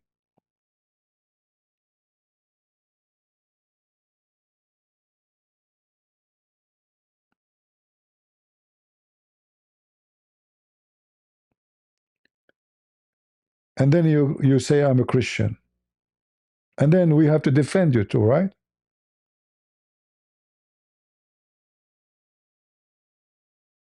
In the beginning, I thought actually this is false accusation, like somebody saying something. It turned to be true. Very disgusting. And then the other guy, he decided to become brave now. He will protect the cheater. How? Okay, I did that too. Okay, when I was, 18 years old, I did boom boom, and I did even sodomize them. What the heck is that? Is that like a competition who wanna?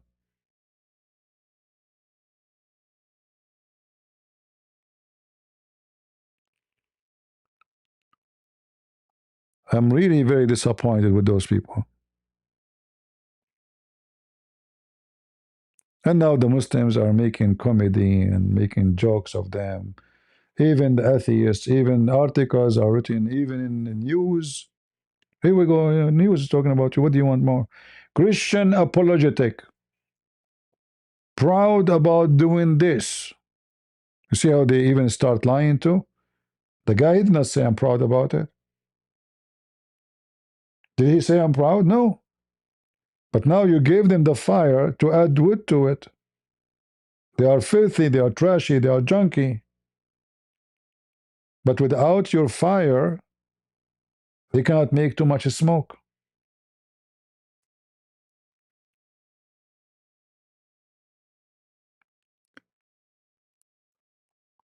I hope we will be wise in the future.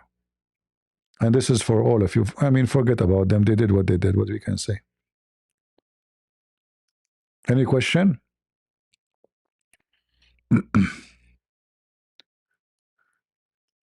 You see, I'm very private in my life. And like when people, they saw my hand, they were like, we saw your hand. My hand, my hand. You know, we saw your hand.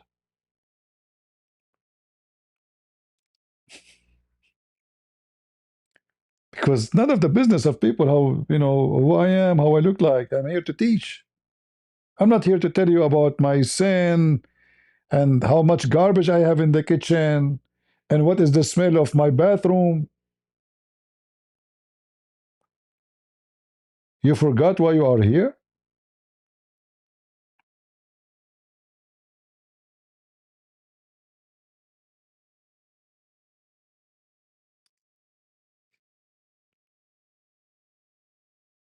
Did we forget what is the reason we are here? This is not about me. This is not about you.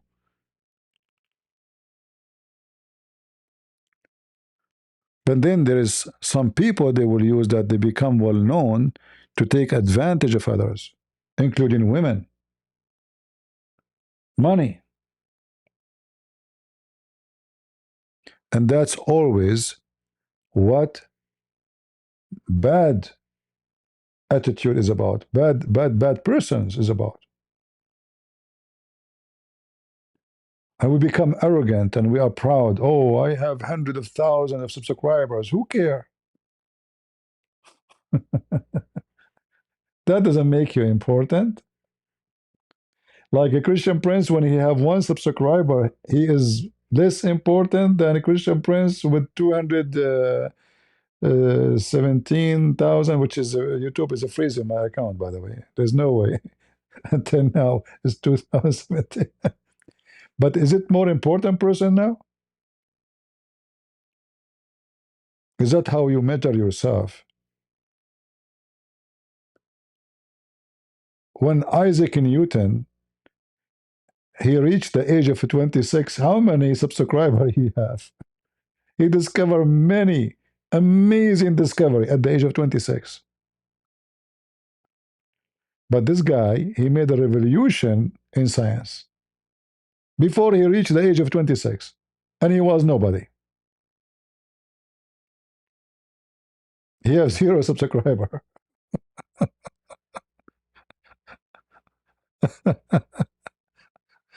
uh, and when somebody he is interested in publicity, like his name and his image, and he put himself in the camera, then you became an idol. And that is a bigger sin too. Because it's very hard for a human being, when he becomes famous, to adjust between him and the ego of him, being known, being invited, being called, being praised, and staying humble and a true warrior of Christ. And then the money will start coming like rain, because becoming celebrity bring money. It's a business. All of this connected together will take you down. It doesn't take you up. It takes you down. What our Lord, he says, you cannot be a master if you cannot be a servant. And he forced them to accept that he will wash their feet, even though they rejected. We cannot let you do that. He insists, if you don't let me do it, you don't belong to me. And this is our Lord and our Savior, washing the feet. So when we will learn,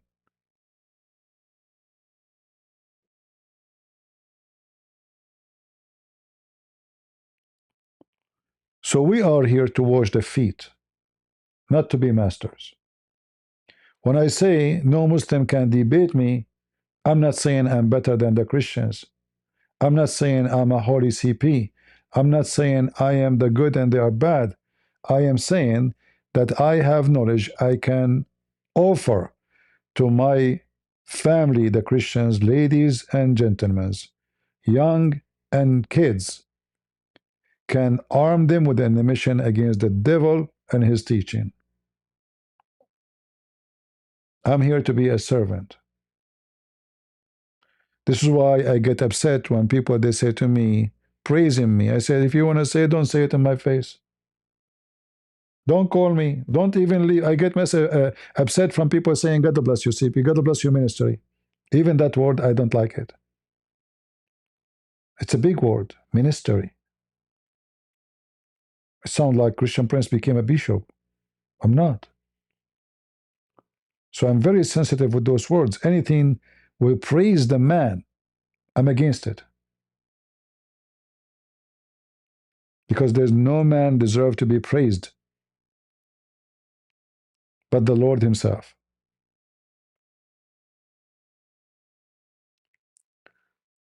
So always you have to stay humble, vigilant, and be aware of temptation. Because temptation will always try to hunt you. Money temptation, sex temptation, and this is for both men and women, not only. Now, who said that men only they get tempted? Women, they get tempted too.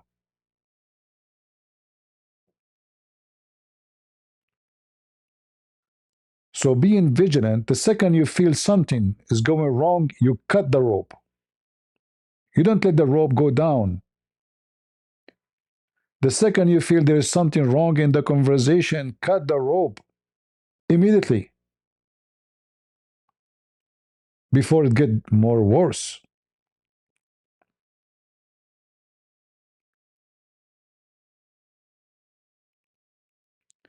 And this is my advice to all of you. All of us, I'm single. Who said that a man who don't like women? I do. God created them beautiful. So it's normal that a man will be tempted by women. But a true man is the one who controls himself when it's time to control. Otherwise, you will go down with the trend where everybody goes.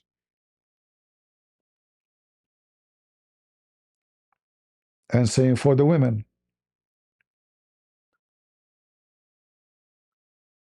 When a woman, she go every day, a new guy, I mean, who is going to respect you? Every day there's a new guy. Why he will marry you? Easy come, easy go. And I say to women and men, if a man he sleep around, he's not worthy. He will do it always. If he marry, he will cheat on you.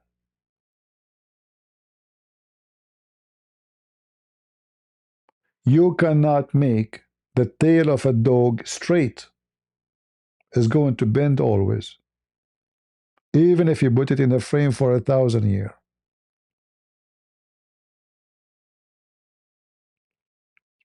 Sin never make you happy. Trust me, if sin will make me happy, I will not be here. Today is a Friday, I'm single, I will go to some nightclub.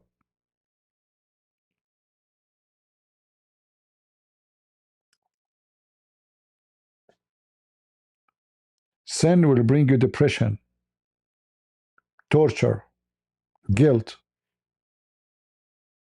and betrayal. Because you betray yourself, you betray God. You will lose peace in your life. You will be crying in your bed. Even you are in the middle of a party, which is not a party. It's just a funeral. You start drinking and then you take drugs and then you die slowly and your brain will not function. And you grow old because of the poison you are taking. So you destroy your health, you destroy your reputation, you destroy your body, you destroy your family, you have nothing. All of this because somebody fooled you and he said to you, this is how you can be happy.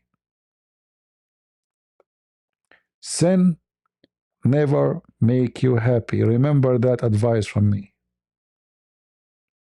Otherwise, I will be the first one to do sin. But I know very well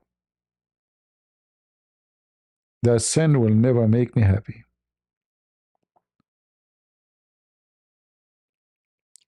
And you cannot be alive with sin, because sin will kill you. Either you kill sin or sin will kill you. The same as light and darkness, they cannot be under one roof.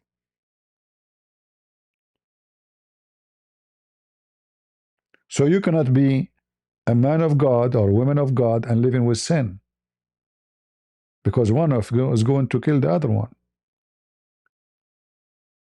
They cannot live together.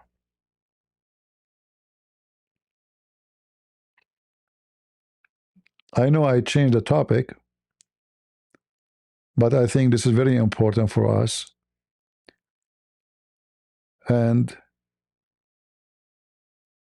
many, they are driven by friends and, you know, parties and let us go. Don't listen to people. Don't listen to them.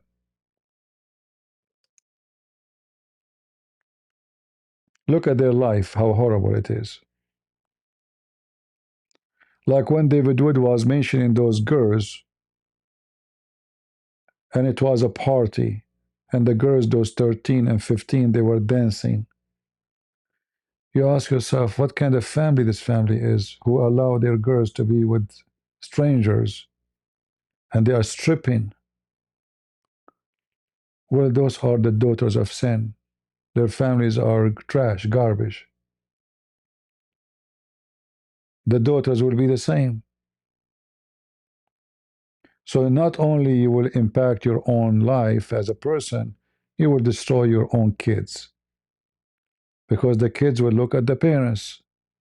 If the mother and the father are a piece of shit, excuse my language, why they will be better? If everybody in the family say the F word, why they will say something else? If everybody drink and smoke, why they will not? If everybody sleep around, why they will not?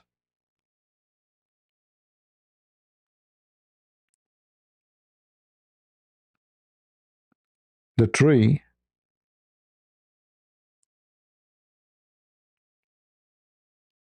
sometimes it can look fine from outside. And that is the most deceiving tree. While inside the termite is eating it non-stop. The wood will look fine for a while until one day somebody touch the skin of the wood. And then suddenly his finger will go inside the wood. It's empty inside. And this is how sin does to you. It's going to eat you from inside out. So my advice to you, stay away from sin, and sin will never make you happy.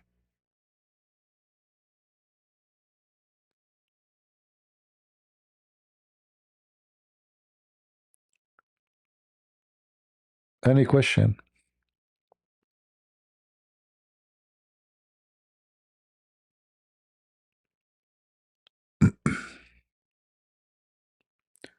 Teach your kids in a very early age. Like when they mentioned those 13 years old, did you ask yourself, how in the world 13 years old end in such a place?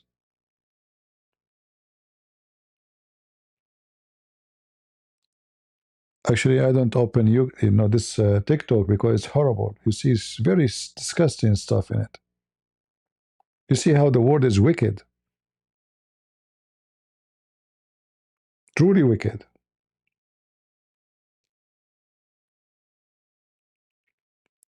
Decency today is not something honorable for many. When you are decent, they will find you stupid. If a woman, she is a virgin, she is weird, mentally ill, something wrong with her. So the wrong became right and the right became wrong.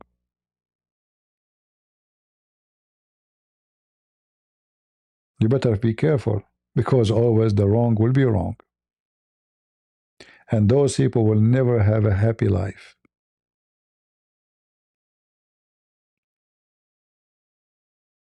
How many here they smoke? Anyone here smoke? If you smoke, why you smoke? Ask yourself a very simple question. Why I do smoke? Am I interested to get cancer? Obviously you are. Are you interested when you are in the age of 50, you cannot walk? Are you interested when you are 40, you breathe heavy? Who was walking with me when I was in Ukraine?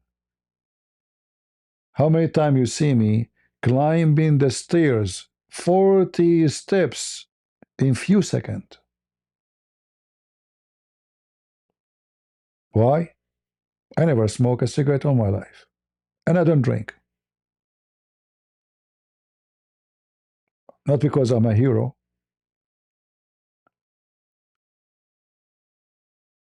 So why a human being want to destroy his body?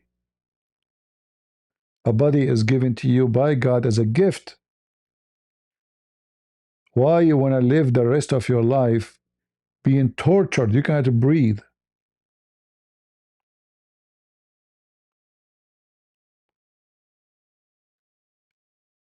Don't smoke. If you smoke, quit immediately. If you want to drink, you drink little. The Lord, He says, little of it bless your heart. Little. Not a big cup. Not a small cup. Little.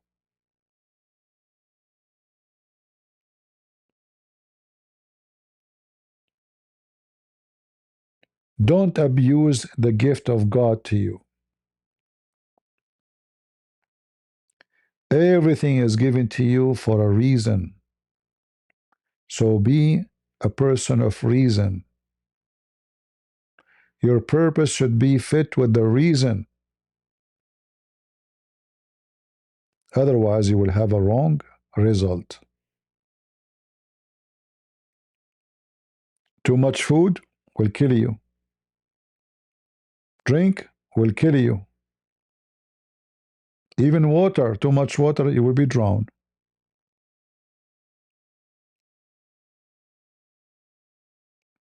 Be smart. Be vigilant.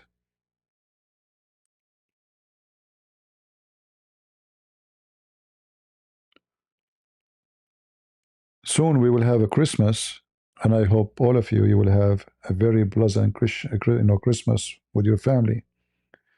But I want to remind you that the Christmas is not about lights. I'm not against you having light, don't take me wrong. Decorate, have whatever you want. But not for parties, not for drinking, not for smoking, not for sex parties. Remember, the name of Christ is there. So if you do something wrong, you are insulting the name, which is the occasion is for his name. And the most important in a Christmas, and I love a Christmas, it's one of my favorite time of the year. In fact, I feel like I'm a child. I feel like I'm back on time when I was sitting and waiting for the snow. Like, is it going to snow? Christmas without snow is not good. A kid waiting for the snow. It's a Christmas.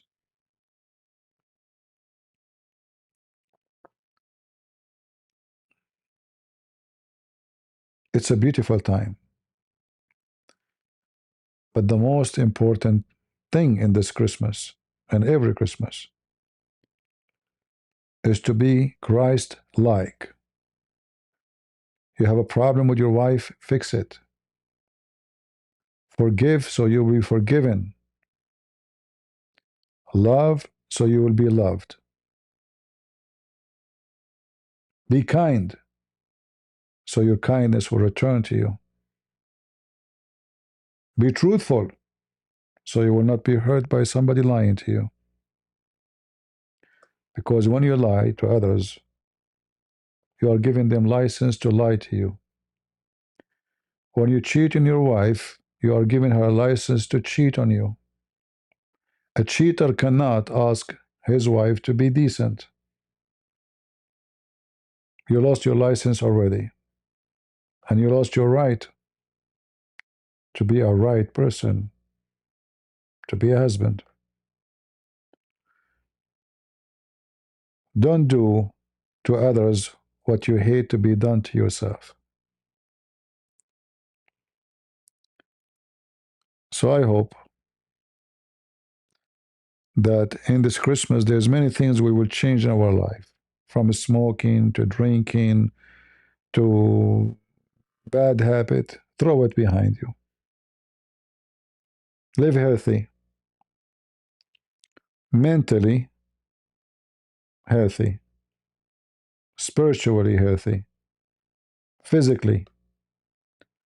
All things will lead together to one thing, that your body is a temple of God given to you.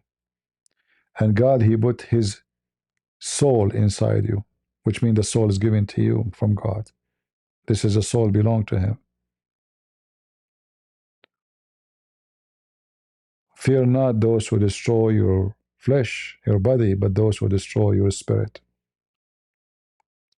And sin will destroy your spirit. There's a statement, actually, Jesus, He said, it's always give me, empower me over sin.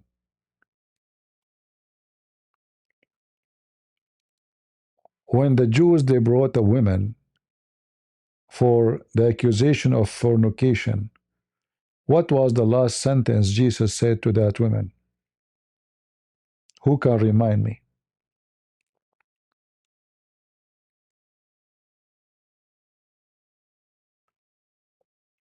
What is the last sentence He said to her? Sin no more. And this is a sentence I say to myself always when I feel weak, I feel like I'm getting tempted by something. Sin no more. And I escape it.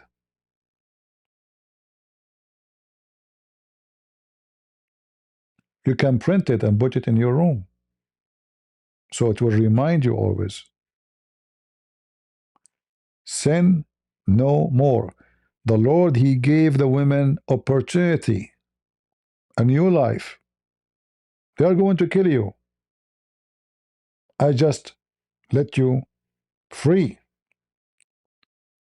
But this freedom is a chance of sin or no sin. What do you want? I say to you, go and sin no more. It's a warning. Yet, it's a gift. So, you can start your life today, and you start with the Lord, and you say to yourself, go and sin no more. And whatever happened yesterday is gone. You are a new person. This is why we Christians, we are not like any other belief. A Christian is born again. When I was a child, I did read this in the Bible, born again. What does that mean? How I can be born again? It doesn't even make sense. But it make a lot of sense. Because when you are with Christ and you sin no more, why you sin no more? Because you are now born again. So you became a castle against sin. Sin will try to penetrate from the window, from the door, from the basement. You are going to be always victorious because no more place for sin in your life. So fight it, destroy it, throw it behind you. And that's why I say we have a Christmas is coming. I believe this is a great opportunity for us to stand firm in our faith. And if we do or we did wrong in the past, then let it pass and be born again today.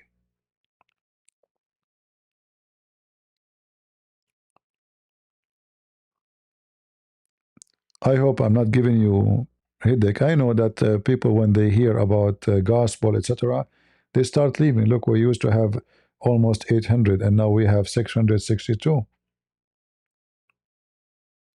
People feel guilty, so they leave. They feel, oh, He's talking about me. I better go. Uh-oh, this is hurt. This is not entertaining. We came here for entertainment, not to someone to tell us and remind us of our sin.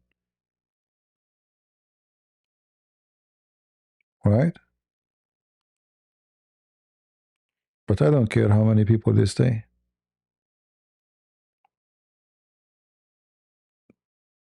I'm not here to be a celebrity. I'm here to be a servant.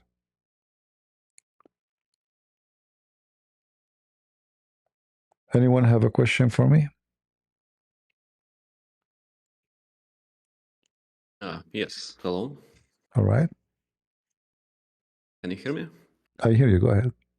Good. Hello, CP.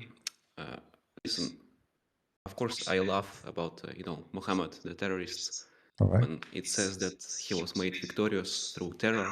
Yes. But I find something similar in the Bible, I think, and it's kind of, I don't know what to make of it. So maybe you have some advice. Go ahead. Tell me what you found in the Bible. For example, in Deuteronomy 2:25, it says, God is talking to people of Israel, and it says, I will put the fear of you in the peoples under the whole heaven. They will hear reports of you and will tremble in fear because of you. And several places like this. So Yeah, what do you think? what that mean? Well, it means that enemies of Israel will be scared. Is that because Israel is being evil to them, or because they are evil to Israel? Yeah, the reason is obvious, because they are bad people. So they are going to attack Israel, and the Israeli are going to be protected by God. And those people, they fear Israel. Why? Because simply Israel are following God, not because Israel are the evil one. And I will make it simple for you. If I am a person who is coming inside a company, and the company full of corrupt officers or employees, every one of them will have fear of me, even though I am not a bad person. But everyone he fear me, and everyone hate me. Why? Because of my good, not because of my bad. So here is not about God. He installed terror in the heart of the disbelievers just because they are, the Jews want to steal their money, and they will take their their wealth. Those people are evil, and because they are evil, they are going to suffer the consequence of fighting people of God. To make it simple more, when somebody commits sin and he feel guilty, when he commits sin, he was happy. After he finished his sin, he feel guilty. Correct? After he finished the joy of sin, if we can call it joy, or the lust. Why he feel guilty? Because he have fear that his guilt is going to cut his hope. So those people who have fear, they already have it because they lost hope with God. They are against him. They want to kill the Jews just because they don't believe in their God. They believe in other God. So those people always have fear that those people, their God is the true God. So let us prove it to ourselves. Let us attack them, kill them, take their land, rape their women. And if we are victorious, we are the people who believe in the true God. Why? Because God gave me victory. So the God of the Jews is saying to them, I will not let them do that to you. What will happen is the opposite. They will have fear, not you. I am with you. Don't fear them. So the God of the Old Testament is encouraging them not to fear the enemy, not as you understand. I see. Well, yeah, it makes sense. Like when God, he said to them, you go to the field, which means the war, and I will be with you. How and why he is saying that to them? Because that will take fear from their heart. You are not alone. Otherwise, God is not as the one is fighting by sword with them, but I will be with you, which means you got my blessing, you got my support, and that will give them the spirit which they need. You see, always uh, anything in life, success or failure, is based on how much you are confident. So if I dig, if let's say I am in the desert and I dig a well in the ground, and I dig 10 foot, I got no water. 12 foot, no water. 15 foot, no water. I stop. I give up because how long I'm going to give digging? But if I've been taught by the Lord that you dig and I will be with you, you dig and you will find water, then I know I have a promise. I am a believer that I will find water. So I will keep digging. I will not give up. So when I am alone, I have no trust.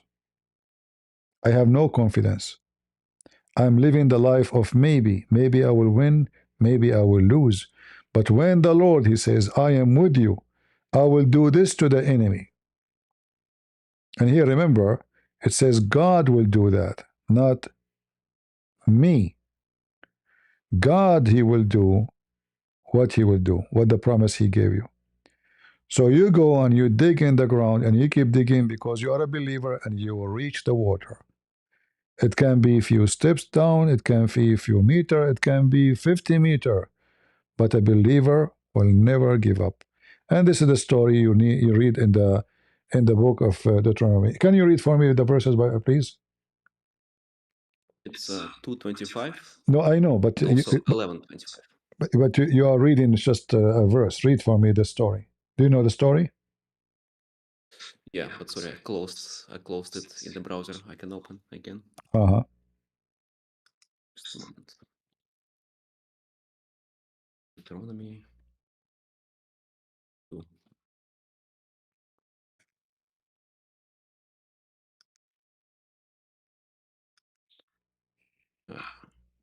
Yeah, it tells the story about them wandering in the desert. Uh-huh. And they passed the Red Sea, yes. And but in this case here, the Jews, they were oppressor or the oppressed. Well, they were wandering in the desert. No, I know, but why they are wandering in the desert? Because they left Egypt, left slavery. Exactly. So who is the oppressor and who is the oppressed? Yeah, they were, of course, the oppressed. So how that is God is saying the same as the story in the Quran for you? I'm not saying that the story is the same, but like the phrase is very similar. No, it's not the same. It's not similar because simply the enemies is going after them the same as the ocean. How God He put terror in the heart of those who they hate the Jews. He cursed them. He caused disaster for them, and then He made the sea swallow them. I mean, how much terror more than this? But this is not a terror of a terrorist. This is God punishment of someone. Of course, Is I agree with you, but if someone is Muslims will evil, say the same. no, it's not the same. It's not the It's not same. the same, obviously, in truth. But like when I talk to Muslims, they would say the same. That who care what Muhammad they is saw? victorious. You see, Muhammad was attacking people. They never attacked him. Muhammad was terrifying women and children just to take. He said, attack the Roman and get the blondie girls. Attack the Roman. What is the reason to attack the Roman? To get the blondie girls. All right. So the Jews been discriminated, tortured, killed, enslaved by many nations. And they are in the desert wandering for that reason. The whole nation been taken as slaves. And the enemies surrounding them from every direction. And why they are enemies? Because simply they don't believe in their God. If you believe in their God, they don't have a problem with you. The same as Islam. If you convert to Islam, they will not kill you.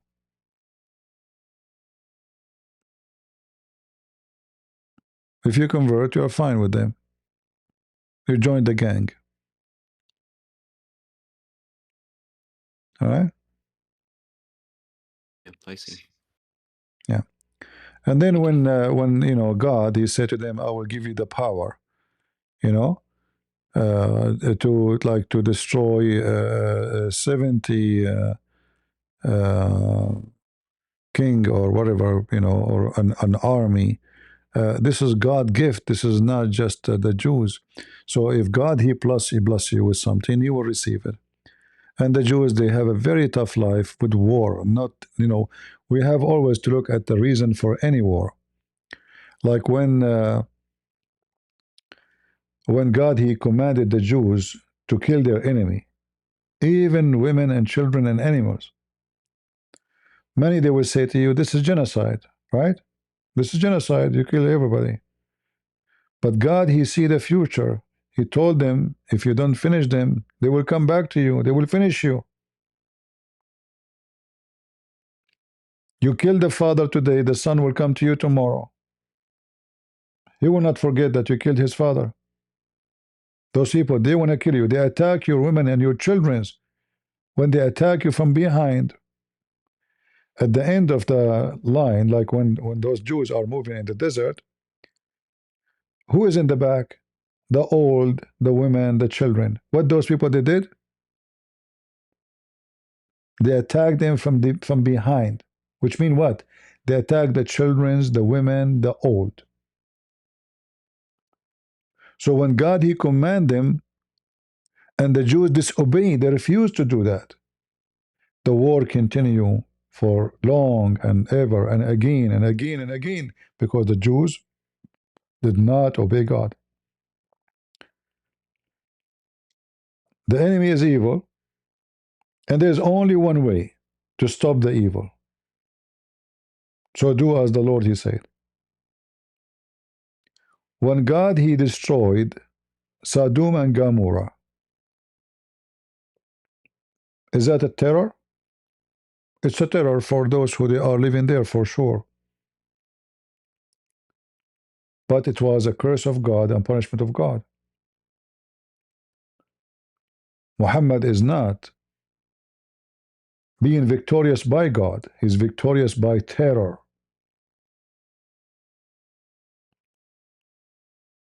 In fact, Muhammad, he lost all his wars. The last one he have, almost all his men is finished. This is why the Quran cannot be collected no more. This is why the Quran, most of it is gone. When he have his war with the Yamama person, almost the other guy, he got victory. Muhammad could not invade the Roman and take the blondie girls as he promised the Muslims. They did it after he died. He could not conquer. He could not take a land. He was just superior in Mecca and whatever around it. So we cannot compare between both. And always, you know, when we compare between the purpose of war and the reason of war. Not just a war. I see nothing wrong with war. Like many Christian, they debate Muslims about violence. Well, do you support death penalty for rapists? I do. Killers? I do. There's many people, they are in jail and they will come back and they will kill again. Those are a human waste. The Bible says those people should be killed. So I support death penalty. So violence is wrong only when it's wrong. But it can be very right when it is right. So when somebody kill a person, he shall be killed. For that is justice. When someone he rape a child, he should be punished. And I believe the punishment should be death. Jesus said that the one who hurt the little one, it's better for him to put a milestone in his neck and throw himself in the deep ocean. and that is death by drowning. So the violence in the Bible and the violence of the Quran are not the same, because the violence in the Quran is unjust. It's just to give Muhammad the power over people. They never harm him. In fact, the Christian, they gave him refugee. Even the Jews, they gave him refugee. He came to the city of Yathrib, which later he changed the name to Medina, which means nothing. City means city. Medina means city. He killed the Jews who gave him refuge, shelter, and he raped their women. So again, we cannot compare. All right? Yeah, makes sense. I advise you always, when you read anything in the Bible, to read the story as it is, from the first page to from the first line to the end of it, not a verse, because a verse will give you, will give you no meaning except the little tiny things. You have to read. It's like watching a movie. Do you enjoy a movie like watching, like 2 minutes of the movie, and then you think you watched the movie, all of it? You understand now? It's not enough, and you don't enjoy it, and you understand nothing. So you have to watch it from the beginning to the last moment, because every moment counts. That's why it's part of the movie, if we say it's a movie. So when that chapter is speaking about the land of the giants and the Amorites and other enemies, if we read about them, each one of them, they will see how much evil they have done to the Israeli. But then we judge by one phrase only, and we say, look, it says here the following. That's like taking a scene from a movie and claiming that I understand everything in that story. All right? All right. Always we have to remember that a Muslim, he will always take a verse and he will jump over the rest.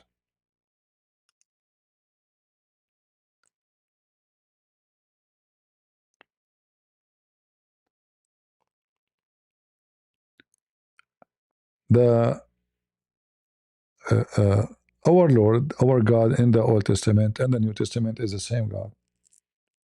And all what he speak about is about justice.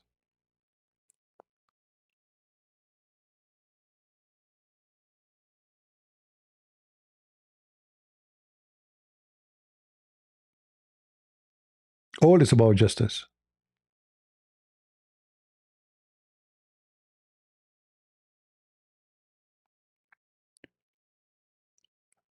And to read and to understand, go check out those enemies, what they were doing to the Jews, and then why the Jews, they were fighting them back. You see, when Abraham, he come to the land, he refused even the gift, like the king of that land, if we can call him a king, he offered Abraham a space to bury his wife. He said, no, I don't want it for free, I want to buy it. He insists to buy.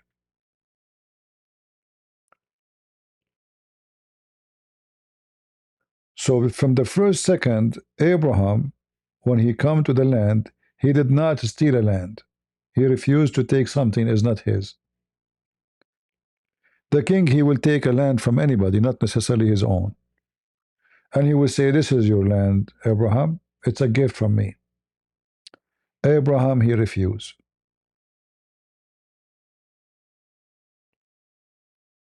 I want to buy it.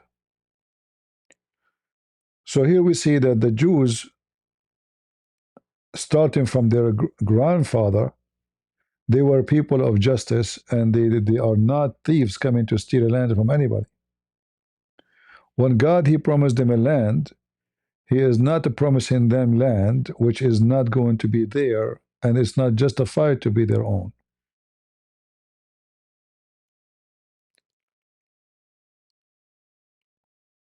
The same when God, He give you life, God, He take your life. We don't say this is unjust,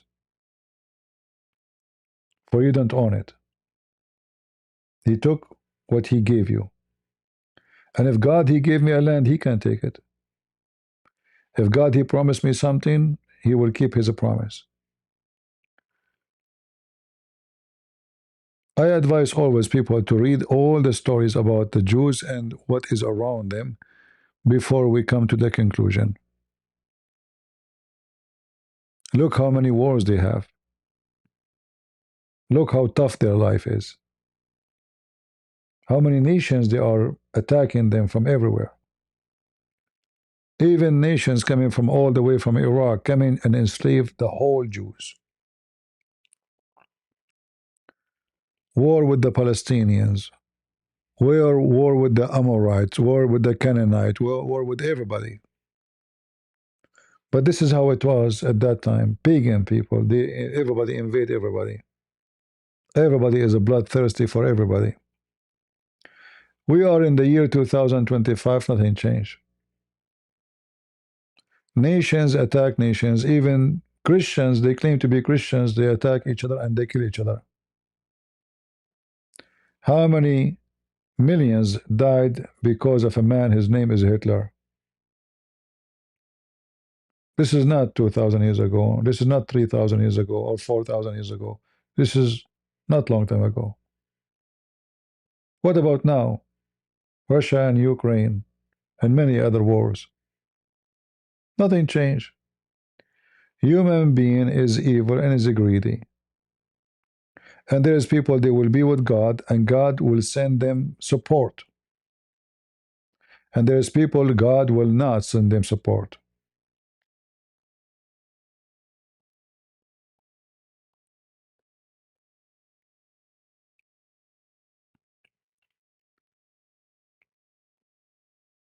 Nothing changed.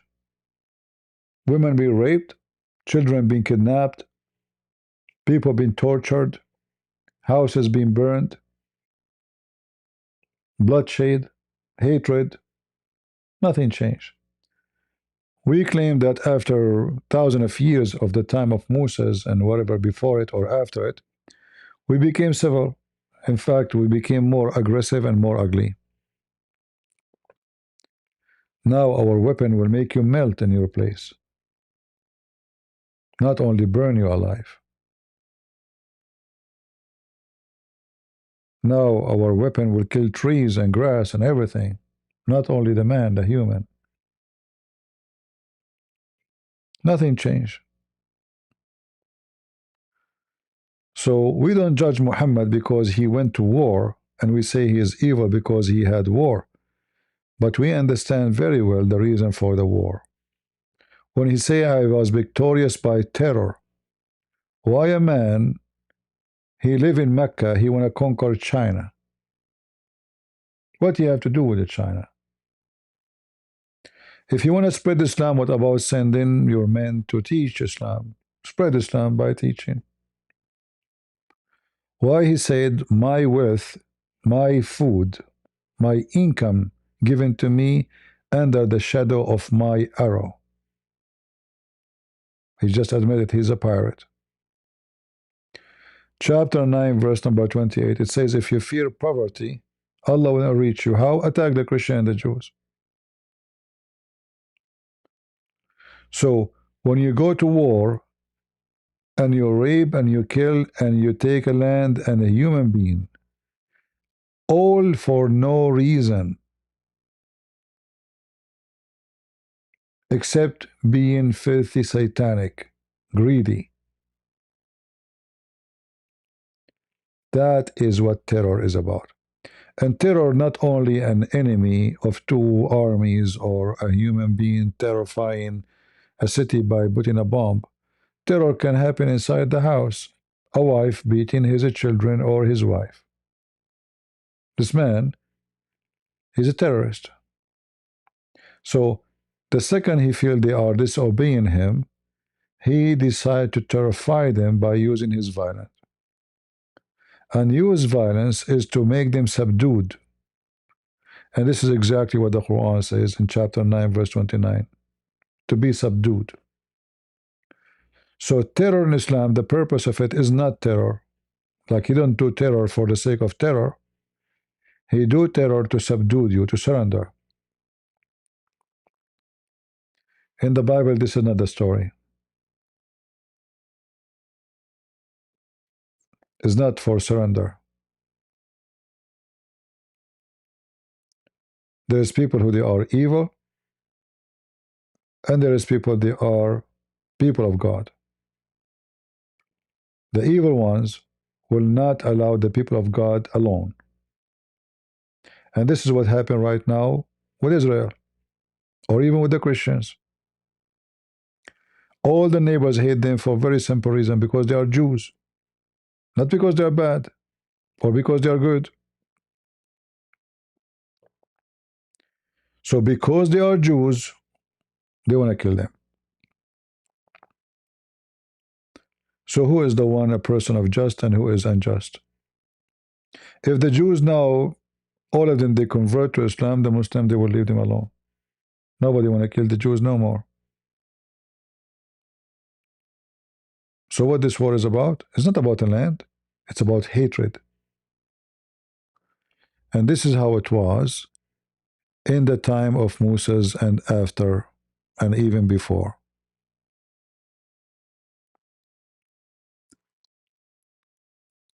Human beings like to control other lives. Slaves and money and wealth and sex, all are connected. Nations invade nations to take over them. Not because, like, what the Jews have to do with the Assyrian? Nothing. How the Assyrian, they came all the way there? Because of greed. Why Alexander the Great, he went all the way to Egypt? Or, I mean, what he have to do there? Greed. And the funny is that when you are greedy, and even if you are a criminal, everybody praise you. Like, who remember a farmer who was living in the time of Alexander the Great? Nobody. But if there's anyone do not know Alexander the Great, they call him the Great. He's a great because of what?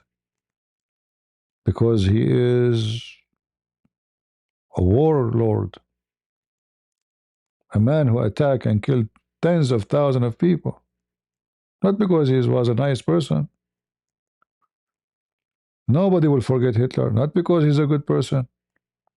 The same as Muhammad. But there's only one person nobody can say about him any of that thing. His name is Jesus. He did not kill one person. He did not enslave one person. He did not rape one person. He did not take a penny from any person. Yet he was able to conquer the world by his words. So the Jews, they live a time, and we are talking thousands of years before Islam, not thousands of years. Islam is 1,400 years. We are talking about thousands before Islam. And to compare about what they were living, we have to go back on time and see how bad it is to be living at that time. Where you can be walking in the street and somebody capture you and enslave you. Somebody can put you inside the net and put you in a box and ship you to different land. And then in the second slavery market, he sell you out. You will be traveling between two cities and you are kidnapped by a pirate and they sell you as a slave and they stamp you and even they cut your penis.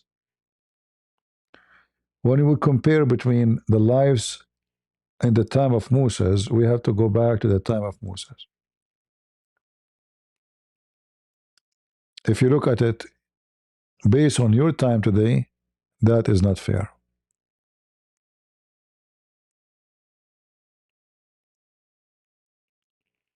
All right?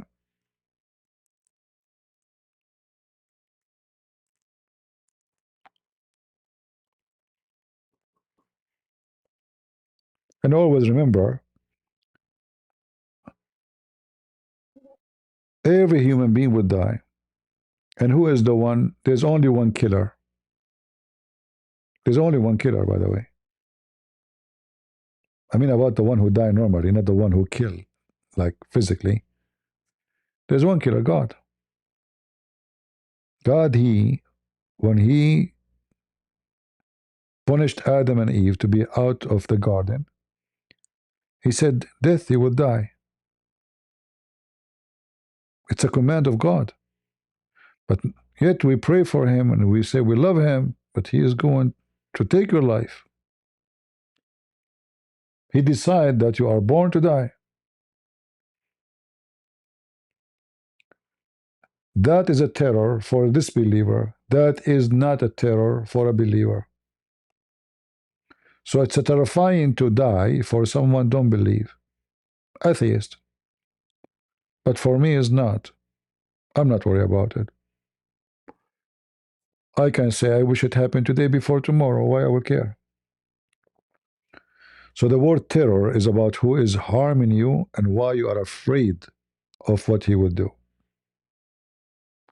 If it is justified, then we cannot call it terror. God, he gave me life, he took it back. It's justified. I don't own it.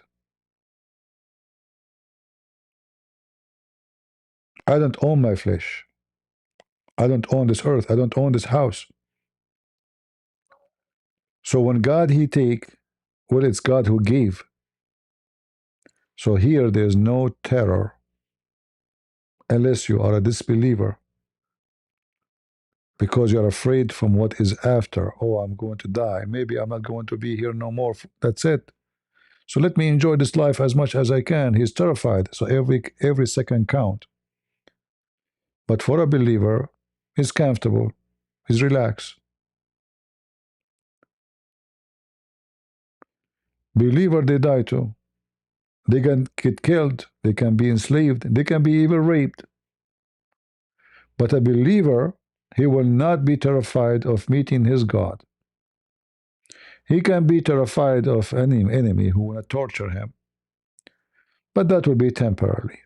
The real terror, it is when you lose God. For that will be hell. And I say to you, hell is the real terror. So we're not talking about terror, Muhammad being a terrorist. Muslims, they try to present Muhammad that he's a good guy, he is not a pirate, he is not a thief, he is not a criminal, and he is not a terrorist. But Muhammad, he used terror to rape, to steal, to take land, to be unjust. And this is what we are talking about.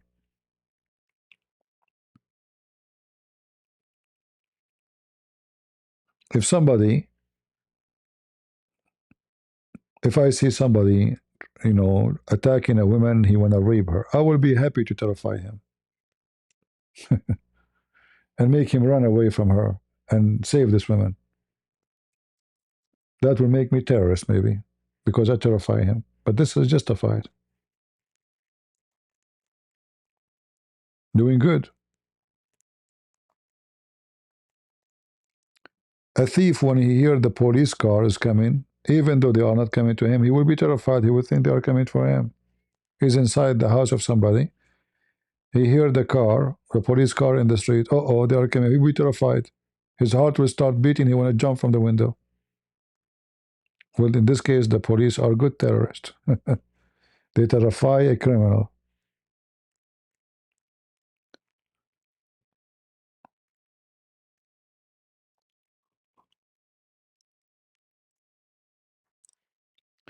All right. I guess we have good time together today. And we better finish for now. I hope you guys, you enjoy the time and we learn something good. Don't forget to download the video, especially the part where we spoke about the talking to this Muslim, and post it around and let people learn how Muslims they lie. Before we go, in fact, the Muslim they call me terrorist. They say Christian Prince is a terrorist,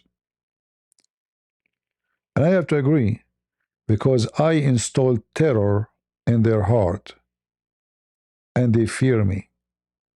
But this is good terror. We don't want to hurt them. We don't want to kill them. We don't want to do violence. But in their heart, they are so much terrified. That is a good terror.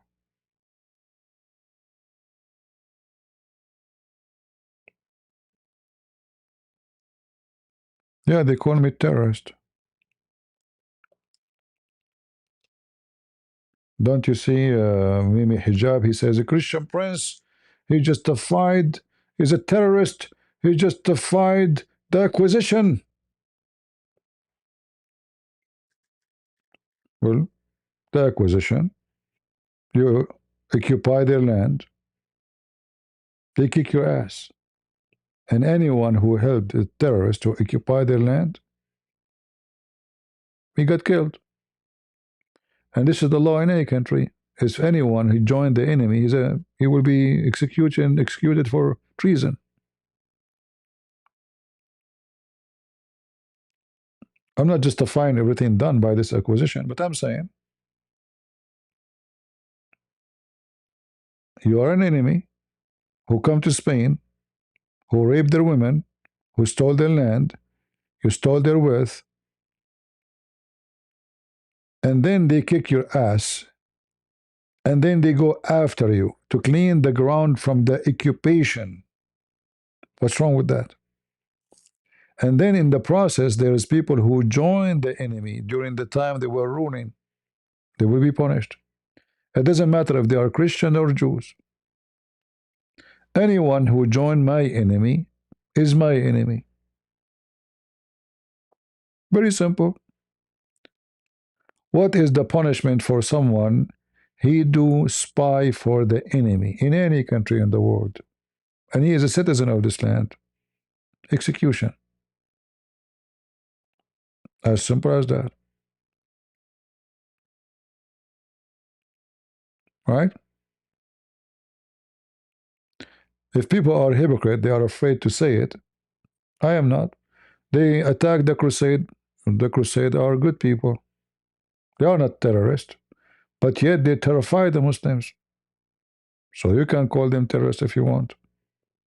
But they are not attacking to steal, and even though they're atheists, they try to make them look bad because they hate Christianity. But the crusade, they were defending, not attacking. 600 years after Jesus, we never have a crusade until then, until the Muslims attack, not before.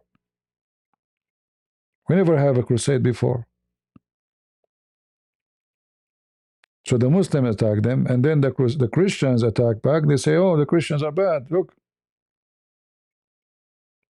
But reality is the opposite.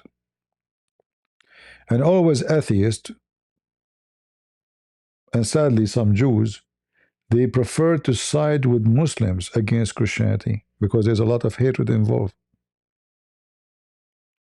This is why you see those so-called Jews in New York, they even side against their own people in Israel. You will see Jewish rabbi in New York with his funny sign in his hand saying free Palestine from the river to the sea, which means kill the Jews. And he's a Jew. So it's nothing new that there is people who betray their own people and they join the enemy.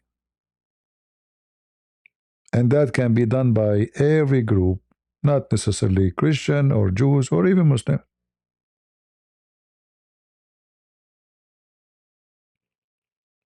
And the one who joined the enemy, well, he deserves a punishment for a treason. All right? So I want to say thank you all for being here. Appreciate it. You're welcome, my friend. Yeah, it's been a while. You have a question, Mashi?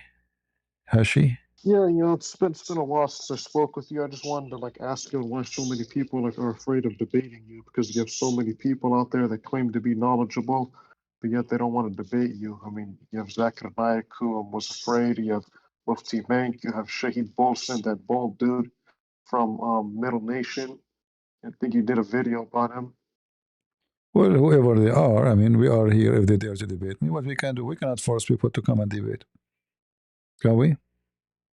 No, we can. At the end of the day, they just don't want to most of the time. Yeah, what we can do. Yeah, anyway, my brother, I was leaving, so if you don't mind, it's getting late for me, and I better to go soon, if you don't mind. Thank you for joining us. All right, guys. Thank you all for being here, and I will try again tomorrow to be here. To do like already we are actually in Saturday here. We passed middle of the night, so tomorrow I will be back again. I hope, and maybe tomorrow we can get more customers from those who believe in Allah and His versions. I like versions. I want to have a lot of versions, not only virgin oil, you know.